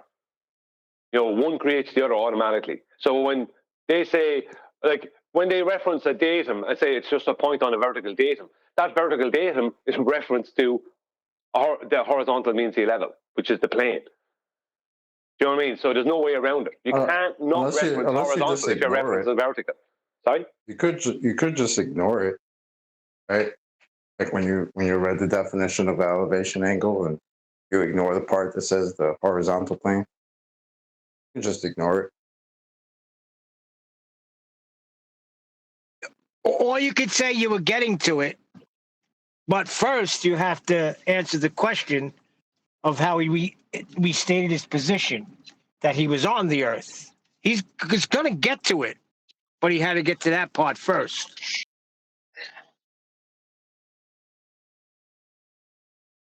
Who are you talking about, Neil? Anthony can't measure Riley. anything. Right, well, He read out half a definition. He read out half the definition, didn't finish it, but said he was going to finish it, but he had to address Nathan's assertion that he restated his position. That's what that whole 40-minute thing was. I wasn't addressing Tony. I was addressing what I've heard Bev say before. The last time. Well, that's the whole thing. The last time they spoke, when he read out a definition that had elevation of an elevation angle, and he wanted to focus on the vertical datum part, but ignore the horizontal plane part. That's what I meant. Well, isn't that telling, no? You were talking about that. I was talking about the other, and it's the same thing. If you're in that server, this is how you're going to talk. I don't know what server or what, but why would you ignore the part that says the horizontal plane? Because it debunks everything you're saying. without the horizontal plane, how did you get your elevation change again? How did you get your vertical datum again? I don't. Not from the I don't get it. ground. Not from the ground. It's not the ground. Not the ground. Not the ground. We're talking about the ground. Okay. Never mind the ground or the clouds. Well, it's that I'm using I don't know a what plane the of hell reference that has nothing to do with the plane of reference thing, you know, Yeah, because all planes of reference are parallel. The sextant establishes the plane of reference. The sextant does that. Gives you one. How do you do that again? Yeah, you don't need the earth at all. No, you don't need the ground. The sextant gives it you. It's a tool for giving you planes of reference. Yeah, but that's But we ain't going to talk about that because that's obviously not the Earth, though, where you're pointing at the horizon. What's the horizon again? Just a concept, according to Anthony. The concept that we can look at and aim at. That concept. Okay. Well, he's gotten mixed up on the difference between physical and tangible on that one. You guys got me convinced that the crow's nest is a dirty word. It is. It is a euphemistic word for sure. It has double entendre. So. But hold on, this is where Brian's right. It's a family show, so now you're gonna have to be banned. Hold on, but this is why Brian's right when he says people look into something half-heartedly. They don't know the full thing, but they want to come in and tell you what it's about. Yeah, Anthony hasn't got a clue about what he's talking about. And then he wants to come in and start telling you and me and everyone else about it. I mean, the neck of somebody to do that is like, I accuse them the other night of trolling. I accused them the other night of trolling me. Of trolling all of us, like, but I accused him of it. But he was only just trolling because his statements made no sense. And then when he couldn't back up his nonsense, he was double speaking and willing to take more than one position. You know what I mean? Double positions, triple positions, this kind of nonsense. It's like, that's what a troll does. You know, and that's not what someone who's looking for truth and has humility does. So, you know, I don't know what's going. Like, is he trolling? Is he trolling everyone? Is he always being a troll? You know, I don't know what to make out of the guy. Well, no, I think he just he likes arguing. He's just arguing from ignorance. No, I'm going to tell you, John, I'm going to tell you why. If you remember the conversation the other day, what did he say? He said the only thing that would get me to believe that we're on a ball or I still have a problem with is the sunsets. And he started talking about the sun. So Anthony Riley does not have a no-so attitude about Earth being flat. I don't think he's convinced. So you're going to what I found very telling was just before he got to say that, what he was going to say about the sunset, I took sunsets away because I pointed out some stuff to him he wasn't aware of. And he got aggressive with me. It's like I took away the very thing that was supposed to. If I just taken away the very thing that's supposed to help you go back to a globe. And he was supposed to thank you. He was supposed to thank you at that point. Yeah, instead of thanking me for giving him information he wasn't aware of, he just got angry at me.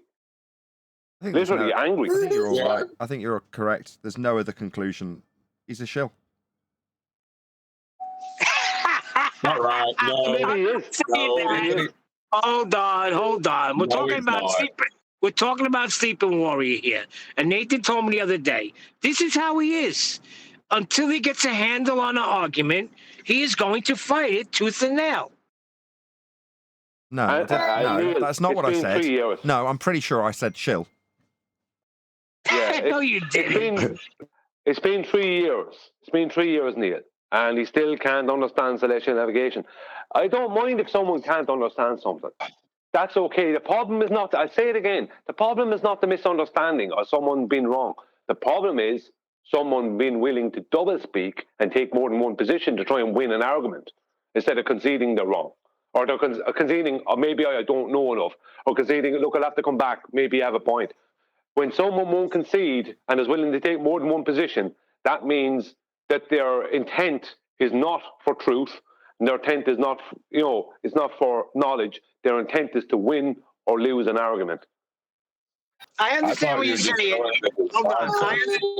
I understand what you're saying, and the only thing that concerned me a little bit was how he was saying that Nathan's deceiving, and it's Nathan sort of like church, and whatever he says is gospel.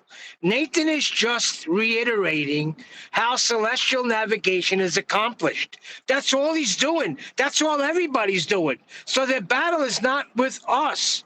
Take it up with celestial navigation. Go look into one of the books 10th Man laid out. What the freak, man? You said that to him the other night as well. He said, your problem is with celestial navigation, not with us. You know what I mean? And you have to say that to him again today. Nathan's not responsible for how things just are. It's not Nathan's not responsible for that. Excuse me. Hey, excuse me, guys. Hey, what's up? I've been listening. What's up, Pete? What up? What up? Y'all saw what I wrote in the Master B, but I forgot. I had brain fart trying to figure out what is the sextants that the pilots use again for the abstract spiritual plane. Bubble sextant. Bubble sextant. There it is. Thank you. There it is. All right. Yeah. Thank you. Appreciate it. It was right there, and I'm like, what is it? Ball sextant? Bubble? I didn't get it. Just take a spirit level. Just take a spirit level. Mm-hmm. Exactly. And the reason why I said that because I allude to what one of you guys just said about you don't need with the sextant. You don't need the Earth's surface. You know what I'm saying? Because it gives you a horizontal. It manifests a horizontal for you, whether it's bubble or whether you're out at sea. Yeah, but you do with the marine sextant. You do with the marine sextant. With the marine sextant, you do need the Earth's surface. Right, you need sea level. Well, you need the Earth's surface. You must reference the Earth's surface. You reference the Earth's surface. When you're marine sextant, bubble sextant, you're emulating mean sea level. Exactly, but when you're a fisherman or whatever, you have to use the actual Earth's surface, which is the sea level. At the time when you're out at sea, that's the Earth's surface. Correct. Yeah. It's just people mix it up and try and create a scenario where we don't need the Earth at all to measure the Earth. That's what they're claiming. You know what I mean? We don't need the Earth at all. We don't need the references at all to measure it. How can you measure? Right. How can I measure a piece of wood you have? I don't know the length of it. Where you are in America and I'm here with a tape measure. How do I measure that piece of wood? You know what I mean? Without referencing the piece of wood. I asked him the other day, you're taking the height of eye at the port, right, Brian? How you say they take it at the port and they use it later on down the road? Okay, so they're on the ocean. So you're going to tell me that when they start to do celestial navigation, that's not the sea? The horizon is not the sea. But meanwhile... No, there's no Earth at the horizon, Neil. There's no Earth at the horizon, according to Anthony. I can't... Yeah. There's no nothing at the horizon. It's a point of solution. Guys, it's like they're trying to solve the height of the sky instead of the ground position of the star. Like they're trying to major, I don't know, wrong emphasis, wrong syllable, right? They're trying to solve for the right. They're not doing triangle. that. The Bevites are not doing that. Right triangle. The ballers are doing Anthony that. Riley's doing. Anthony Riley is definitely trying to solve for the right triangle.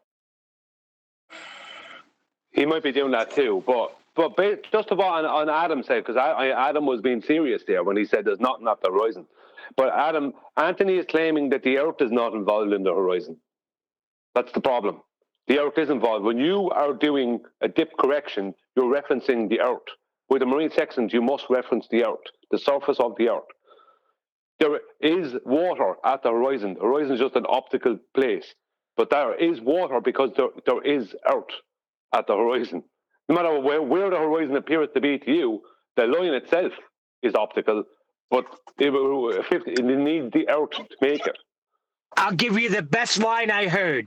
Okay, it's not the Earth, then look up in the sky and show me a horizon. John Shelton, refracted curvature. Well done. This lady's wearing a turban and a dress or something. What? What was that? Oh, my bad. I don't know why I got unmuted. I was talking to somebody. Somebody walked in front of my. Well, what else are they wearing? Yeah.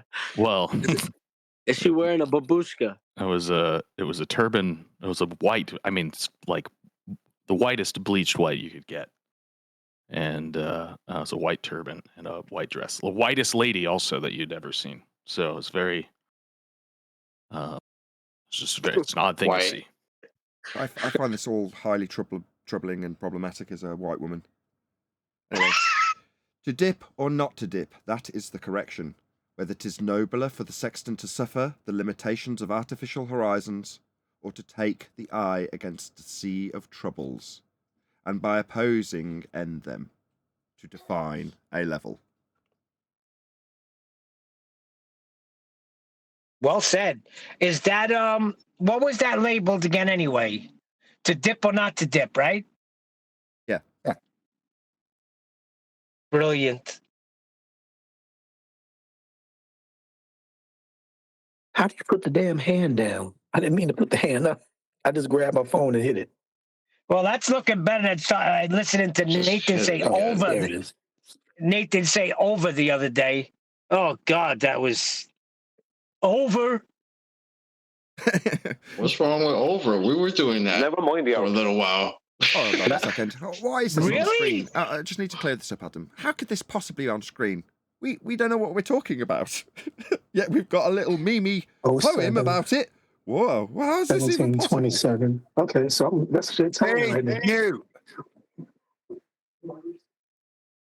Zeros. There you go. Sorry about Yeah, that. be disciplined. Be disciplined with the button. I think it would have helped Anthony a lot to have been in part of the discussions that we had about this for over a year. And I think he's playing a hard game of catch up right now. Absolutely. Spot on.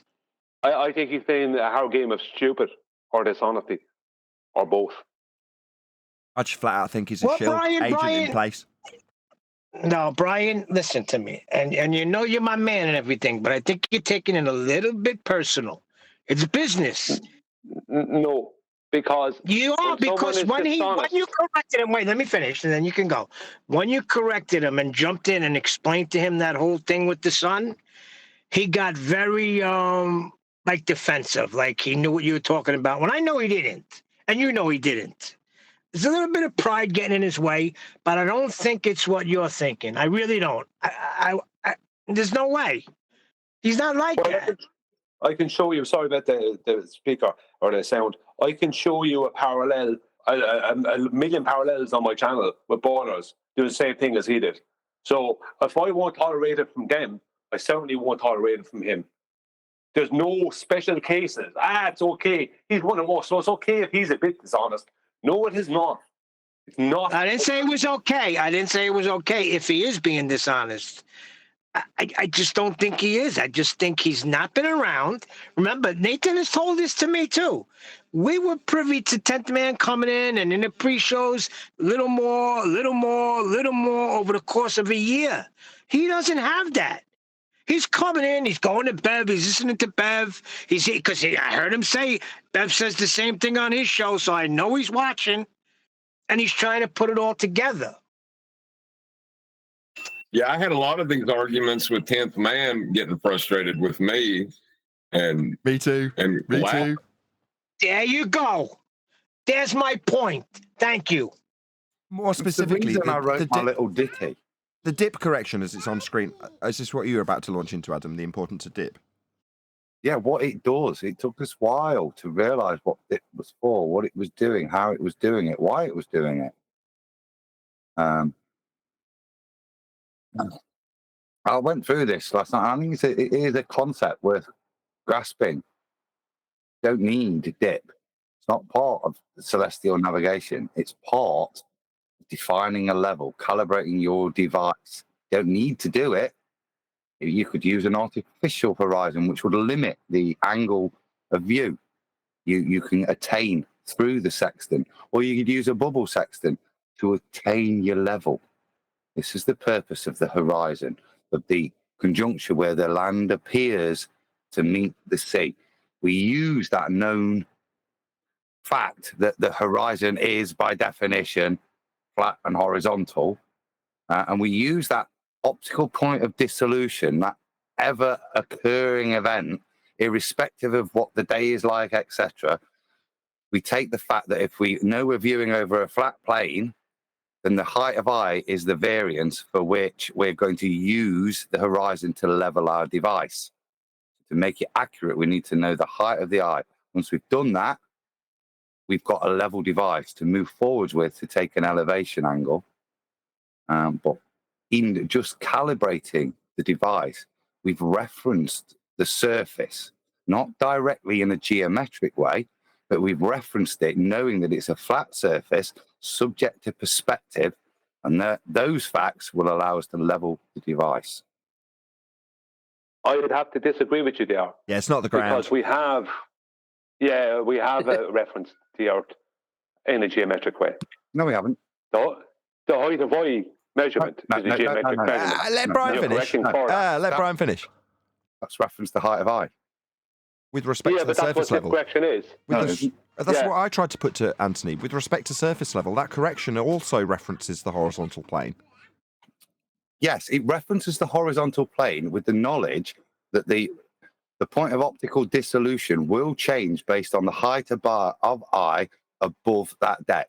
Now, you referenced the point of reference is the height of the eye above the flat deck. Yeah. That's point one. It's the first and primary point of referencing the surface as flat, but you're not referencing it for your elevation angle, but you are using it as a reference to calibrate your device to level, to move forwards, to then use the surface and the star to attain your elevation angle.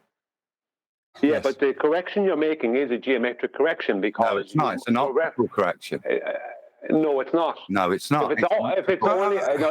I want to hear one of the sides. I don't care which. Brian or Adam, just one of you. Demonstrate why it's a geometric correction then, right?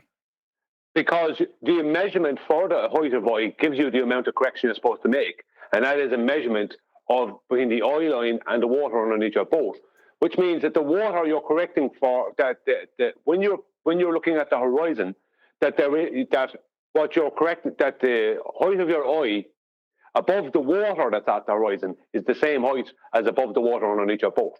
It has to be. There is no other way for dip correction to work. That means you're referencing the Earth, which is geometric. I got that. Let me hear Adam's response, because that's how I understood it, Brian, from what you've explained to me. So if there's an objection, I want to hear it. Go ahead, Adam. To dip or not to dip, that is the correction. Whether it is nobler for the sextant to suffer the limitations of artificial horizons or to take the eye against the sea of troubles and by opposing, end them, to define a level. Now, in doing that, this is an optical.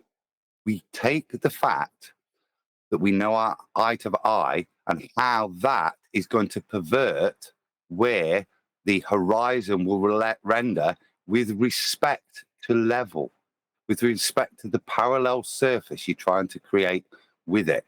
And that's what you are trying to create. You're trying to create a parallel because you're trying to get the device level. Okay, I got that. Now I'm really confused. Hold on. How is that? Once we've got the level... Hold on, Adam. Hold on. I'm confused. Stop.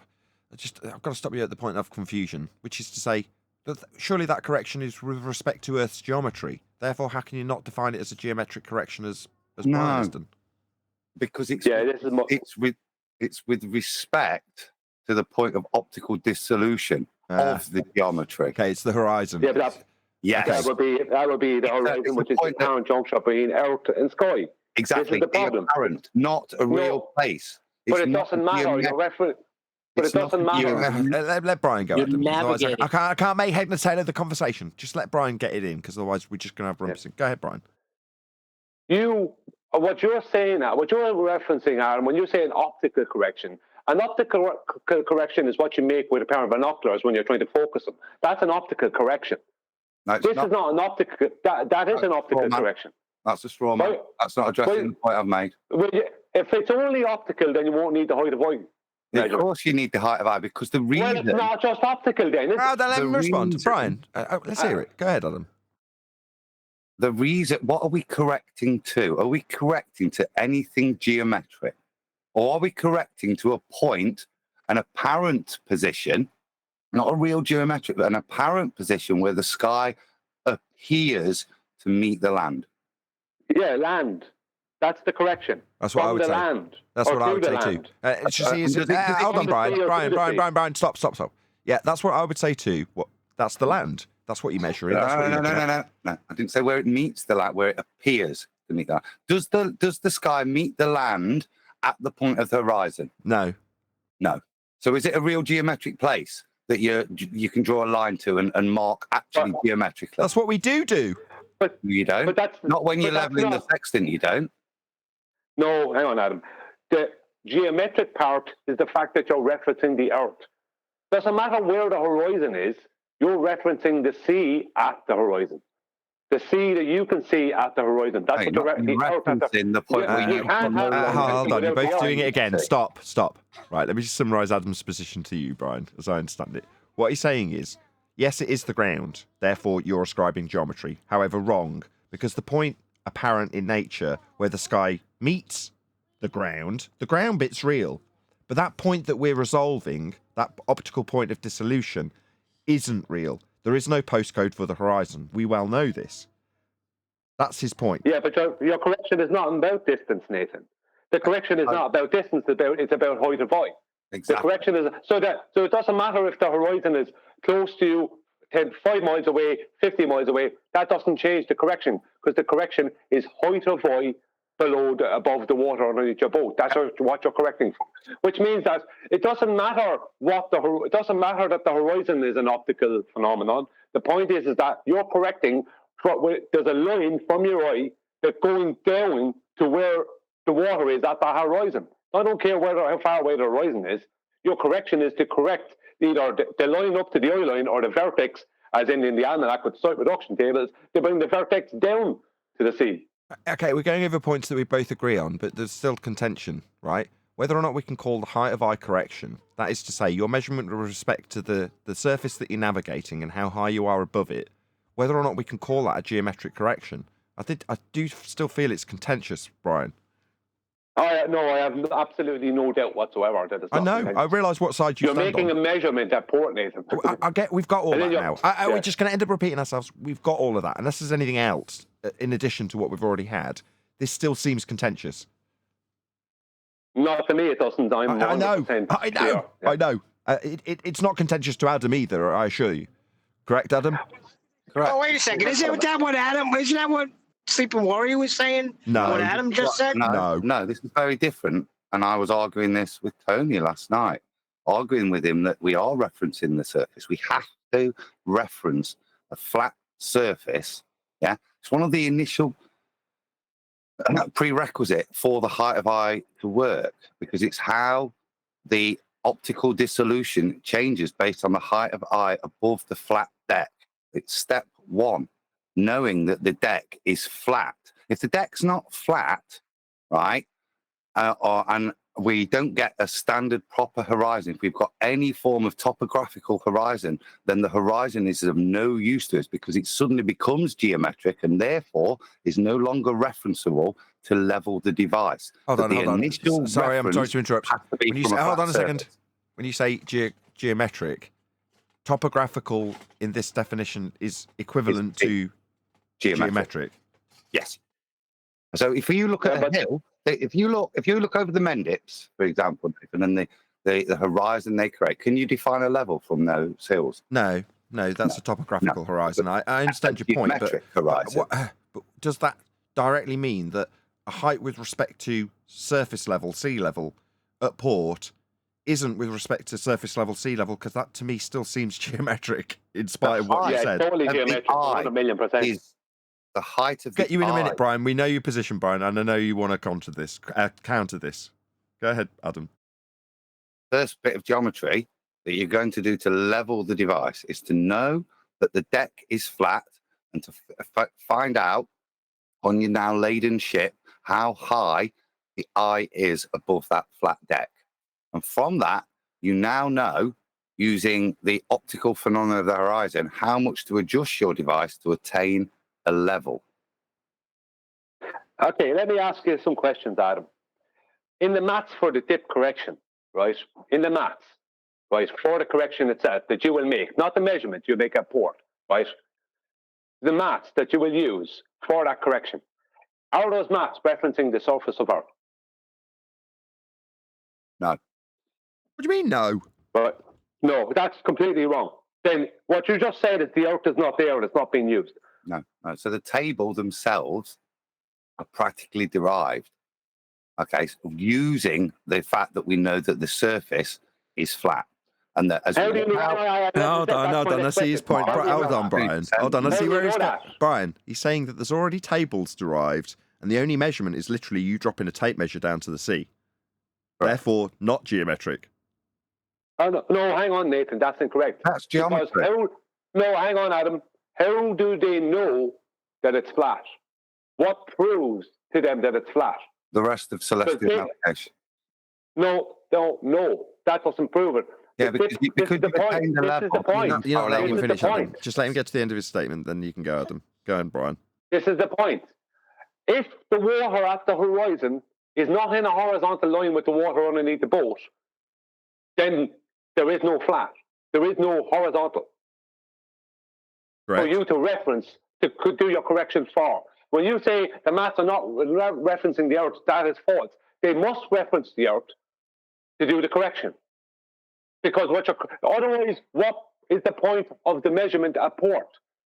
If you don't know that the water, if you have no proof that the water at the horizon is in a horizontal with the water underneath your boat, then what is the point of the correction at all? What's the point making the measurement in the first place? Then what gives you the proof? Okay, we got the question. Don't talk past the question. We're caveating the question. We've heard the question. We've heard the question. This is the crescendo, for fuck's sake. Sorry for language. This is the crescendo. How can you not reference the Earth a second time to prove that it's flat? To prove the horizontal. How can you not be referencing the Earth a second time with your correction?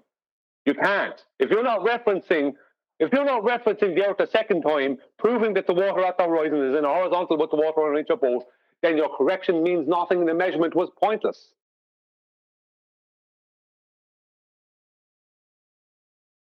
Adam?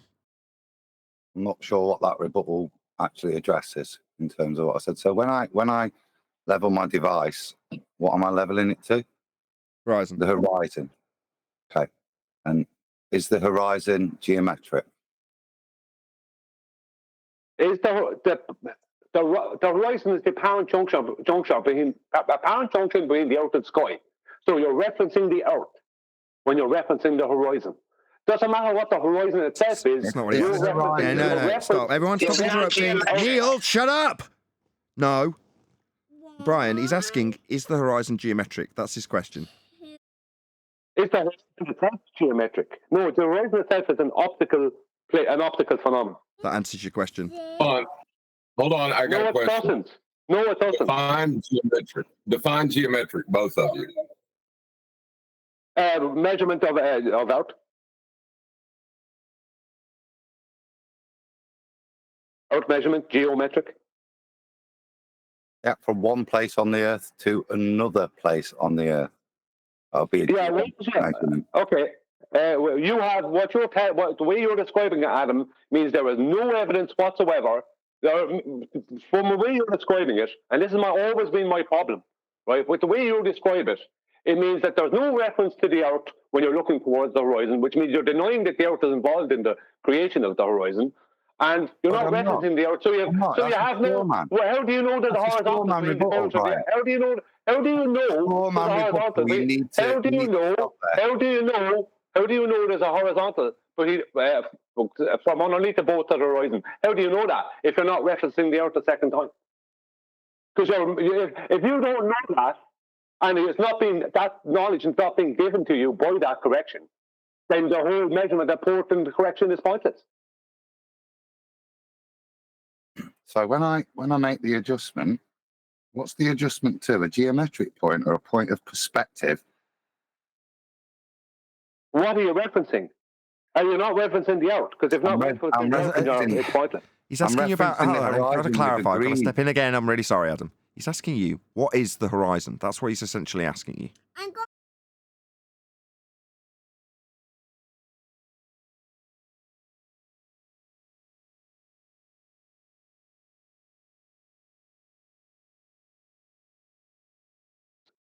Who are you saying that to, Nathan? You. I know what the horizon Shut is. up, It's the Nathan. apparent juncture. The apparent juncture between Earth and sky. That means Earth is involved. So when you are referencing the horizon, you're referencing Earth. It's impossible not to be. Otherwise, you're claiming the Earth is not part of the horizon. It isn't. Well, if the Earth is not part of the horizon, then the horizon doesn't exist, Adam. Correct. The horizon does not exist. It's a point of optical dissolution where the sky appears to meet the sea. Yeah. Yeah. But it's actually a point where we can no longer resolve anything. It's an apparent position. Yeah, but the resolution, you're not correcting for resolution, Adam. My God. Are you? I'm Chill. Take a chill. You're Take a not breath. referencing. I can't. This is going on for 3 years. You're not referencing resolution. It's not the diffraction limit. You're correcting from either from the Earth or down to the Earth. That's what you're correcting for. My God. And when I look through the sextant, do I see a geometric thing to correct to, or am I looking through and using the lens and perspective? You're not using perspective at all. When I look through a lens, a horizon formed from a flat plane going out to the distance, I'm not using perspective. How do you know it's? No, you're not using You're not using perspective when you're doing dip correction. When you're not using perspective. Why are you using your eyes? What are you using then? Your eyes, as they look out. Perspective is in everything we see. So you're not using it as part of it. I'm not getting a chance to answer, Brian. You're shouting at me. Because you're saying crazy stuff, Adam. You're doing a bit of an anti-Riley there, Brian. I've got to be honest. Nathan, don't go down that road with me. I am not being Anthony Riley. I'm being very honest here. There is no perspective involved in the dip correction. There's no perspective. It's a measurement, and you subtract that from your. It's a measurement, and you subtract it from your second measurement. That's what you're doing. I mean, two measurements. Can I just interject a second for Adam? Right, you asked to define whether or not it's geometric, so I looked it up to see what I could come to slot it into the argument. So what is an example of geometric? Geometric shapes are closed figures creating points, lines, segments, circles, and curves.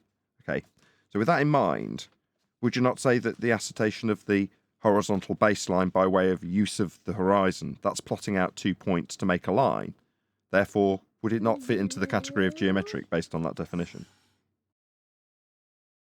It's a line from where to where? Eye to horizon. And the horizon is what? The optical dissolution point where the ground or sea appears to meet the sky. So there's no geometry to it. So I'm not actually pointing it at a particular place on the surface. I'm pointing it at a point where I can no longer resolve the surface. Yes. So I'm not actually aiming at anything. I'm using the limitation of the lens with the not all additional knowledge that the height of the lens above the deck is the thing, but where the horizon renders, it's that correlation, that balance between the height of the eye and the rendering that's going to help me ascertain a level.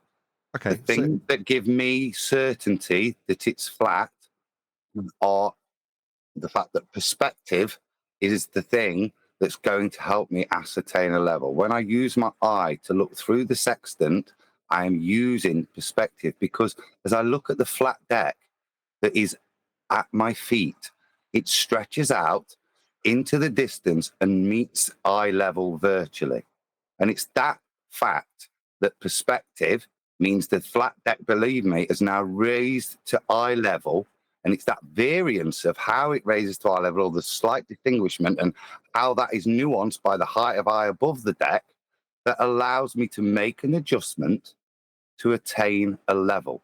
That level is parallel with the flat deck beneath my feet. If it wasn't flat beneath my feet, I wouldn't be able to use perspective to attain a level, because it's the knowledge of perspective, how lens works with a known flat deck, that gives you the certainty. If the deck wasn't anything other than flat, yeah, you wouldn't be able to do it. You'd need R to calculate it. In fact, it would become impossible, yeah, because you would be having to use a geometric horizon, as the ballers claim. This is the point. It's a point of dissolution with the knowledge of perspective, and we have the flat deck. That's what gives me the certainty. Okay, so what you're saying is the measurement isn't of the horizon then, so I'll have to eat humble pie with Anthony, because it's of the deck and our knowledge of the deck with the use of perspective that gives us the ability to establish the tool as level with the use of the horizon optical dissolution point, because the flat deck gives us said horizon. Correct? Correct. Yes. No, this is completely is wrong. not geometric. It is not. It's a point of dissolution created by an infinite plane as far as the eye is concerned. Yeah, this is all completely wrong. Is the height of point measurement? Is the height of point measurement the measurement of perspective? No. Yeah. So what is it then? What is the measurement? What is the correction you're making? You're making a correction in minutes and seconds of degree, right? That's geometric correction based off of a measurement you take at port. And how you know that measurement is correct, and how you know that the water at the horizon is in a horizontal with the water underneath your boat, is because when you do that correction, you end up with a 90 degrees. You end up with a horizontal. That's the point. You must reference the Earth a second time. I don't care what the horizon is. You're referencing the Earth. The Earth is the water at the horizon. You're referencing that. That's what you're referencing. The whole point of the horizon is that it stays steady and you can bring a celestial body down to it, right? But you can reference just the water out in front of your boat, halfway between you and the horizon, and the correction will still work because your height of eye doesn't change. And you know what that is because you measured it. You didn't, it's not perspective, you measured it. You're referencing the Earth twice. Anthony is wrong, completely wrong. Oh, man, it's pretty compelling. And Adam, you're wrong too. I would agree with you, but moments earlier I flip-flopped to Adam, didn't I? So you both got really compelling same arguments. thing's happening with me. Yeah, they're both really compelling. May I say something on this? I'm going to go in no. I'd like to add as well after John. Yes, John. John, and then John, and then whoever it was from Discord. Yes, go ahead. Roto. Well, the place where the majesty of the heavens appears to meet the land is it's a great thing to debate about.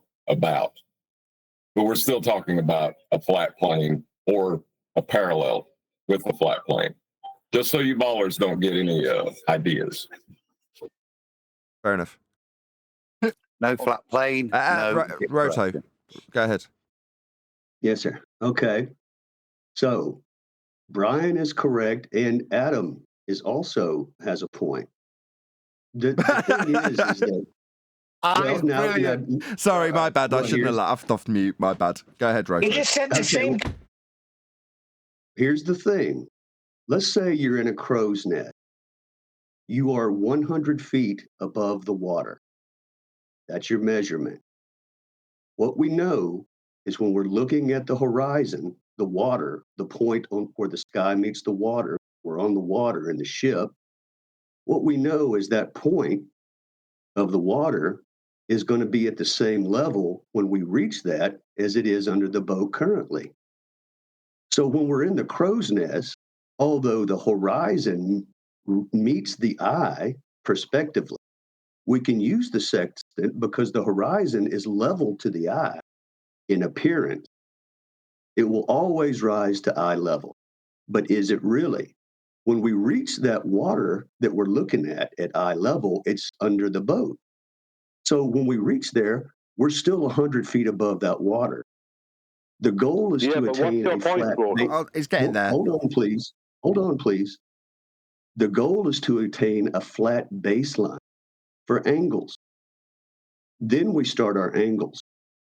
The reason we're 100 feet above the water, the dip correction, as Brian says, is we're going to flatten, we're going to come down to the water's level. We're going to bring our eye 100 feet down to a right angle to the baseline, to the water under the boat, because it's the same level as the water we're looking at the horizon.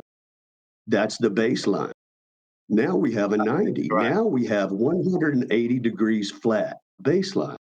We start our angles because we've corrected for our height. We can still use the sextant as we look at the horizon because it's eye level in perspective. But we know that water's flat because we know water lies flat. That's it. To define a level, not to bring down to sea level, as demonstrated by a bubble sextant. We do not correct for altitude in a geometric sense. When we level the device using the horizon, as you said, but I'm looking out through the sextant and I can see that the thing that is 19 feet or 100 feet below me is now at eye level. It's level with my eye. Now, if I was to try and do geometry, I've got to know the point of where the horizon is as a distance to resolve that geometrically. That's not what's occurring. What's occurring is within the device, you realize you're using the horizon to attain your level. Irrespective of the height of the eye, you are not going to do anything other than make that view that you're creating level. That level can be on in a rubber ducky, or it can be a parallel line to the surface that you're using, and the knowledge of perspective to make sure you create your device level to take your elevation angle. It's the only purpose of the horizon, to define a level. That level is not necessarily at sea level. It will always be parallel to sea level. But Adam, when you're in the crow's nest, Adam, when you're in the crow's nest, 100 feet above the water, are you level with that horizon that you're looking at? No. You're virtually level minus the dip. No. That's the point. So that's the point. That's right. Needing to know your height so that you know the correct amount of correction to make. Correct. To get a flat baseline. And the only difference between that horizon and a flat baseline is your height. He's disagreeing with you. He's saying the tool gets leveled. Yeah, that's what he's saying. Then that level that you make with the tool, with the virtual aspect of the horizon that you can level the tool with, that's Adam's point. Once level, the line that you can then use in the level created in the tool with the horizon gives you the ability to measure an angle. And the angle will be parallel with the ground. That is Adam's point. Now, in the case of celestial navigation, there is no need to adjust anything. The angle you measure, irrespective of your altitude, needs no adjustment. However, if you're doing terrestrial navigation, you do. So if you're looking to a lighthouse, you make your dip correction first based on your height of eye. You will then make a geometric adjustment based on the angle from the crow's nest to the lighthouse. You're saying, hold on, are you saying there's no You're dip? saying that your crow's nest level is the baseline that you're starting your angles at, not the sea level, correct? I'm saying your crow's nest eye line level that has been corrected for dip is a parallel line now to the surface of sea level. And there are I get it. No matter what you do, no, this is where Anthony again needs humble pie, me eating humble pie, right? He's saying, no matter what the correction you do, your eyes, when you're up in that crow's nest, are not on surface level. You're correcting it. So you're still correcting that line to where you are, and you're not on the surface. So no matter which way you dice it, when you're doing dip correction, you're creating a parallel line. Now you are correcting to that surface level with the dip correction. That's its purpose. But does it alter the fact that you're up a frigging crow's nest? No. And that's where your measurement's being taken from. So is your measurement of the surface level when you're correcting? No, it is not. You've created a virtual level, and fortunately, because Earth is flat, that will run parallel with the ground. But it ain't the ground when you're up in a crow's nest. Seems freaking obvious now you've pointed it out. Actually. Now, let me just to support this, please, Brian, let me just finish my point. So, with that knowledge, you cannot do that if that deck is not level. You understand? Because the second it's not level, yeah, you're then actually measuring to a geometric position of curve. You would have to know that distance to resolve it geometrically. And I hope if you can take the point with regards to terrestrial navigation, after we've leveled the device with dip in the crow's nest, we are then going to take the angle to the lighthouse. Now, when we're going to resolve that, we are now going to bring the eye down 19 feet or whatever the crow's nest is, down to sea level to do the geometric calculation to the lighthouse, because that's how we do terrestrial. But when we do it celestially, there's no need. For whether we're at the top of a mountain or in a rubber dinghy, that angle is the same. It is, the parallel leveling is, there is no need to correct for altitude, as demonstrated by using a sextant with a bubble leveling device in airplanes, for example. Yeah, no, let me just pull all that apart. You're doing a height of eye measurement at port, right? Then you're doing a second measurement out at sea. Then you're subtracting the first measurement from the second measurement. That doesn't automatically bring the line up to the eye. That can just as easily bring the vertex down to the water. It's the same exact thing. The self-reduction tables place, for best accuracy, the self-reduction tables, right, and the almanac pre-assume that the vertex and the adjacent is at mean sea level. Right? You are making a geometric correction. You're using minutes and seconds of degree. That's what you're doing to make this correction. And it starts with a measurement that you made. That's 2 measurements and a correction in minutes and seconds of a degree. That is geometry. Well, it's not trigonometry. You're not solving for anything. It doesn't matter how far away the horizon is, or the fact that the horizon is an optical phenomenon. The horizon involves the Earth, and what absolutely proves that the water at the horizon is in a horizontal with the water underneath the boat is that the correction works. If the correction didn't work, then there'd be no point in the correction. Like this thing about coming up to the eye, there is no evidence that I have seen, mathematically or otherwise, right, that means that the line is coming up to the eye. The correction can just as easily be the vertex coming down to the water. It makes absolutely no difference. It's the same exact thing because it's the same thing. There's no difference. You have the same exact result. Yes, that's correct. But virtual. Adam used the word virtual. Do you understand why he slipped that word in? Yeah, because he's talking about him being above the horizon. His eye line being above the horizon. Yeah. Because it's an inch away from the truth. Well, no, I will point out that when you're going to apply these angles in a model of the celestial sphere, it will be mean sea level that these angles are applied at. And so I can see why there would be citation. It's going to be the Black Swan of 2024. I'm going to take a bubble sextant to a crow's nest in calm seas. Perfect. You want a flat baseline. And you will not need to adjust for dip because your device will already be level. And because level will, with your instrument, will be parallel with the ground, which is flat, for this to work. Which we're navigating. That's which is the reference. Exactly. You see, if you've got a bubble level, yeah, then it's level, yeah? And you've got a parallel line to the surface now. It runs parallel to the surface. For the purposes of celestial navigation, i.e. when we measure, that's it. We don't need to, we can put that plane wherever we want. It's going to relate to the GP. The angle will relate to the GP. If we're doing terrestrial, we have to adjust again for the height, whether we're up a mountain or just up a crow's nest. If we're measuring to something that actually has a defined physical thing that we're looking at, which the luminaries don't have, then we will adjust again for actual altitude, not height of eye.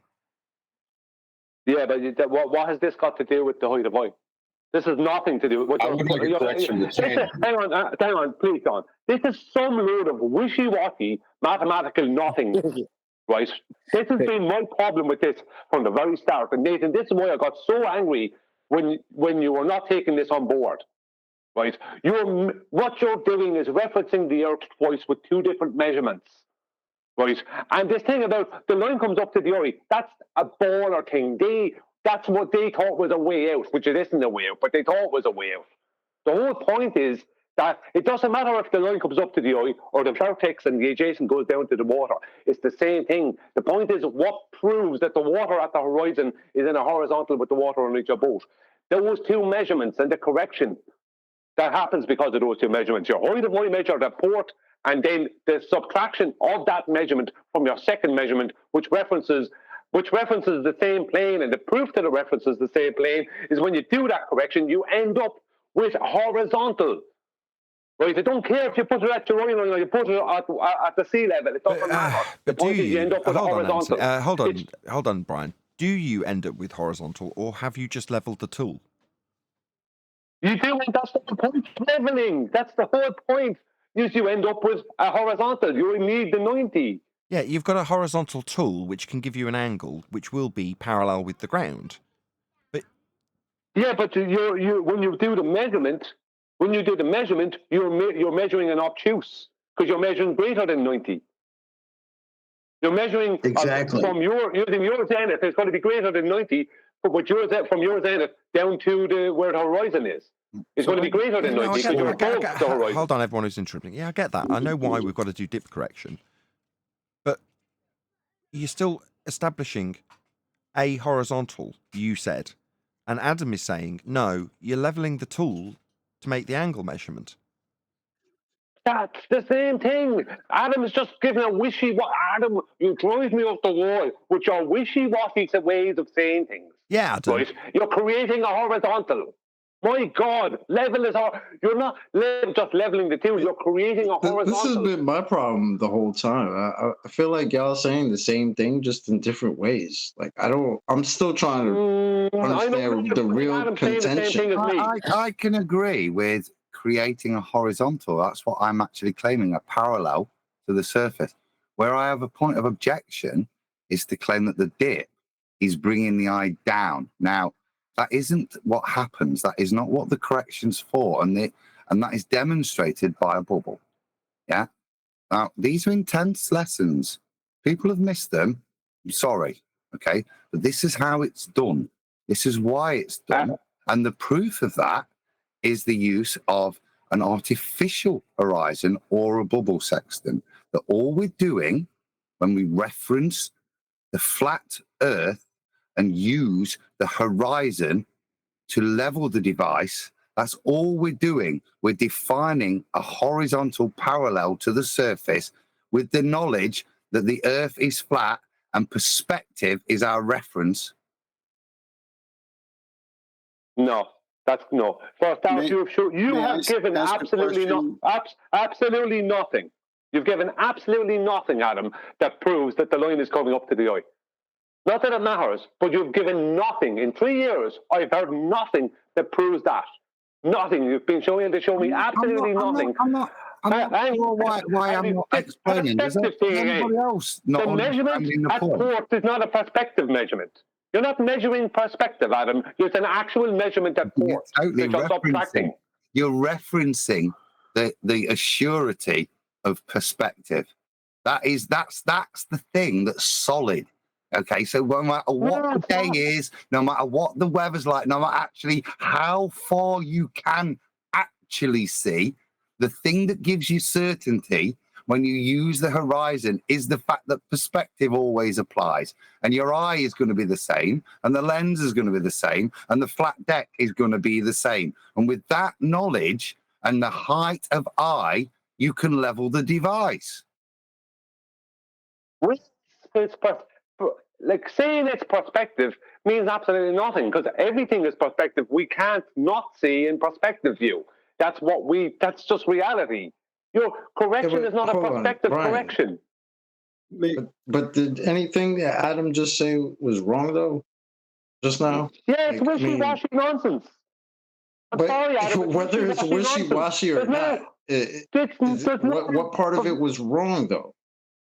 Because he's bringing in perspective. You're not making a perspective correction. The correction isn't a perspective correction. You're making an actual geometric I correction struggle with that, based Brian. off of a measurement. But the horizon is very much fundamentally an aspect of perspective, so I'm struggling to not connect it in where Adam has, and you're saying I shouldn't. Because I'll just say this real quick, Brian. Just because I hear you talking about the dip correction, which is down to the ground, right? Down to the water underneath the boat, right? But then he's talking about the horizon, which is obviously perspective. So again, is it just me? I'm struggling to see where you guys I'm right with you. I'm bumping struggling. heads. Please. Can I please see if I can bring some clarity to this just for a second? One second. Hang on. I've been asked a question. Chocolate's addressing me. It doesn't matter if the vertex is coming down or the line is coming. Vertex is coming from the eye down to sea level, or the line is coming from sea level up to the eye. The correction itself, right, won't change. The correction is based off of an actual measurement at port of the height of eye above the physical water underneath the boat. Now, when you do your measurement of a celestial body with the horizon, you're referencing the apparent height of the celestial body above the surface of the Earth. Right, so you reference the surface of the Earth a second time. I don't care that the horizon is a perspective phenomena. Who cares? You're not measuring perspective. You're correcting from the surface of the Earth, and you're correcting to give yourself a horizontal. I don't care if that's underneath your boat or at your eye line. The correction must adhere to the height of eye that you originally measured. That's two measurements and a correction, and a geometric correction in minutes and seconds or whatever of degree. The second is mostly right. So that's a correction that you're making, a geometric correction. You're not. Perspective has nothing to do with it. So hopefully I can kind of bring some clarity to this particular topic, because both of you are correct, but you're using two different ways to communicate this, and refracted curvature helped me with this the other day. We are so afraid to treat the horizon as this geometric thing or physical thing, because then that may undermine the black swan, but that's not the point. In a geometric sense, it's about the apparent distance of the horizon. In this case, we're using the horizon as a reference point to horizontal. So you can use it whether it seems closer or farther away. It's still the horizontal, and it's still level, and it's still the point you have to correct to. So irrespective of the weather, then, what's the underlying principle that means the horizon is going to level, come to eye level? What's the principle? What's doing that? Because we know that the level ground underneath us isn't at our eye level because we're up in the crow's nest. But when we look out across the flat plane using our eyes, we see that the thing that's 19 feet below us is now, when we're referencing it, level with our eyes, all but a little bit. Right. So what is it we're using when we do that? That is a function of perspective. And we know, so as I said, we can't do it with a topographical horizon because we're no longer using the limitation of perspective and the knowledge of what that will give us. Well, even if you use a bubble sextant, right? Like, I agree with you in regards to perspective, and I don't even know if I want to call it perspective. I want to think of it as in terms of this is where the limitation of the light and our ability to see it kind of disappears. But that is a horizontal point we're referencing, and that happens to be where we bring the star down to, right, in our Mariner sextant. With the bubble sextant, and there's going to be a margin of error, because I even remember that photograph of the boat that seems to be floating above the apparent horizon, right? So which one of those are we going to measure to? The apparent one, or the one where the light seems to be occulted by what we call the horizon, the real horizon?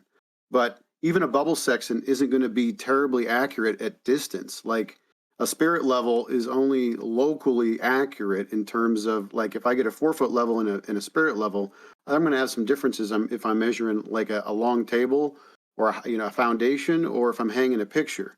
So there's going to be a margin of error even in regards to perspective or the weather or whatever that day, but it is still a point of reference for horizontal and level. Let me ask Adam a question. Adam, is the height of your eye, right, above the water underneath the boat, is that equal all the way between the water underneath your boat to where you view the horizon?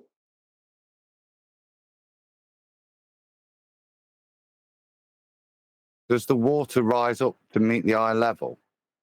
No, that's not what I asked. I said, if your height of eye is 25 feet above the water underneath your boat, is the height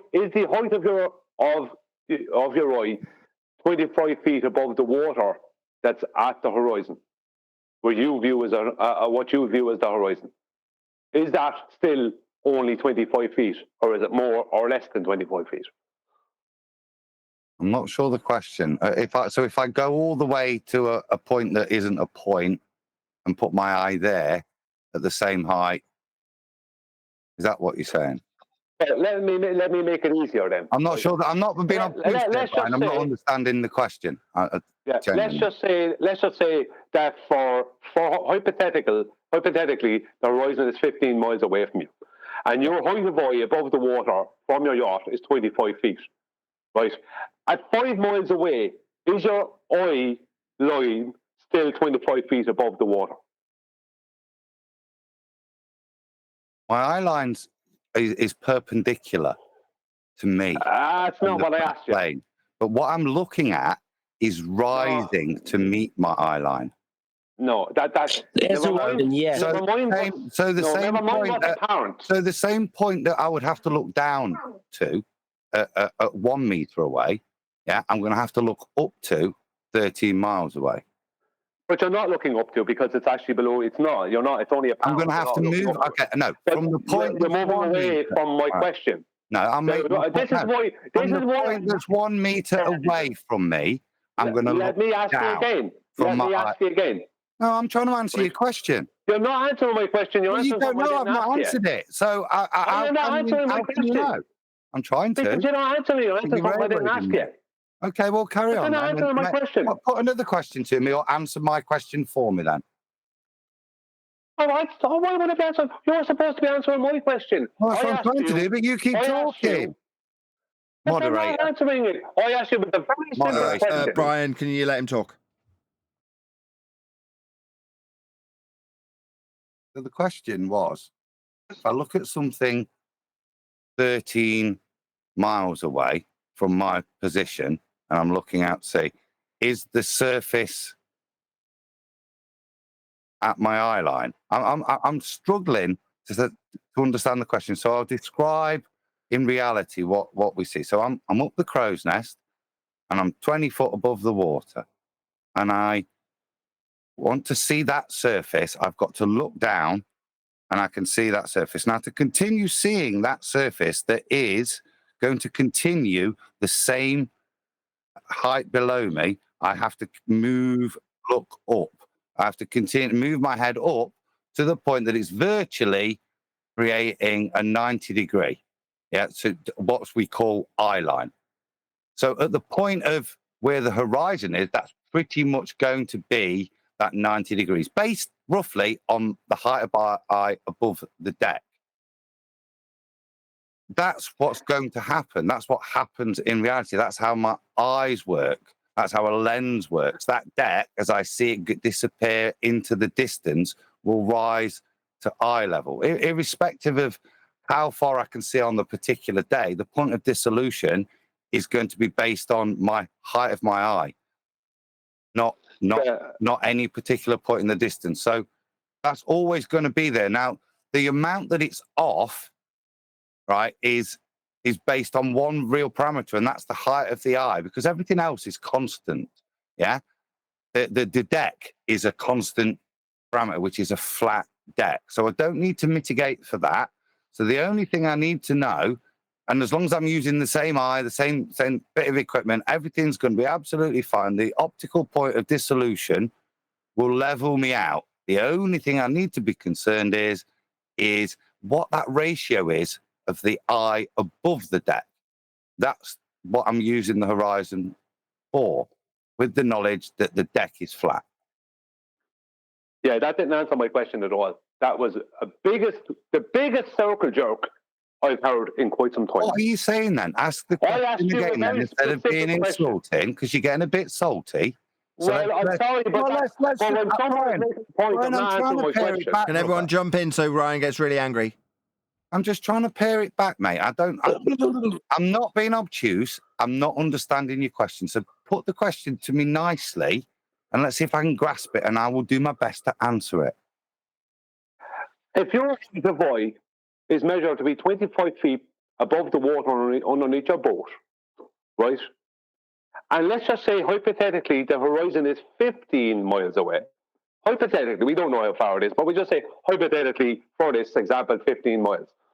Then at 5 miles away, that's 5 miles away from where you are. Are your eyes still 25 feet above the water that's 5 miles away? So when the water, is your height of voice still 25 feet? No, I'm looking down, Brian. I've got to now look down. I didn't ask you about where you're looking. I'm asking you, is the height of your eye line still 25 feet above the water that's 5 miles away, or is it higher, more than 25 feet, or less than 25 feet? What am I looking at? I'm not asking you about the correction. I'm not asking you about the correction. Jesus, Brian. What am I looking at? The horizon, or am I looking at the marker now at 5 miles away? Just a point 5 miles away from you. It doesn't matter. It's not about you're correcting. It's not about what you're looking at. The point I'm making is your eye line still 25 feet above the water that's 5 miles away from you? So I'm no longer using the horizon to attain a level. I'm now looking at something that's just, he's not asking you that anything that complicated, Adam. He's just saying you've got a point 5 miles in the distance, and you are that's before the horizon, above the deck or above the water. He's saying, is the point in the distance not being measured, nothing being done with it, is that also the same height as you are above the water? In reality, no. Or is it level with my eye line? No, Adam. If you make in reality, it's level with the water. If I'm looking out at eye level, i.e. I've attained a level, then at that point, something that's 5 miles away is going to be below my eye line because it's going to converge at the horizon. Now that deck's going up to meet my eye line. So something 5 miles away, if we're saying there's an arbitrary 15 mile away point of convergence, then it will be below the eye line, below eye level. But in terms of in reality, well, it's the same height because the deck's flat. But the way I'm looking at it, because I'm using my eyes, I'm not measuring it and taking angles physically. I'm using my eyes to look at it. The way it renders to my eyes is at the point 5 miles away on the surface, that will look slightly lower, i.e. on the surface, as the surface continues to meet at the center point 15 miles away. Is that what you're saying, Brian? No, I didn't ask you about how it renders to your eye or any of the rest of it, Adam. It's very straightforward. I think he answered it, though. No, he didn't. He didn't answer it because it would be the same height because the deck's flat. Yeah, but when did that come in? It came in somewhere around eventually, kind of vaguely, and back out again. I want definite answers. If I'm looking straight out from the deck of the boat and my eye is 25 feet above the water that's below my boat, then 5 miles away, is my eye line still 25 feet above the water that's 5 miles away? What are you looking at the horizon? It doesn't matter what I'm looking at. Never mind what I'm looking at. I'm just talking about down at something that's only 5 miles away. Then you'll be looking down. It doesn't matter what. Oh my God! I'm just talking about a horizontal mirror. No, you're talking about. So what you're doing is talking orthographically, not through an eye. You're drawing it out and then viewing it in an orthographic. I'm not bringing perspective into it. I'm trying to make a point here, and you're doing your best not to answer the question. Eyes work with perspective. We're leveling the device, knowing that eyes work with perspective. Oh my God! This is the point I'm trying to make. The leveling of the device is not a perspective leveling. You're not measuring, or the measurement at port, the 25 feet at port, right? That's what you're correcting for, not for how you see things. You're correcting for that 25 feet. That's why I'm asking, at 5 miles away, is the water still 25 feet below my eye line? Yes. At 10 miles away, is it 25 feet below my eye line? Yes. At 90 miles away, is it still 25 feet below my eye line? Yes. Yes. It can't not be 25. Hang on. Stop having an orgasm. What are you doing? It can't not be 25 feet below my eye line, or otherwise the depth correction wouldn't work, and the Earth is not a horizontal plane. That's such a straw man. That's terrible. Okay. I didn't straw man you at all. No, that last statement, that's terrible. That's terrible. Look, how was it? I think I've made my point. It's up to people. You can decide whether, and I think we've got to the crux of it, whether this is an orthographic resolution or whether anything like that. And I'll finish with this last bit, whether it's an orthographic resolution as described there, or to dip or not to dip. That is the correction.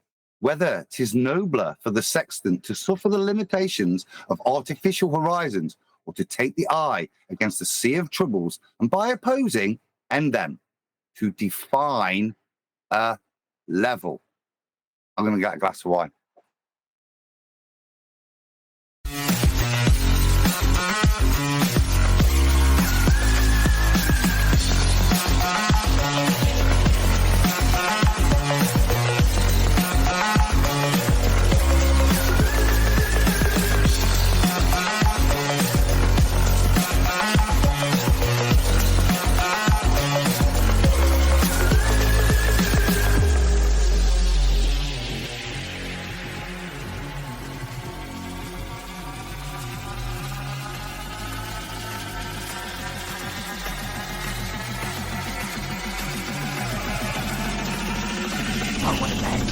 What a lovely day!